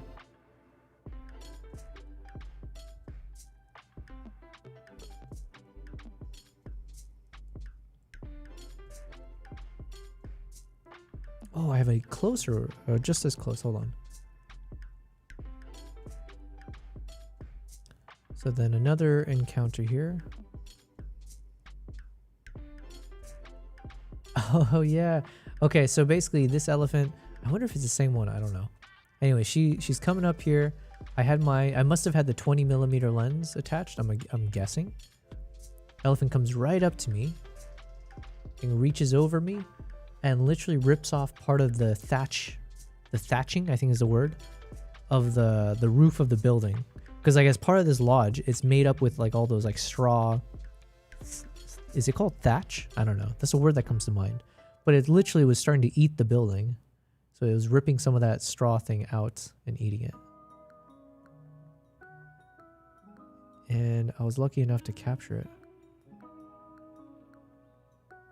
So again, very reckless of me, because I was kind of banking on the fact that I was in a somewhat safe position, I thought. Because it's like, I'm inside the building, and there's something in front of me, and I was just trying to use I was sticking the camera into like an opening and just kind of pointing it. in that direction, if that makes sense. And I ended up getting the shot, but you know, there's a world where probably this is where my story ends and I die. But here we are, dying in a missile instead. Let's drag that over.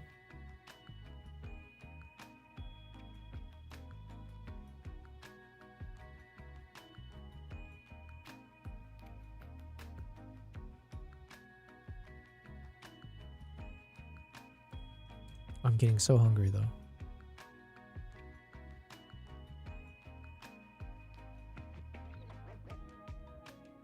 Alright, so let's drag this one over.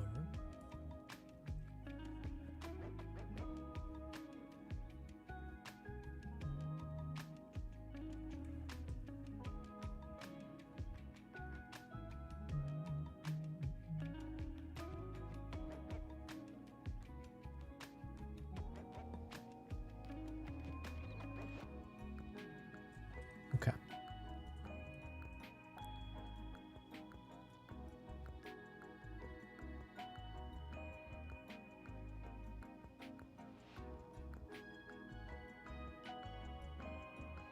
Okay, I think that's done. Yeah? Those were all the ones from the lodge. So now, at least for that day. So now I gotta go through the next day. Oh, that was from one camera. Jesus. Okay, so let's go through my next camera.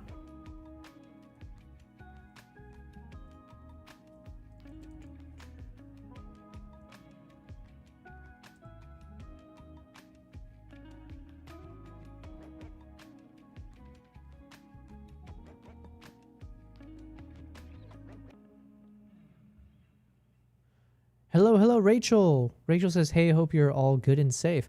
Thank you very much for your hope. I have the exact same hope as you. Wow, what a coincidence. I am also hoping that I'm all good and safe. No, joking aside, thank you very much for your, what's the word I'm looking for? Thank you for caring. Thanks for letting me know. Thanks for being here. It's been some wild times these past few days. Just a ball of craziness, I guess. But knowing that people care about me, it actually does go a long ways. Who knew? I didn't know I would care as much as I did. But I've had a number of people reach out, including you guys on the stream throughout the past few days. And it's a very feel-good moment. Thank you. But I'm also the only person that most people that I'm even like barely acquainted with. I'm like the only person that lives in Dubai. So to be fair, it's not like many other names pop in their mind when they hear something's going down in Dubai.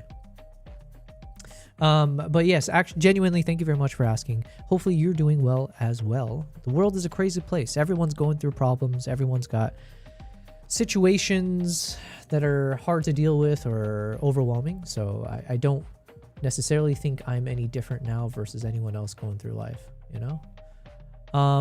But with that said, yes, Dubai is experiencing something abnormal. Today's been fairly calm. This is also a really cool shot. I'm excited to do something with this. Look at this little baby. Baby comes down. And we got good separation of the animals in the foreground or in the background with these guys on the slight mound. And then one thing, yeah, I've been trying to work on doing the manual focus pulling. I don't do a good job of it always, but sometimes. Here the focus is off a bit, but it's okay.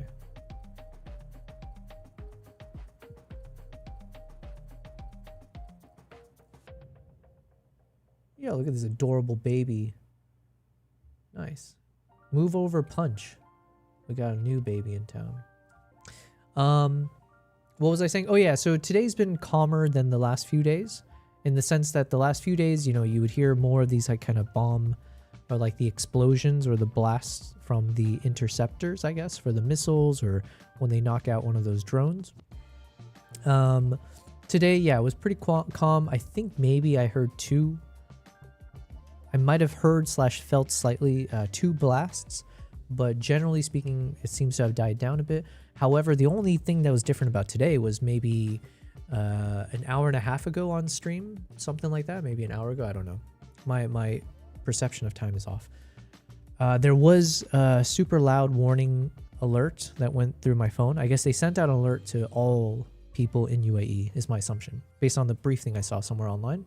But yeah, they sent out one of those emergency alerts that basically said, hey, there are some missiles, or there's a threat of missiles, so everyone stay indoors, stay away from windows and doors and some other things they said. And then after that, I think I heard a few of the blasts. But yeah, it's like weird because saying it clearly is abnormal. So these are definitely not things. These are things that lend itself to being like, oh, you are in more danger, not less, right? There's like a neutral state, and we are definitely in the negative of that neutral state. But it's also not as dangerous as maybe media will make you think it is, you know? So I do feel safe. It's more, right now, it's more like the logistical nightmare that I have to figure out. Because I have a few film projects coming up. And so I mentioned on the stream already, but my big challenge right now is figuring out, one, the U.S. State Department, whatever, had mentioned everyone should, they were ordering at one point, everyone should evacuate from the UAE and a few other countries. So I was like, okay, well, interesting. How? Because all the airspace is basically shut down. It did reopen the other day, but it's like reopened in a very, very limited fashion, and for all the people that are currently stranded already. So it's like kind of like wait your turn type thing. It's like if you're trying to book new flights, I doubt you're going to be anytime soon because it's all the other people who are stranded here. So yeah, it's weird that they say everyone should leave. Ordered at one point, right? But that's the verbiage I remember. But how? And the problem is, if I have these film projects coming up in 2 weeks' time, at least the first project will be in 2 weeks' time, I'm wondering if I should leave to go to greener pastures in the next couple weeks so that I don't end up in a situation where film project, time to go, and then boom, airport is closed again, and I'm stuck and I can't actually be a part of this project, which is like one of the coolest, most important opportunities of my lifetime, I would say. That's a bit exaggerated, but it's kind of real. I really need to be a part of this project that's coming up. It's a huge opportunity for me. It's like a huge, it's a huge everything, you know what I mean? And I can't speak much on it right now, which is also even more irritating, trying to figure out this. But yes, excuse me. So it's not about the physical danger that's like bothering me so much as it is these just bad timings, logistical stuff, which I don't mean to make light of a very serious situation.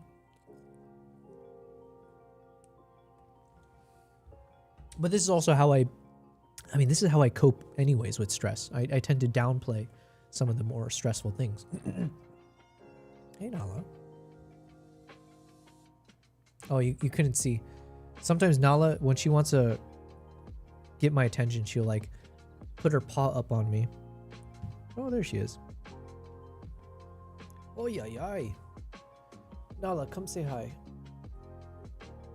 What do you have to say? Are you a good girl? You a good girl? Yes. Good girl. Rachel says, get to a place where you know there isn't conflict so you can still go. Yeah, exactly. So my current thought is somewhere in Europe was like the initial thinking. So we shall see. For instance, but the thing is, like, I still don't know, how do I even book a flight? I have no idea. There was a phone number that the US State Department gave out. So I'm going to try that after the stream and see if I can get a hold of someone. I also don't know if the US is actually going to be helping in any sense. Like, do they expect people to just pay for their own situation to get out of here? Or are they actually going to be supporting financially in any way? But yeah, I think right now the thought would be if I can get on a flight in Dubai and head to Germany. That's one option because I have a friend there who said, you know, it seems like it's fine for me to stay with her for a few weeks or whatever. So the thought process then would be I can make that my quote unquote home for the next couple weeks and then it should be safe to go from Germany to Africa. So my projects are all going to be in Africa area. So I think I should be fine if I make Germany the location. Alternatively, I haven't reached out, but I know someone in Portugal, and I wonder, I don't know if they're feeling kind enough, maybe they'll let me stay with them. So then it could be going to Portugal, and then from there, you know, like staying in Lisbon, and then going from Lisbon to parts of Africa. Option number 3 is I have a buddy in France that maybe he can let me crash. But the problem is he doesn't live, I don't know if he lives near like the major airports, and also he's got a baby, you know, he's got a kid. So it's one of those, like, it's a different circumstance to try to stay with someone where I don't know anything about his housing situation, but it's like if you got a kid, I imagine there's a, yeah. So I don't know, it's a different stuff, but maybe I can implore him to stay there if I can. So those are 3 options I'm thinking of. It's like Germany, Portugal, France, and then Asia's a bit too far away. So I imagine even just to fly out there, one, it's going to be way more expensive. And then from Asia coming back to Africa or going to Africa, I don't know. I mean, I have to stay in like Singapore or somewhere, but it's kind of far. Yeah, these are things that I haven't properly thought through yet. So I'm kind of streaming, and during the stream, I'm glad you're asking those questions because it's forcing me to have to brainstorm a bit of like, what the hell am I about to do here? Or what should I do? So Rachel says probably they expect you to pay. Yeah. As if the US government, out of the kindness of their hearts, is going to be like, yeah, I know we caused this problem and we're going to pay for it. We're going to make it right, as if, you know. But welcome. Thank you, Rachel, for being here. My cats say hello. They're both just chilling with me today. How adorable are they?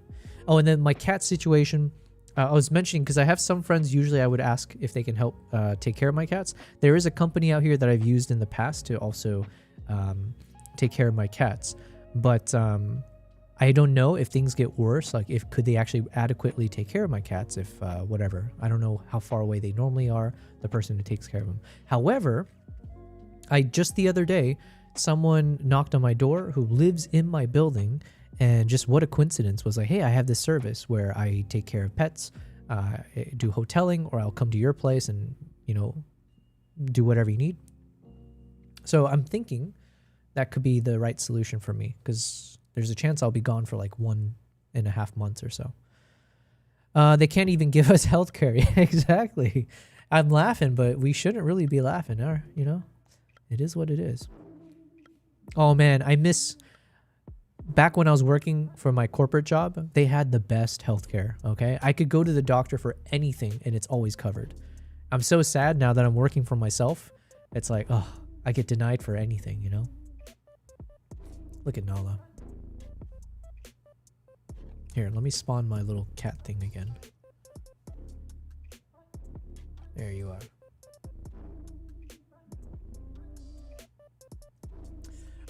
But yes, that is my current state of affairs, you know, trying to take it in stride. And I'm currently just starting to work on a few more YouTube videos, or I'm starting to collect some of the clips, the footage that I need to use for some YouTube videos, because in the off chance that I do need to leave in the next few days, I want to be able to grab all of these, put it onto a portable SSD, so then I can work on these things while I'm traveling. Or hand it to my editor. So there's a few video ideas that I was thinking would make sense. One of them is some elephants drinking from a swimming pool. I have a bunch of those footage to use. I have a lion hunt where the lion ended up taking down a baby buffalo and eventually killed him. And then I've got these shots of these elephants hanging out near the lodge. That could be like its own standalone video if I edit it properly. So I'm just pulling through everything, seeing what's the best clips, and then we'll do some color grading and yeah, export them and just have it ready to go as potential content. Okay.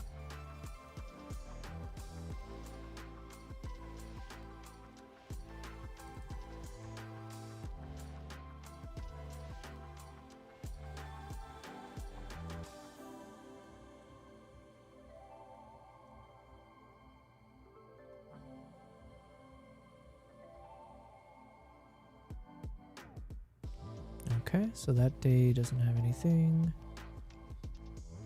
What about this day?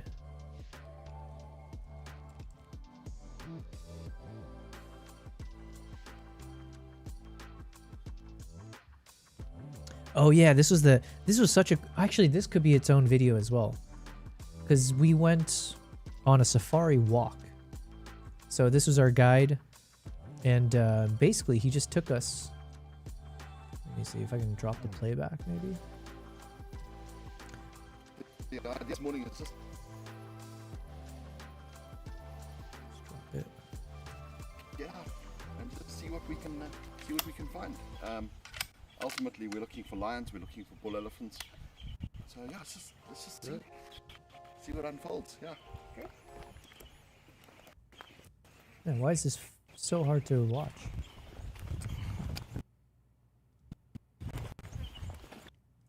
All right, so it's kind of hard. I guess it won't really play back properly. But basically, yeah, instead of being in a Jeep, we just kind of did a walking safari in the morning. It's very crazy. We got to see some hyenas, some crazy oh yeah, and then we had an elephant charge at us. We didn't see lions though on this.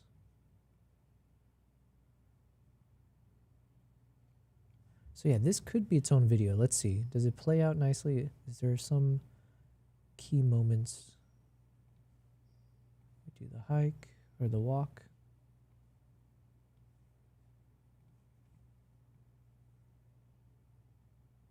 Eventually we see a little bit of the elephant there, and then we got closer.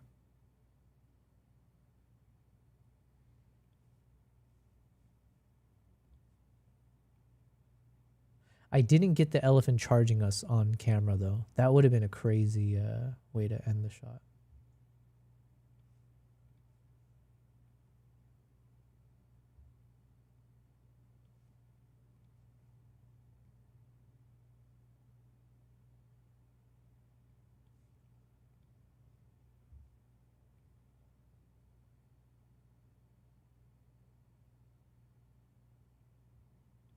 We saw the monitor lizard there.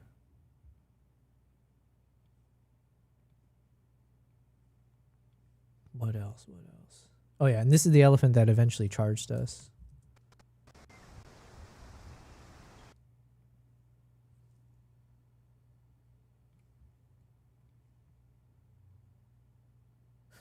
Oh yeah, so this is basically after it charged. So this is before, and then this is after, where basically as the elephant charged us, our guy was telling us to get back behind him.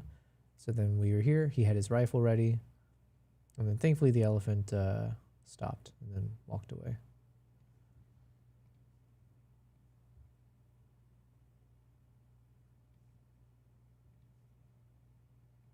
So technically that could be its own video as well. I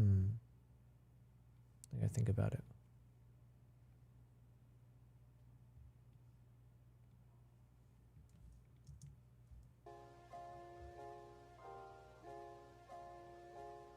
Elephants in the lodge. We'll take this one.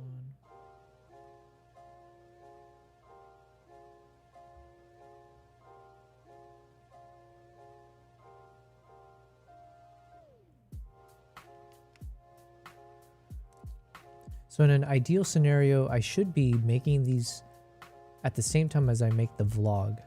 But you know what?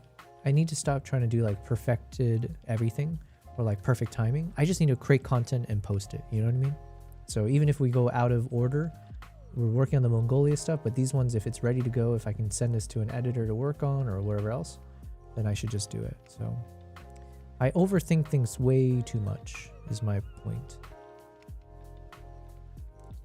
Rachel's asking, are you bringing all your gear with you? Yes, if I have, so let's say if I do have to leave in a few days or whatever, I would have to take everything. So yeah, I'm not looking forward to that, but I probably should just start packing now just in case, just to have everything ready to go with me.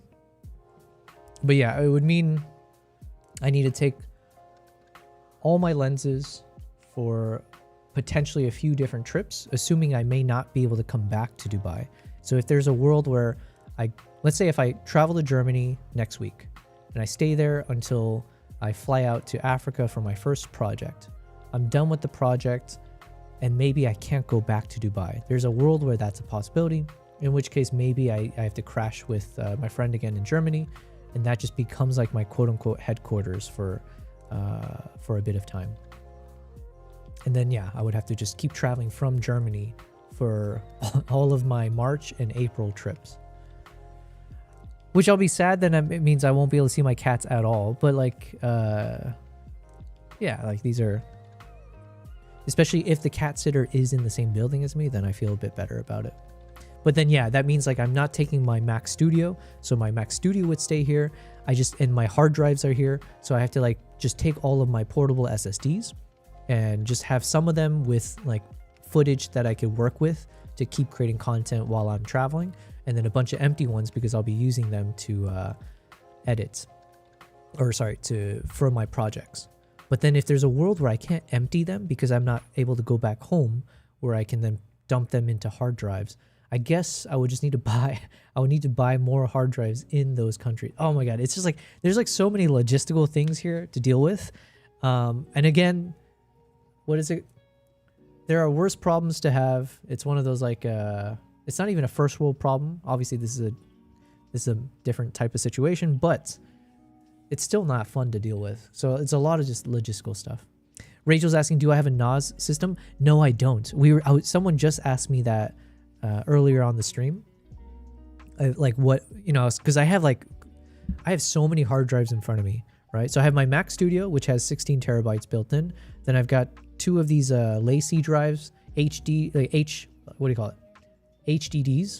and each of those are like 16 terabytes. I have this like WD Elements that's like 18 terabytes HDD. Then I've got some of these SanDisk Pro Blade system, which are like 4 terabytes each, but it's like 16 terabytes total. Then I've got this G RAID, which is like a 44 terabytes. And then I've got another G Drive, which is like 8 terabytes. And I just got another WD that's 18 terabytes, which is empty technically. So I can take that with me. But I'm nervous. It's like traveling with these HDDs. I know my understanding is they're much more delicate. So I feel nervous about traveling with that when I don't want to travel with it ever. Just, you know, so. Yeah, it's too late for me in terms of a NAS system, I think. I should look into it regardless. I just know at the time I was like, oh, I wish I knew this early on before I kind of dumped so much money into these individual hard drives. Have you heard of the Jump Desktop? I have not. The Jump Desktop. Here, let me pull that open.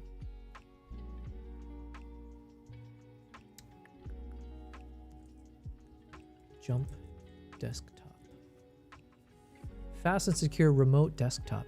Oh, could this be useful for my streaming?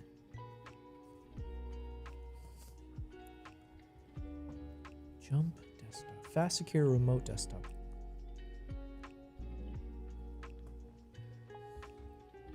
Interesting.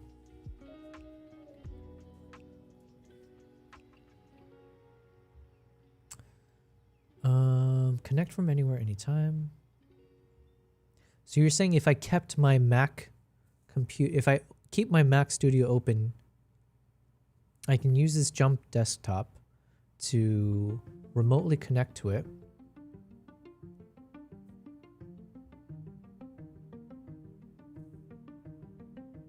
But then what would I use this for? Let me think. I mean, I can access my computer, but I wouldn't, and my hard drives technically, but I wouldn't be able to like transfer stuff to it. Let me write this down though. Jump Desktop. This could be useful because I know one of the things some of the other streamers told me is like if I'm going to start doing these IRL streams, I should be doing this remote access. So I should be doing the OBS. I should start my live stream from my home setup here while I'm in Africa, let's say. So I'd be having my live streaming kit from Africa, but then the actual OBS stream itself would be powered through my home setup. And then you need some kind of remote access to remote control OBS. So it's called Jump Desktop.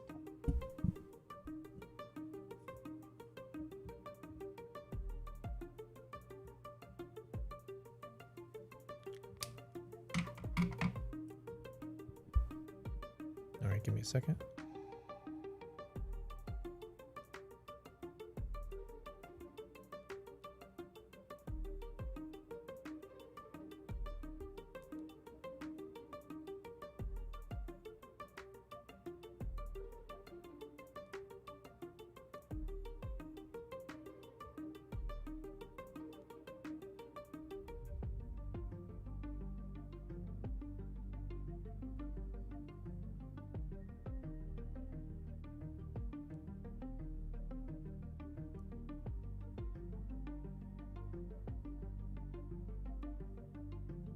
Okay.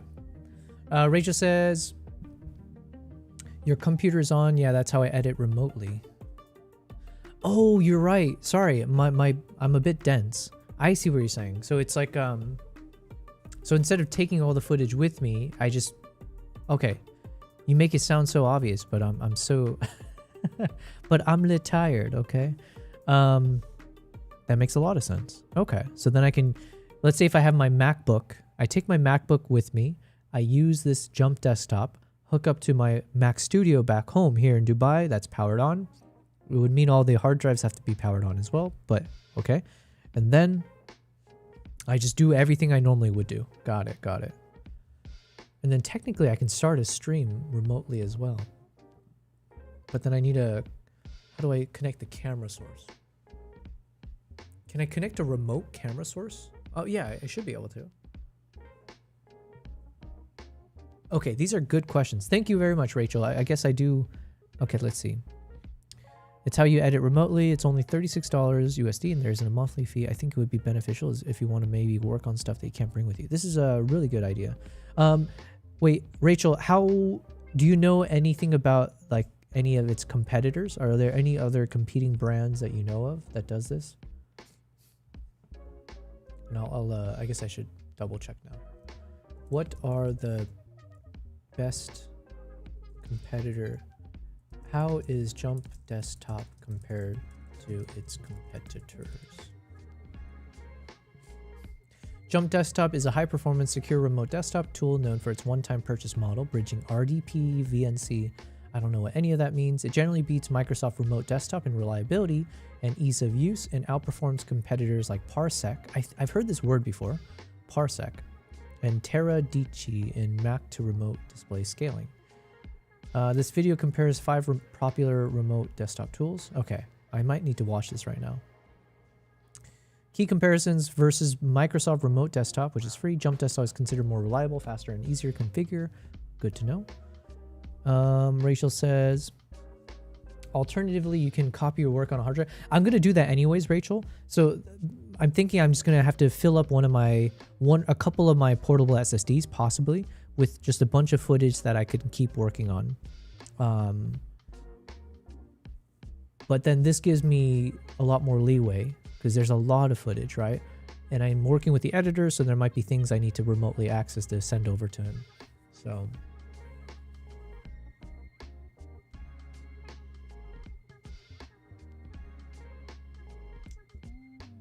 what a world. Okay. Not at the moment, but I'm sure they are out there. It works super well for me. Okay, let me see here.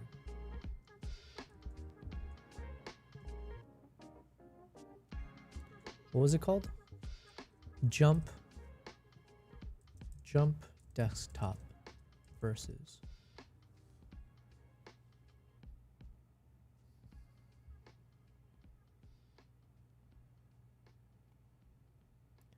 Do you need this app in 2026? That was from 2 months ago. Your remote desktop sucks. Try this instead. Free plus open. Something called TwinGate. That was 1 year ago. Back in 2023, with the release of macOS Sonoma, Apple introduced a new feature called high-performance screen sharing. Not only does this improve the responsiveness and reduce the latency of screen sharing, but it also comes with added audio features, not only higher quality stereo audio, but being able to route audio to your native Mac. Great if you're working in apps like Final Cut Pro or Logic Pro. And you can even view HDR content if you have a compatible HDR display. It's actually pretty cool. Final Cut Pro users, Logic Pro users will find that high-performance screen sharing significantly enhances the experience when using those apps over a screen sharing connection. And it comes with virtually no downsides. So in this video, I'm going to talk about some of the features compared to standard screen sharing and show you how to use it. So before we get started, there are some requirements to using high-performance screen sharing. First and foremost, you have to be running Apple Silicon. So this only works between 2 Apple Silicon Macs.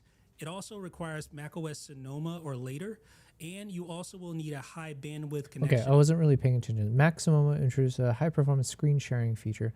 Oh, I don't need a screen sharing feature, right? So I'm watching a completely useless video. Jump desktop. What was the thing called? It was like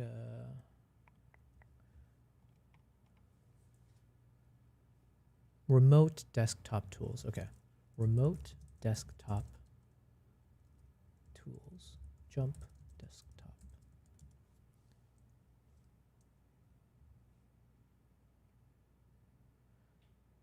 Control your Mac with iPad using Jump Desktop.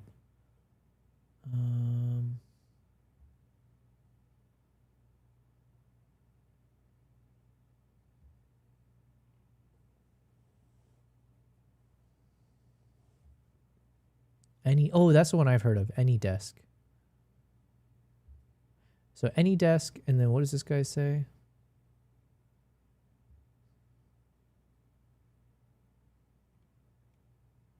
Remote desktop. One computer remotely accessing another computer. We use it all the time. It's required in IT. And you know what? I found a new solution that I love. Windows, Mac, Linux, doesn't matter, from any computer, including my, where's my phone? There it is, including my phone. It's free, open source, I can host it myself. That was a big deal. And it's solving a massive problem for me because up until now, I've been paying for RDP or remote access. And I'm tired of it. And you might be in this, oh gosh, I just spilled coffee everywhere. And you might be in the same boat. I'm in a boat, I've got coffee everywhere. I'll be right back. So while I do use every operating system, because I love it, my primary workhorse is Windows. We're kind of doing like a little history of RDP or remote access. Before I show you my favorite solution, I will show you. I just feel like I need to tell you the story first. Is that cool? Now I use every OS, Mac, Linux, Windows, I love them all. But I got a problem with Windows, specifically their RDP. Now here's the current state of remote desktop and my biggest problem with it. So right now, remote desktop. If you're in a Windows computer, which I often am, it's my daily driver, they actually have a pretty amazing remote desktop solution. It's native. It's called Remote Desktop or RDC Remote Desktop Connection. From this computer here, the one I'm using, I can remote into that laptop behind me, also running Windows. Let's try it out. We'll search for Remote Desktop Connection, or if you're old school, you'll search for MSTSC. Put in your IP address. My concern, I guess, right now is just that I'm a Mac user, so I wonder. Your remote desktop sucks. Windows remote desktop, locked behind Windows Pro, Windows to Mac. Nope, my editor just switched to Mac and now they need to remote in from home.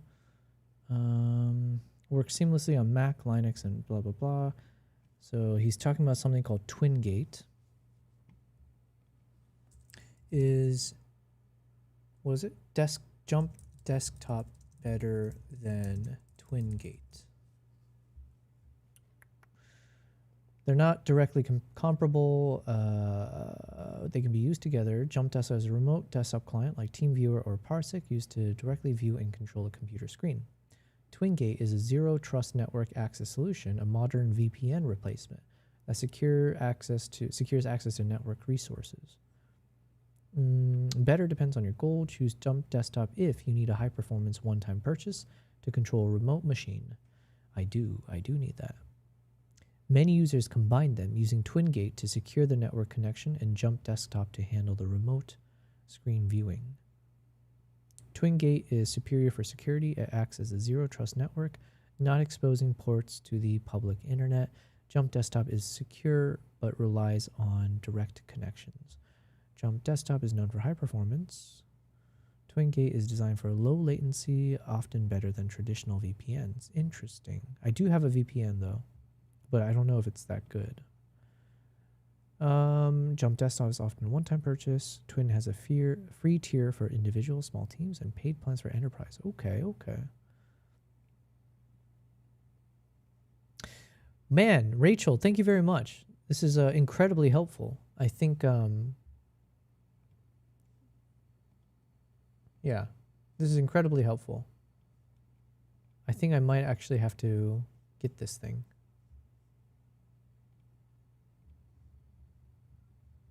So what was it called? Jump Desktop. All right, I'm going to have it lined up. I guess off stream, I might go ahead and pull the trigger on that one because that sounds like a lifesaver. That genuinely, I mean, assuming my apartment building doesn't get struck by a missile, so assuming it's still intact, the fact that I can access all of my computer stuff, my God, that's exactly what I need. So... well, perfect. Thank you, Rachel. Wow. this is one of the unintended benefits of becoming a streamer, was like the fact that I have access to all these smart people out there who know way more than I do. And so the fact that you guys can clue me in on things that I could do better, it's like, oh, what a lifesaver. I need to charge my keyboard. There we go. Thank you. Okay, but yeah, anyways, Rachel, hopefully you're doing well. I think I asked, but I didn't really ask. How are you doing? How is your day? Hopefully the stresses of your day are washed away because of how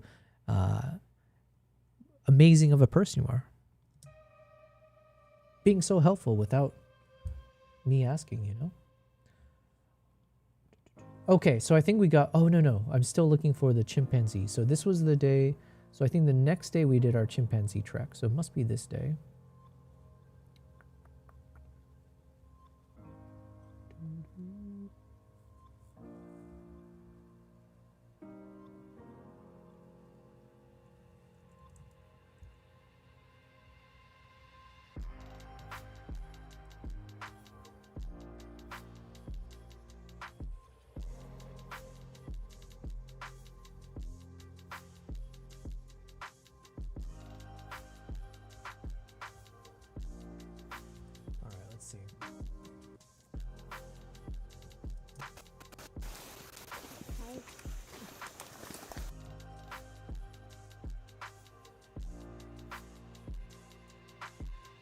I think it must be the next day because we went on 2 chimp treks, but I don't see a GoPro in here. And I know if it was not a GoPro, it's one of my action cameras, but I thought it was a GoPro. Okay, so I think it's the next day. Or maybe not. Where is it? Was it on the Osmo Pocket?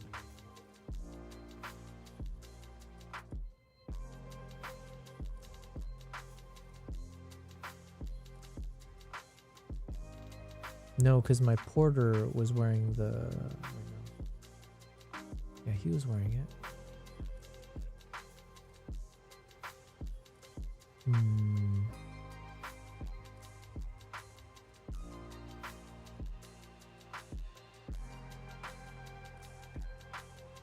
Can you imagine a world where somehow I didn't save those files? God, that would be amateur hour. Yeah, okay, so it was this day, because this is the footage I'm looking for when I went on this, like, I just filmed the entirety of chasing after these chimps. But where is the accompanying shots?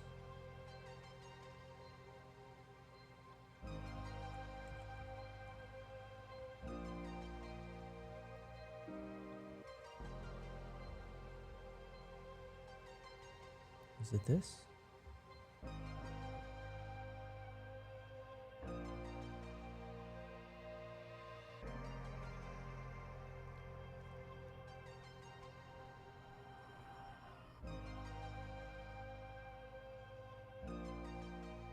Come on.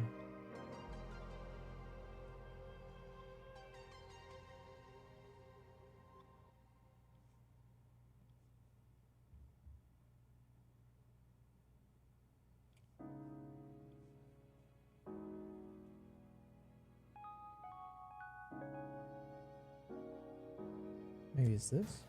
Excuse me, thank you.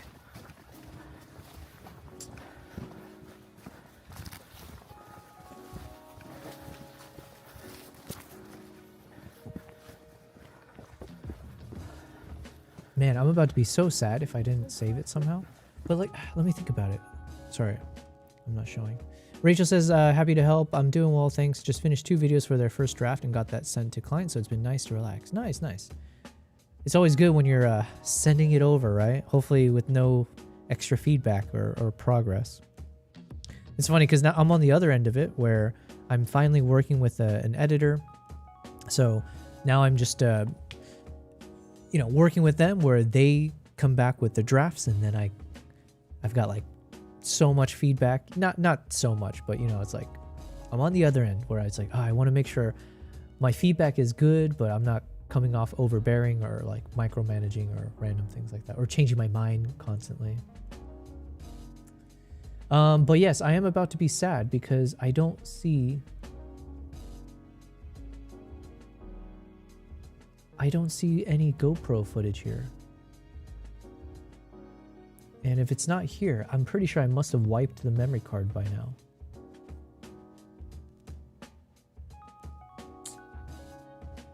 Huh, let me think. Where could it be?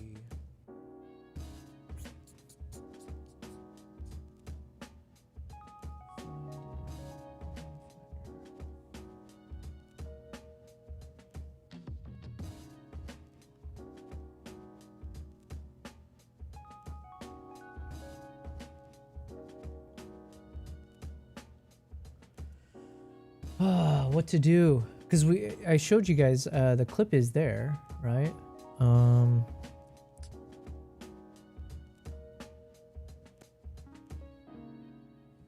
Here's the clip in question, not this one. So this one we have no issues. But this shot here, right? All of this kind of like crazy scene where you see me chase after the chimps. I mean, the positive news is this should be at least on my iPhone, right? Because I did some editing myself here, and then I posted it onto my Instagram stories. So this should be on my phone somewhere. So at least this survives. But where the heck is the footage on my hard drives? So worst case, at least I have some kind of a cut that I could use. But my hope was like, I wanted to actually show the entirety of this GoPro shot. I'm assuming it was the GoPro.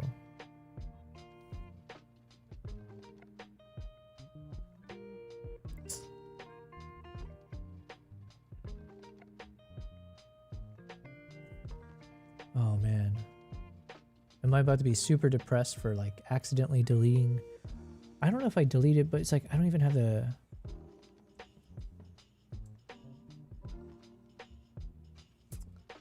Alright, let's see if I can find it. Heart of the cards, maybe it's somewhere here, you know?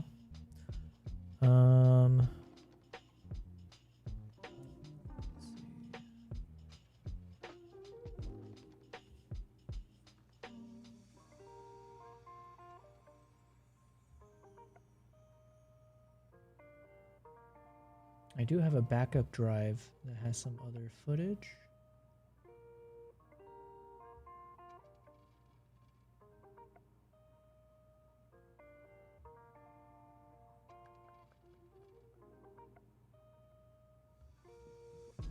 Let's see.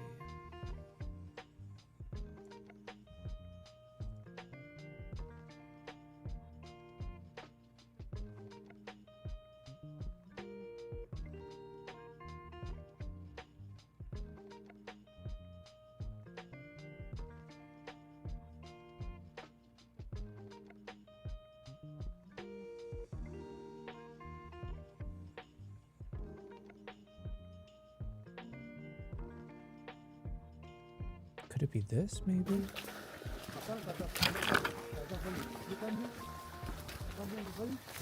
Oh, maybe it's this one. So, okay, maybe it wasn't the GoPro. Is this Osmo Pocket? Come on. Let this be it. I think this is it. Oh, thank Christ. All right, I think this is it. Ooh.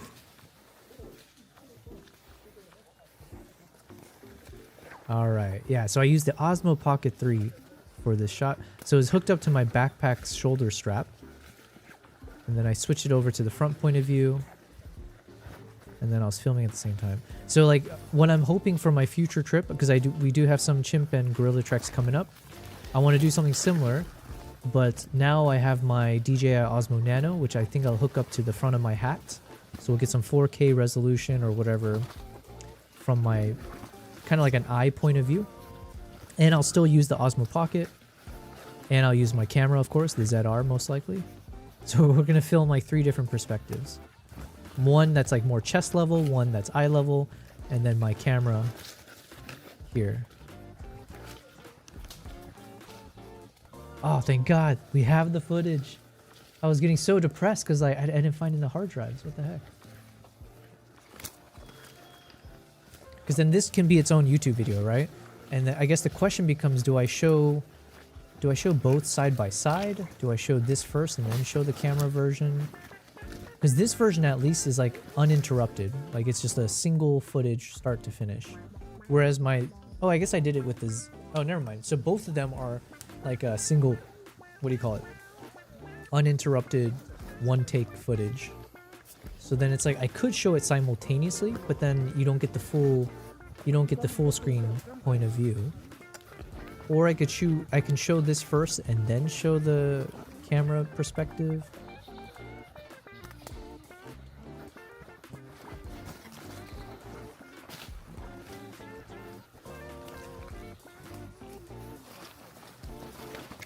Yeah, so I turned off the camera here because I was getting through the bit more dense area.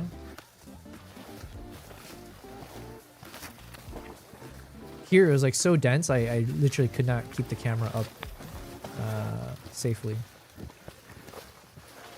And I was trapped here, I think, trying to figure out where to go.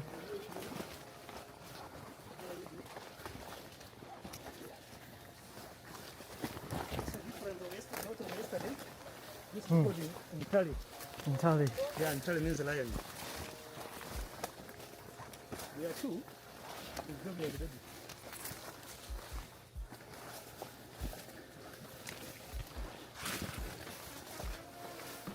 We're looking for more food. There are two. Yeah. This was so intense, by the way. Oh.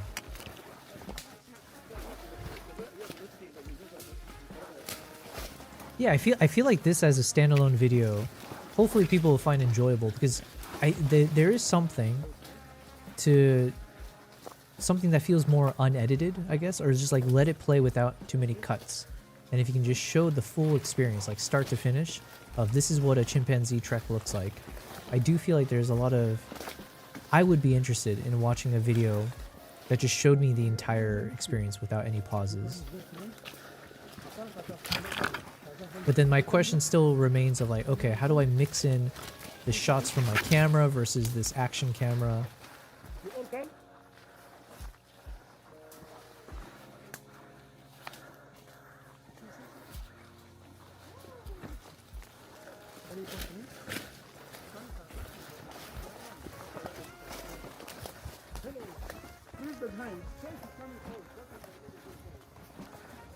Also, I was kind of shocked that the guides were basically just like, yeah, feel free, just chase after the chimps.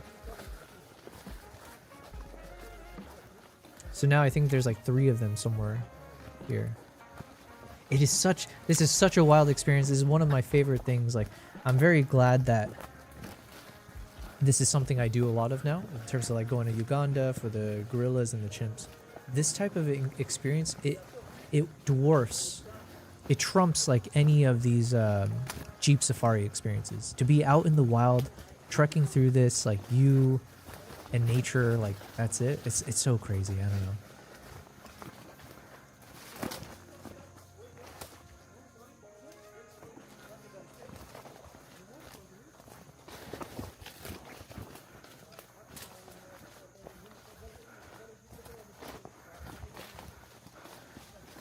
And I think at some point, finally, I hit some kind of dead end. I took one turn too wrong, and then it was like, oh, well, I'm stuck. This might have been it. It's like, what the heck do I do?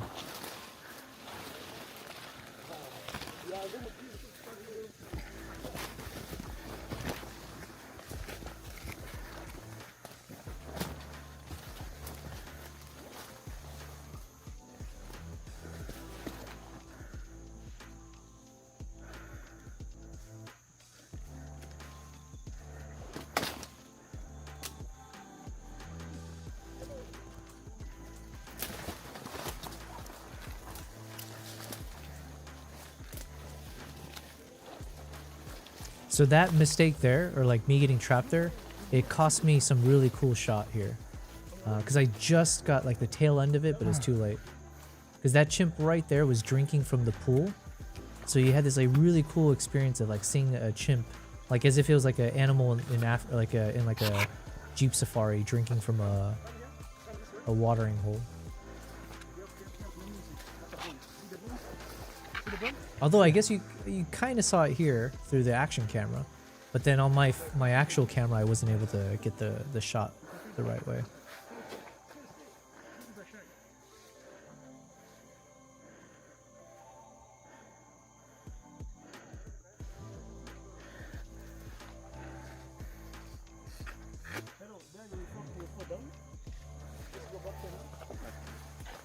Yeah.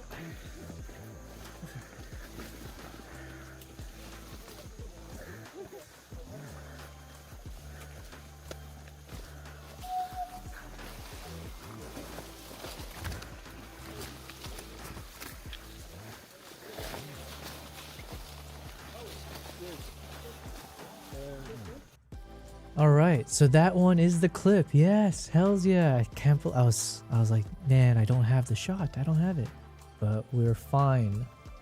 So let me bring this over. So that's the GoPro. I guess not the GoPro. I have to stop saying that. It's the Osmo Pocket 3, and then the original clip I think was on the Z9 maybe. Let's see. Rachel's asking, have I tried the Insta360? Yes, I have the Insta360 Go 2. And I have the Insta360 X4. So the Go 2, I used it on this trip actually, where I clipped it onto my hat and then shot. And then I had my X4. I think I used it on one of these treks where it's like a 360 camera. But yeah, what I was mentioning is now I have upgraded to this guy here. So I've got the Osmo Nano. So this one, same thing though. I can hook this guy onto my hat. I have like the clips and stuff. And then this one is like the storage and the extra battery and stuff like that. So I'm very excited to use this one for sure. And then I still have the Osmo Pocket, and I'm hoping the Osmo Pocket 4 comes out soon because I would love to use that. Because you're seeing the proof of it, right? This was all shot with that Osmo Pocket 3, and you can see the difference when you see how I shot with the camera. It's like very shaky. Obviously, I'm like moving around with it, but with the Osmo Pocket, like the stabilization's great. It's perfect for these types of scenarios of like very action packed, you know, whatever. And the quality, obviously I'll see how much I can make it better once we put some color grading to it. I believe this was all shot in that D-Log format. Hopefully it should be. So then the Z9, let's find the equivalent shot here. Where would it be?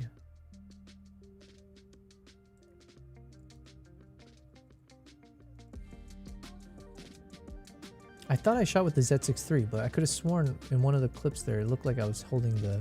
Okay, it is the Z6 III. Good.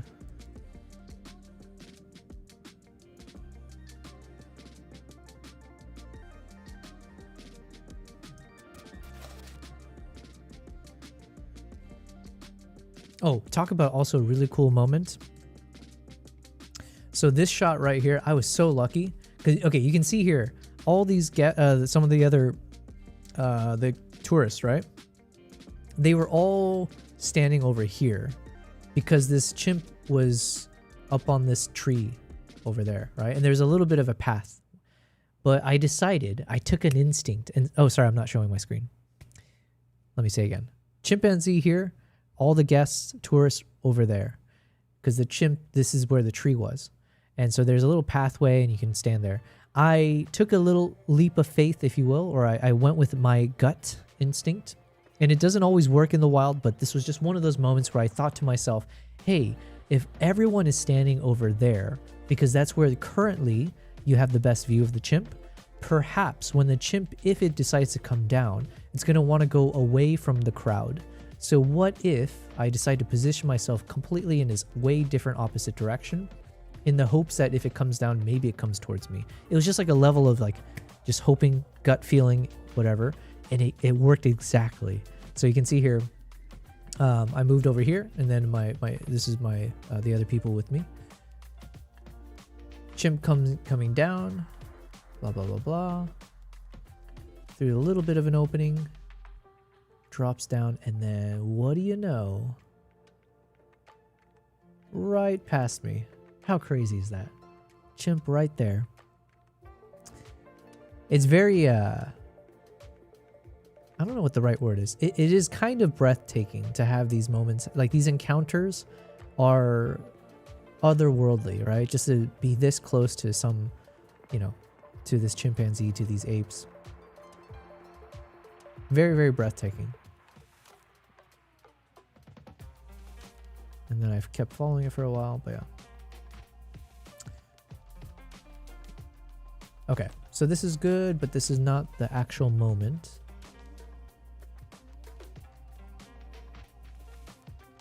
So I think this must be it, yeah? Yeah, okay, so this is the one that's synchronized to the shot that I have from the Osmo Pocket. And I'm assuming this one as well because I paused it a few times. And look how cool this moment is. So then you see the baby climbing up here. And the mom is up ahead. And then just it does a jump down. And I got that perfect focus. Oh man, I was on my A game. No, not always. I was on my A- game. I did miss it at the very end when I got hit with the dead end. But there's a few of these moments that I locked on with the footage. I cannot wait to go on more of these. I should have some chimp treks coming up in the next 2 months, right? On some of these upcoming trips. So I cannot wait. So let me drag this one over. And I think this one as well, yeah?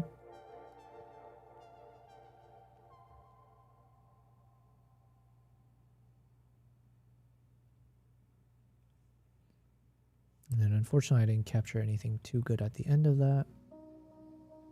And this is as much as I was able to get. So the shot that I was explaining where this chimp was chilling at this watering hole is all I got. And I keep making the same mistake. Honestly, this is something I should make a behind the lens episode on this because I do think it's a good learning. Let me write it down in case I forget. Although it might not be worth making a whole episode on it.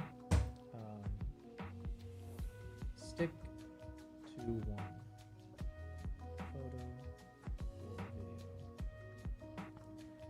Okay, so this is a problem that I have as a hybrid shooter. So as someone that's always doing a mixture of photos and videos, the problem you always run into is like you only have one moment, right? It's not like you can split into two and take photo and video. So what do you do if you're someone who's super into photography, but you're also now really getting into video and both have its purpose or value? And the problem becomes I try to hedge my bets by doing both, right? So the moment arrives and I'm in whatever mode, I capture for a bit and then I flip over into photo mode to get some photos as well, or vice versa. I'm in photo modes, I take a few and then I flip over to video. But the problem is like these moments in the wild, they just happen like that. You know, the time it literally, how many times I've lost count. The time it takes for you to flip from photo to video or vice versa, the moment's gone. The chimp or whatever animal just does its thing or is on the move. And now it's like that split second of you having to get your camera settings proper or like hit the record button or whatever it might be. It's gone, right? And now you end up with two kind of messed up shots instead of just one clean shot. So I made that mistake here because you can see here, obviously I was filming. And so I think I filmed here, but it's a very quick clip because I filmed for a second and I turned it off and I switched over to photo mode because I wanted to get a photo of it drinking from the water. But I should have just kept with the video because if I kept with the video, I would have gotten everything. Even if it's not getting that photo shot, it's just like, you just stick to one and do it well. So yeah, it's like, it's a problem. It's a mistake I make constantly where I have this hybrid mindset where I'm like, let me just switch over and get one of each. And you end up breaking both in that process. So hopefully I've learned my lesson. So now it's more of like, just stick to one thing while you're capturing the animal. Wait for a proper pause before you decide to switch over to photo mode or video. Otherwise, yeah. Yeah, because like, look at this. There's a moment here, and then there's a moment where it starts to drink from the pond.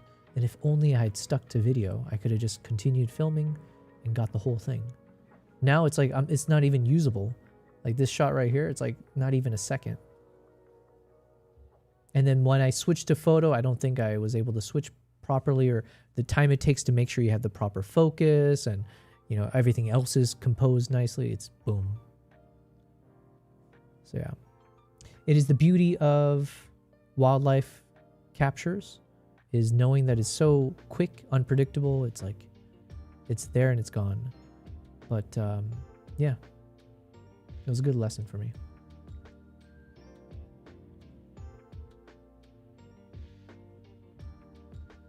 I wonder if I have some shots because it did start pouring rain. I wonder if I have some good shots of that.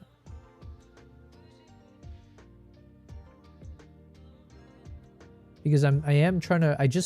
I finished filming an upcoming video from my YouTube channel, which is it's basically about my 1 year of traveling with the Nikon Z6 III, and like the thing that surprised me the most about it. So as part of that, there will be some montages. Like there'll be a montage of like some of my best clips that I've captured with the Z6 III. And I have a line in there where I talk about how I basically traveled with the Z6 III across 7 different countries through rain and snow and dust and all that. So I think I need to find a shot where it's clearly raining heavily, because obviously that would be the perfect B-roll for what I'm talking about. So I guess one of these could work, maybe. Daytor says, I say goodbye for today. Wish you the best. Thank you very much. Thank you for gracing us with your presence, Daytor. I appreciate you being here. And yeah. I'll be here tomorrow, assuming I'm not dead. Not to make too much light of it, but assuming we have survived another day of this bloody war that nobody asked for. I'll see you then. Yeah. But thank you very much for being here. I appreciate it. Ooh, here we go. Okay, so this is a perfect one I need to include. So this is like an example of the Z6 III in the pouring rain. And it was pouring. You can kind of see it in the lens here. It was like fogging over and all that other stuff. But I think it'll work. So let me drag this one into another potential project. Rain shots of Z6 III. No. Rain shots with Z6 III.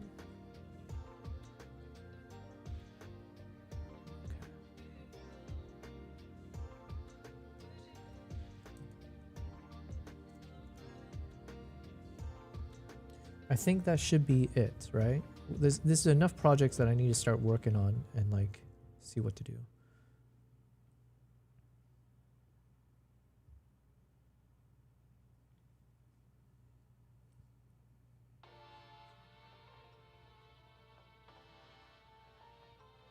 Oh, I am so happy. I was getting so depressed, honestly, that I thought I didn't save this footage. Where is it now? Yeah, this one. Is there anything else I can keep from this? Let's see. Like, would this be useful to watch? Let me see. But this one, there's no chimps. So I feel like this is just like extra footage of what it looks like to be on a chimp trek. But it's not the actual golden moment. I don't know. We'll see.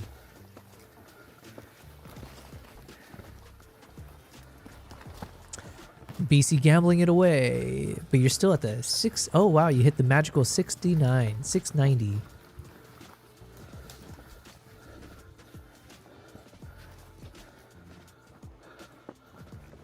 Listen to me breathing so heavily.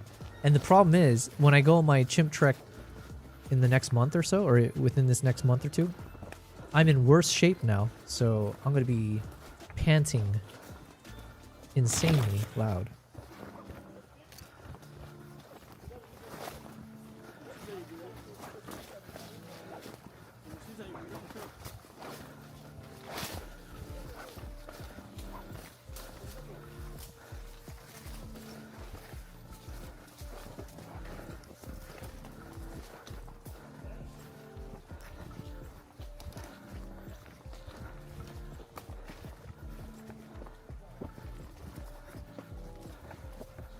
I mean, this one could have its own value as well, because it's like, this is literally all part of that experience.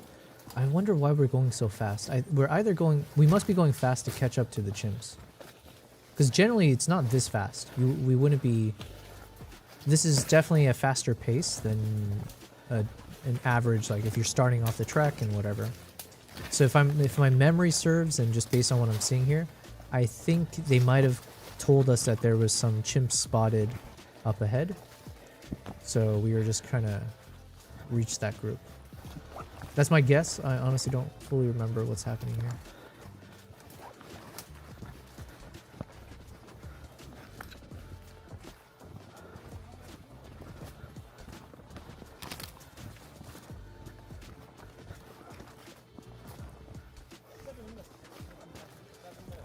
Okay.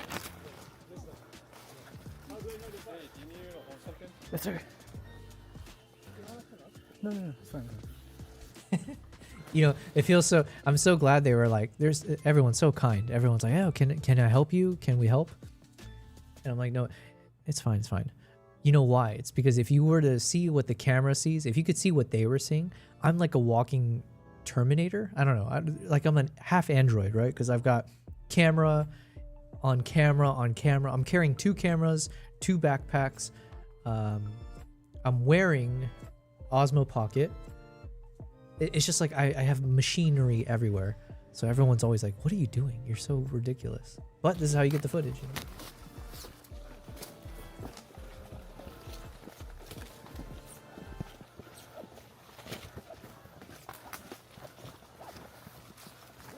So the Insta360, while it's great because obviously it's like a 360 degree and everything, inside the jungle, it's much more challenging because you got to stick it on a selfie stick, right?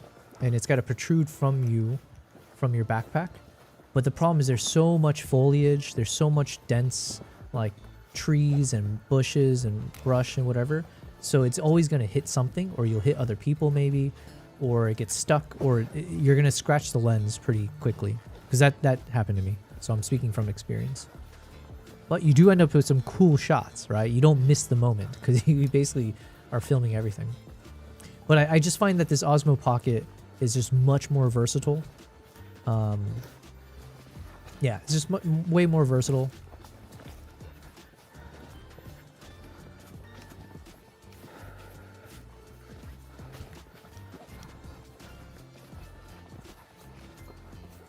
Yeah, these guys are speeding. Jesus. I might need to go to the gym and just do some cardio, I'm realizing. Because I got like so many trips lined up, assuming I'm able to escape Dubai. And most of these trips, I believe, it's going to be pretty strenuous. So...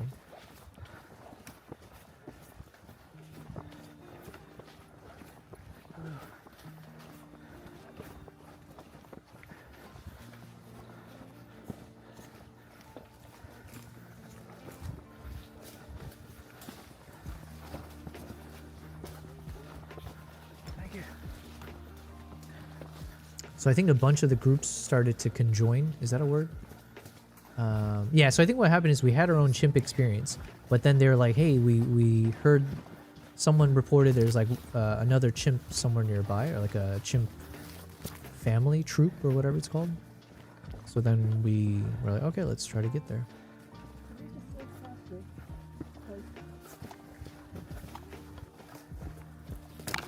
Oof. Thank you. See, the Osmo Pocket can take some damage as well. It's got slapped in the face a few times and it's...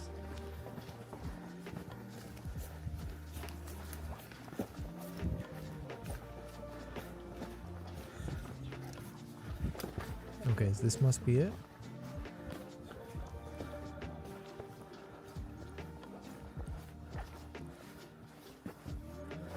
Oh yeah, this is it. I remember this now vividly. Chimp was basically right there. And there's like a thick tree trunk that was like super wet, but like they allowed us to climb over it if we felt like it to try to get some shots. And of course I felt like it, so. But it's like very slippery, you had to be careful. First put on the mask, then you...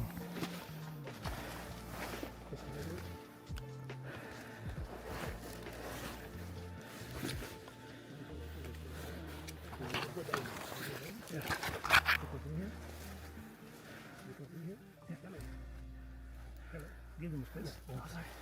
It's okay. No, the leg here. Yes.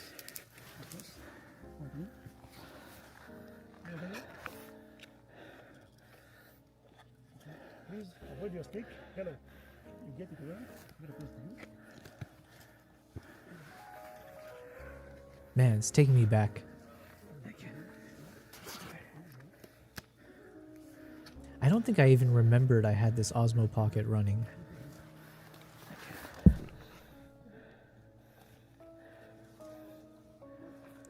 So yeah, the chimp was right there. And I think they said this is the alpha.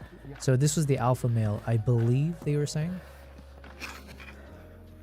And he was just like lounging there.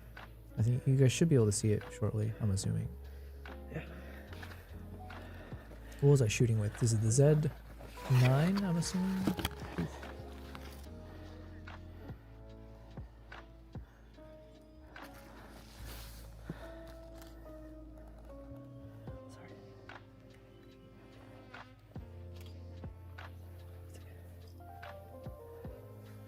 There he is.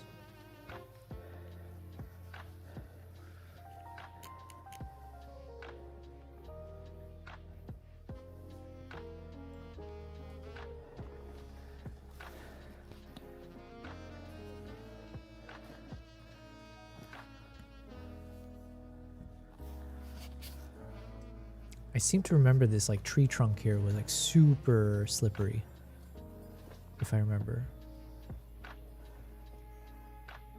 And at some point they let the, you know, because you're always like, okay, you don't want to encroach, so you have to like ask for permission or just make sure you don't do something stupid. You don't want to be that dumb tourist that does the thing that ruins it for everyone, you know?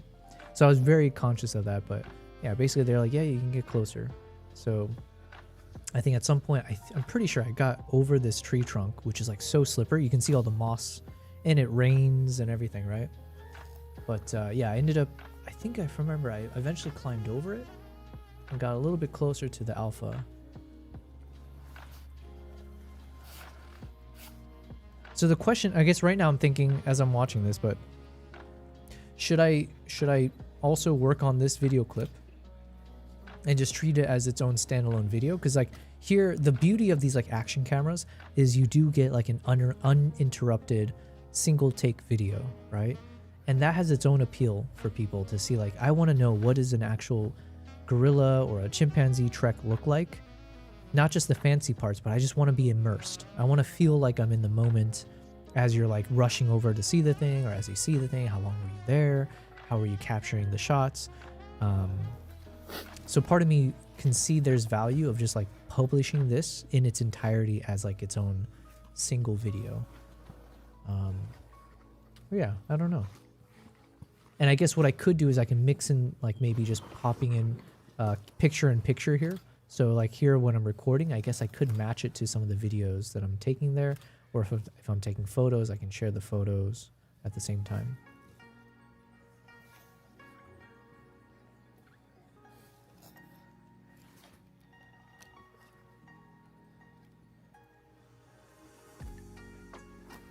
Good view.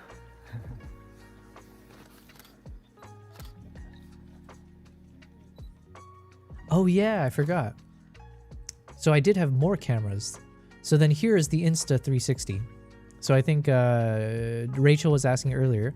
So I have the Insta360 X4 connected to my camera here. Oh my God. So if it was recording, I think it was. Technically, I have multiple camera angles from the same experience. Because then here, this was recording like a front point of view or like an interior shot. So it's like selfie mode, but from underneath my camera. So you can actually see me holding the camera and stuff. It's like a unique angle.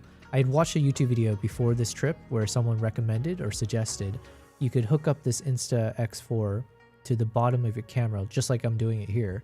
Even though it doesn't look like it can actually get a good reach, but because of the craziness of this 360 camera, you can actually end up getting this like cool shot of you holding the camera. So I wonder if I had it running. I'm assuming I did.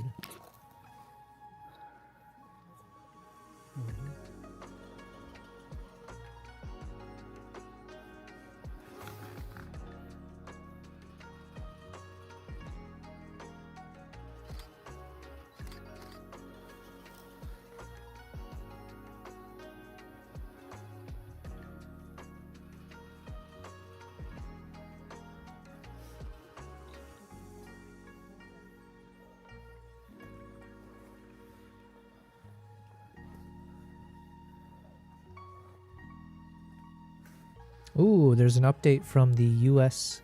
Department of State, or whatever it's called. Let's see. It says,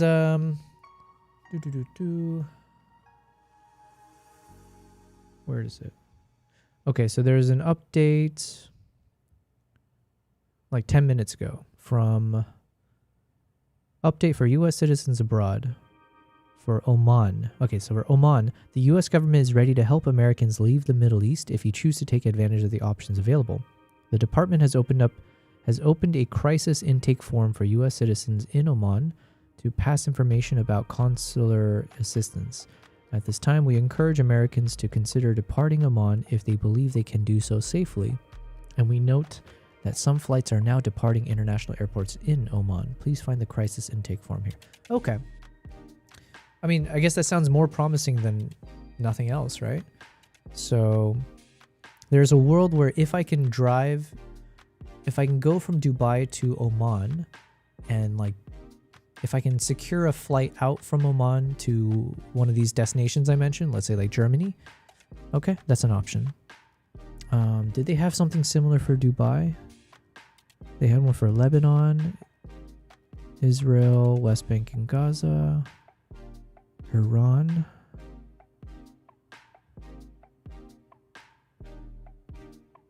Iraq, Saudi. Okay, so they didn't make a post directly for the UAE. However, the post they had made prior was just like a general, so they had a general message that said like, hey, we'll help you get out of the UAE. So I have to do some kind of crisis intake form. I got to fill out some form. So I don't know what that means. Maybe that does mean that maybe they will financially support me getting out of here, or maybe they're just like passing on information or something. But it says the State Department is assisting Americans 24/7 to depart the Middle East. They say that, but when I tried calling the freaking number, it didn't work, okay? Americans trying to get home from Bahrain, Israel, Kuwait, Saudi, UAE, or Qatar, complete this form to request that we contact you with info on U.S. government-facilitated departure options as they become available. Okay, so I need to do that tonight after the stream. Americans in the Middle East, contact this number. I could have sworn I tried that, but I'll try again. Okay, so those might be my options. All right, well, good to know.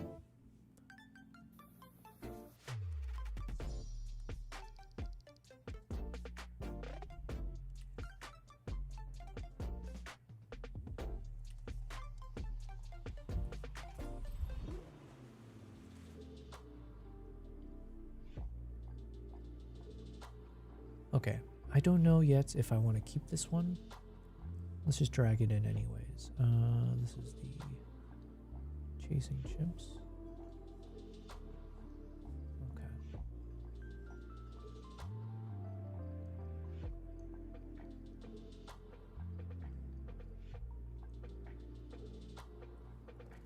Okay, so we do have some Insta camera shots, but I have to put it through the Insta 360 system.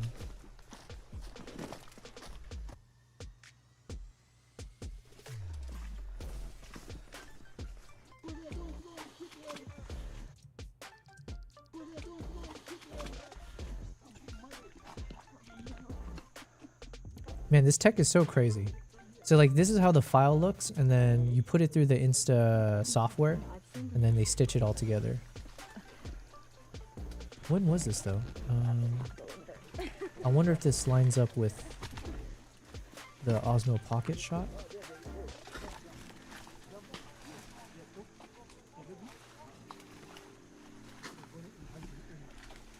Man, I look so ridiculous. So you can see I have the Osmo Pocket on the shoulder strap of the backpack. I got the sling bag. I got this camera here. I got a camera inside the sling bag. I've got a DJI mic dangling on the strap for the audio. And then I had a magnetic necklace for another camera. And then I had the Insta X4, which is what we're watching here. The levels of absurdity watching me here. Okay, I wonder though, do I have the whole track? It's very nice.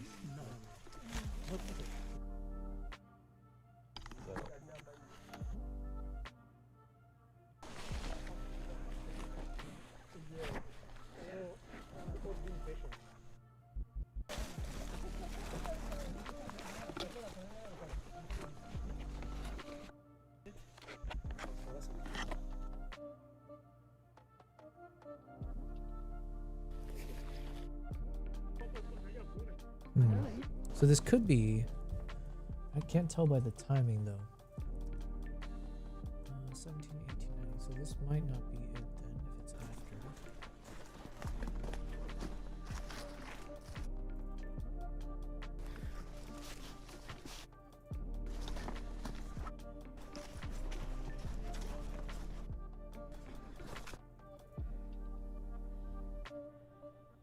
Oh yeah, so okay, so this was synced to that. Yes.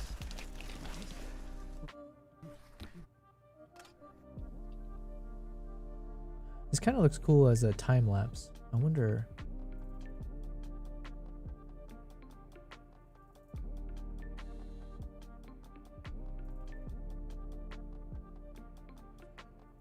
Yeah, because the camera's so fixed. It's like barely moves. So there's a cool aspect to this I gotta consider as like a time lapse.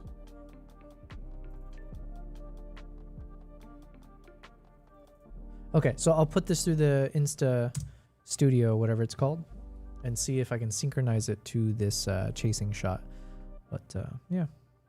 Okay, listen guys, it is now literally 1 minute to midnight. All right, what a fun stream, guys. We chilled.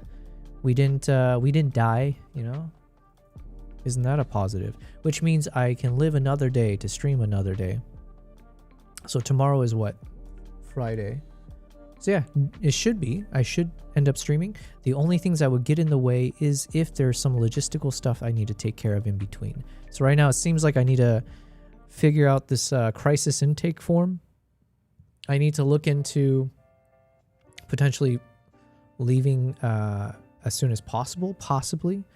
Because I guess if they tell me there's a window tomorrow or like 2 days from now where it's like, hey, you can leave right now to Germany, but you need to leave now.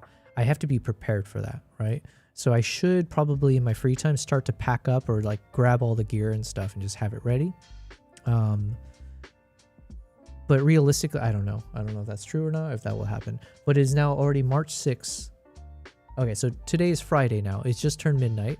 So March 6th, and I have at least 1 week.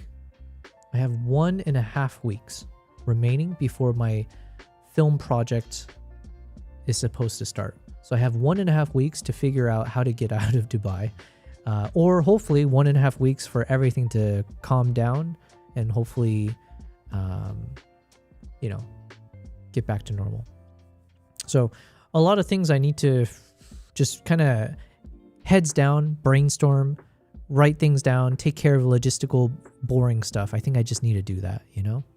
So Rachel says, be safe. Well, thank you very much. I appreciate it. Listen, weird times, okay? Weird times, but do not worry about me, guys. I do feel pretty confident saying this, that I think I handle stress very well, or I don't let it necessarily, I don't show it often.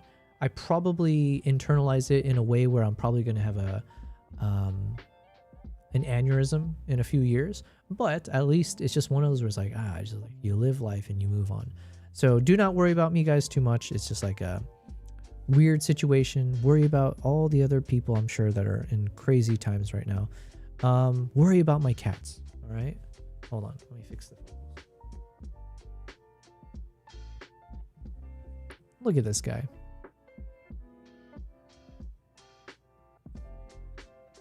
And nada.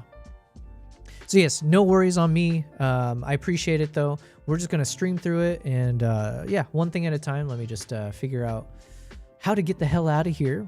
And I also need to, the other thing is I have a few things I still need to purchase for my upcoming trips. But my assumption was that if I try to purchase it, if it's not coming from from UAE already, I'm assuming it might get stuck, because I don't think flights can come into Dubai right now anyways. So if I try to get something shipped over to me, it might be impossible.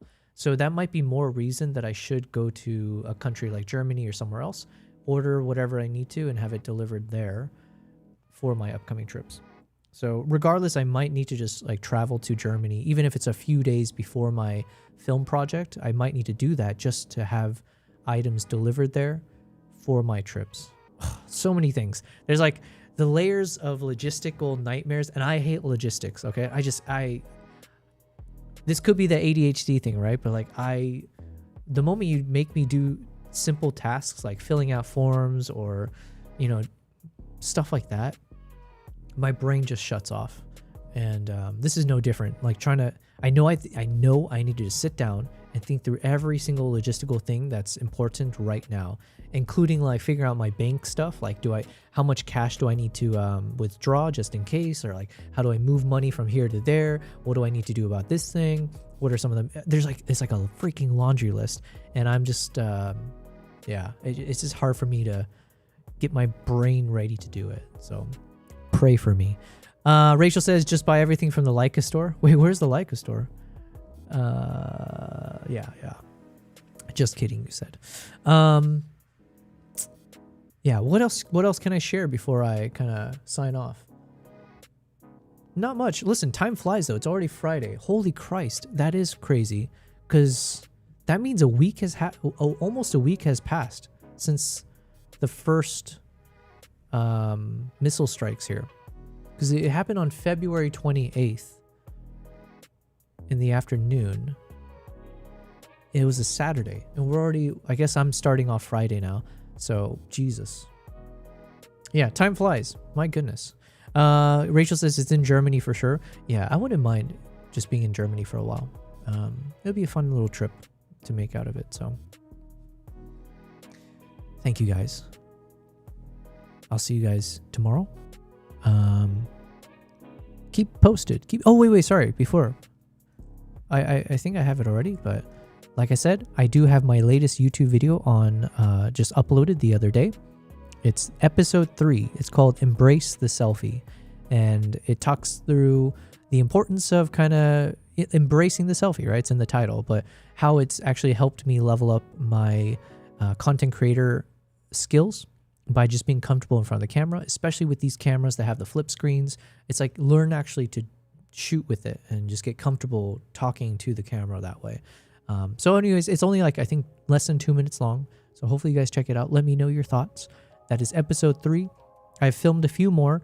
I'm working with the editor to get the next ones up and running. And one of the things I'm trying to do now also behind the scenes is, like I said, you're seeing me kind of collect a bunch of the clips that I need to start editing for potential work. But also knowing that if I have to fly out of the country in any like coming days, I want to make sure I still have enough content for my editor to work with as well, so that if you are following my YouTube channel, hopefully you won't get bored because I'm radio silent for too long. No, we got a game plan. I want you guys to obviously feel like your support for my channel and what I do is having some kind of payback or payoff for you guys and to enjoy it. So yeah, those are things in the work. So I appreciate all the support and all that fun stuff. If I die, we'll figure out who gets what. If my cameras survive any kind of craziness, I think DTK already claimed one of the cameras. Well, you know, dibs. All right. Okay, cool. Cheers, guys.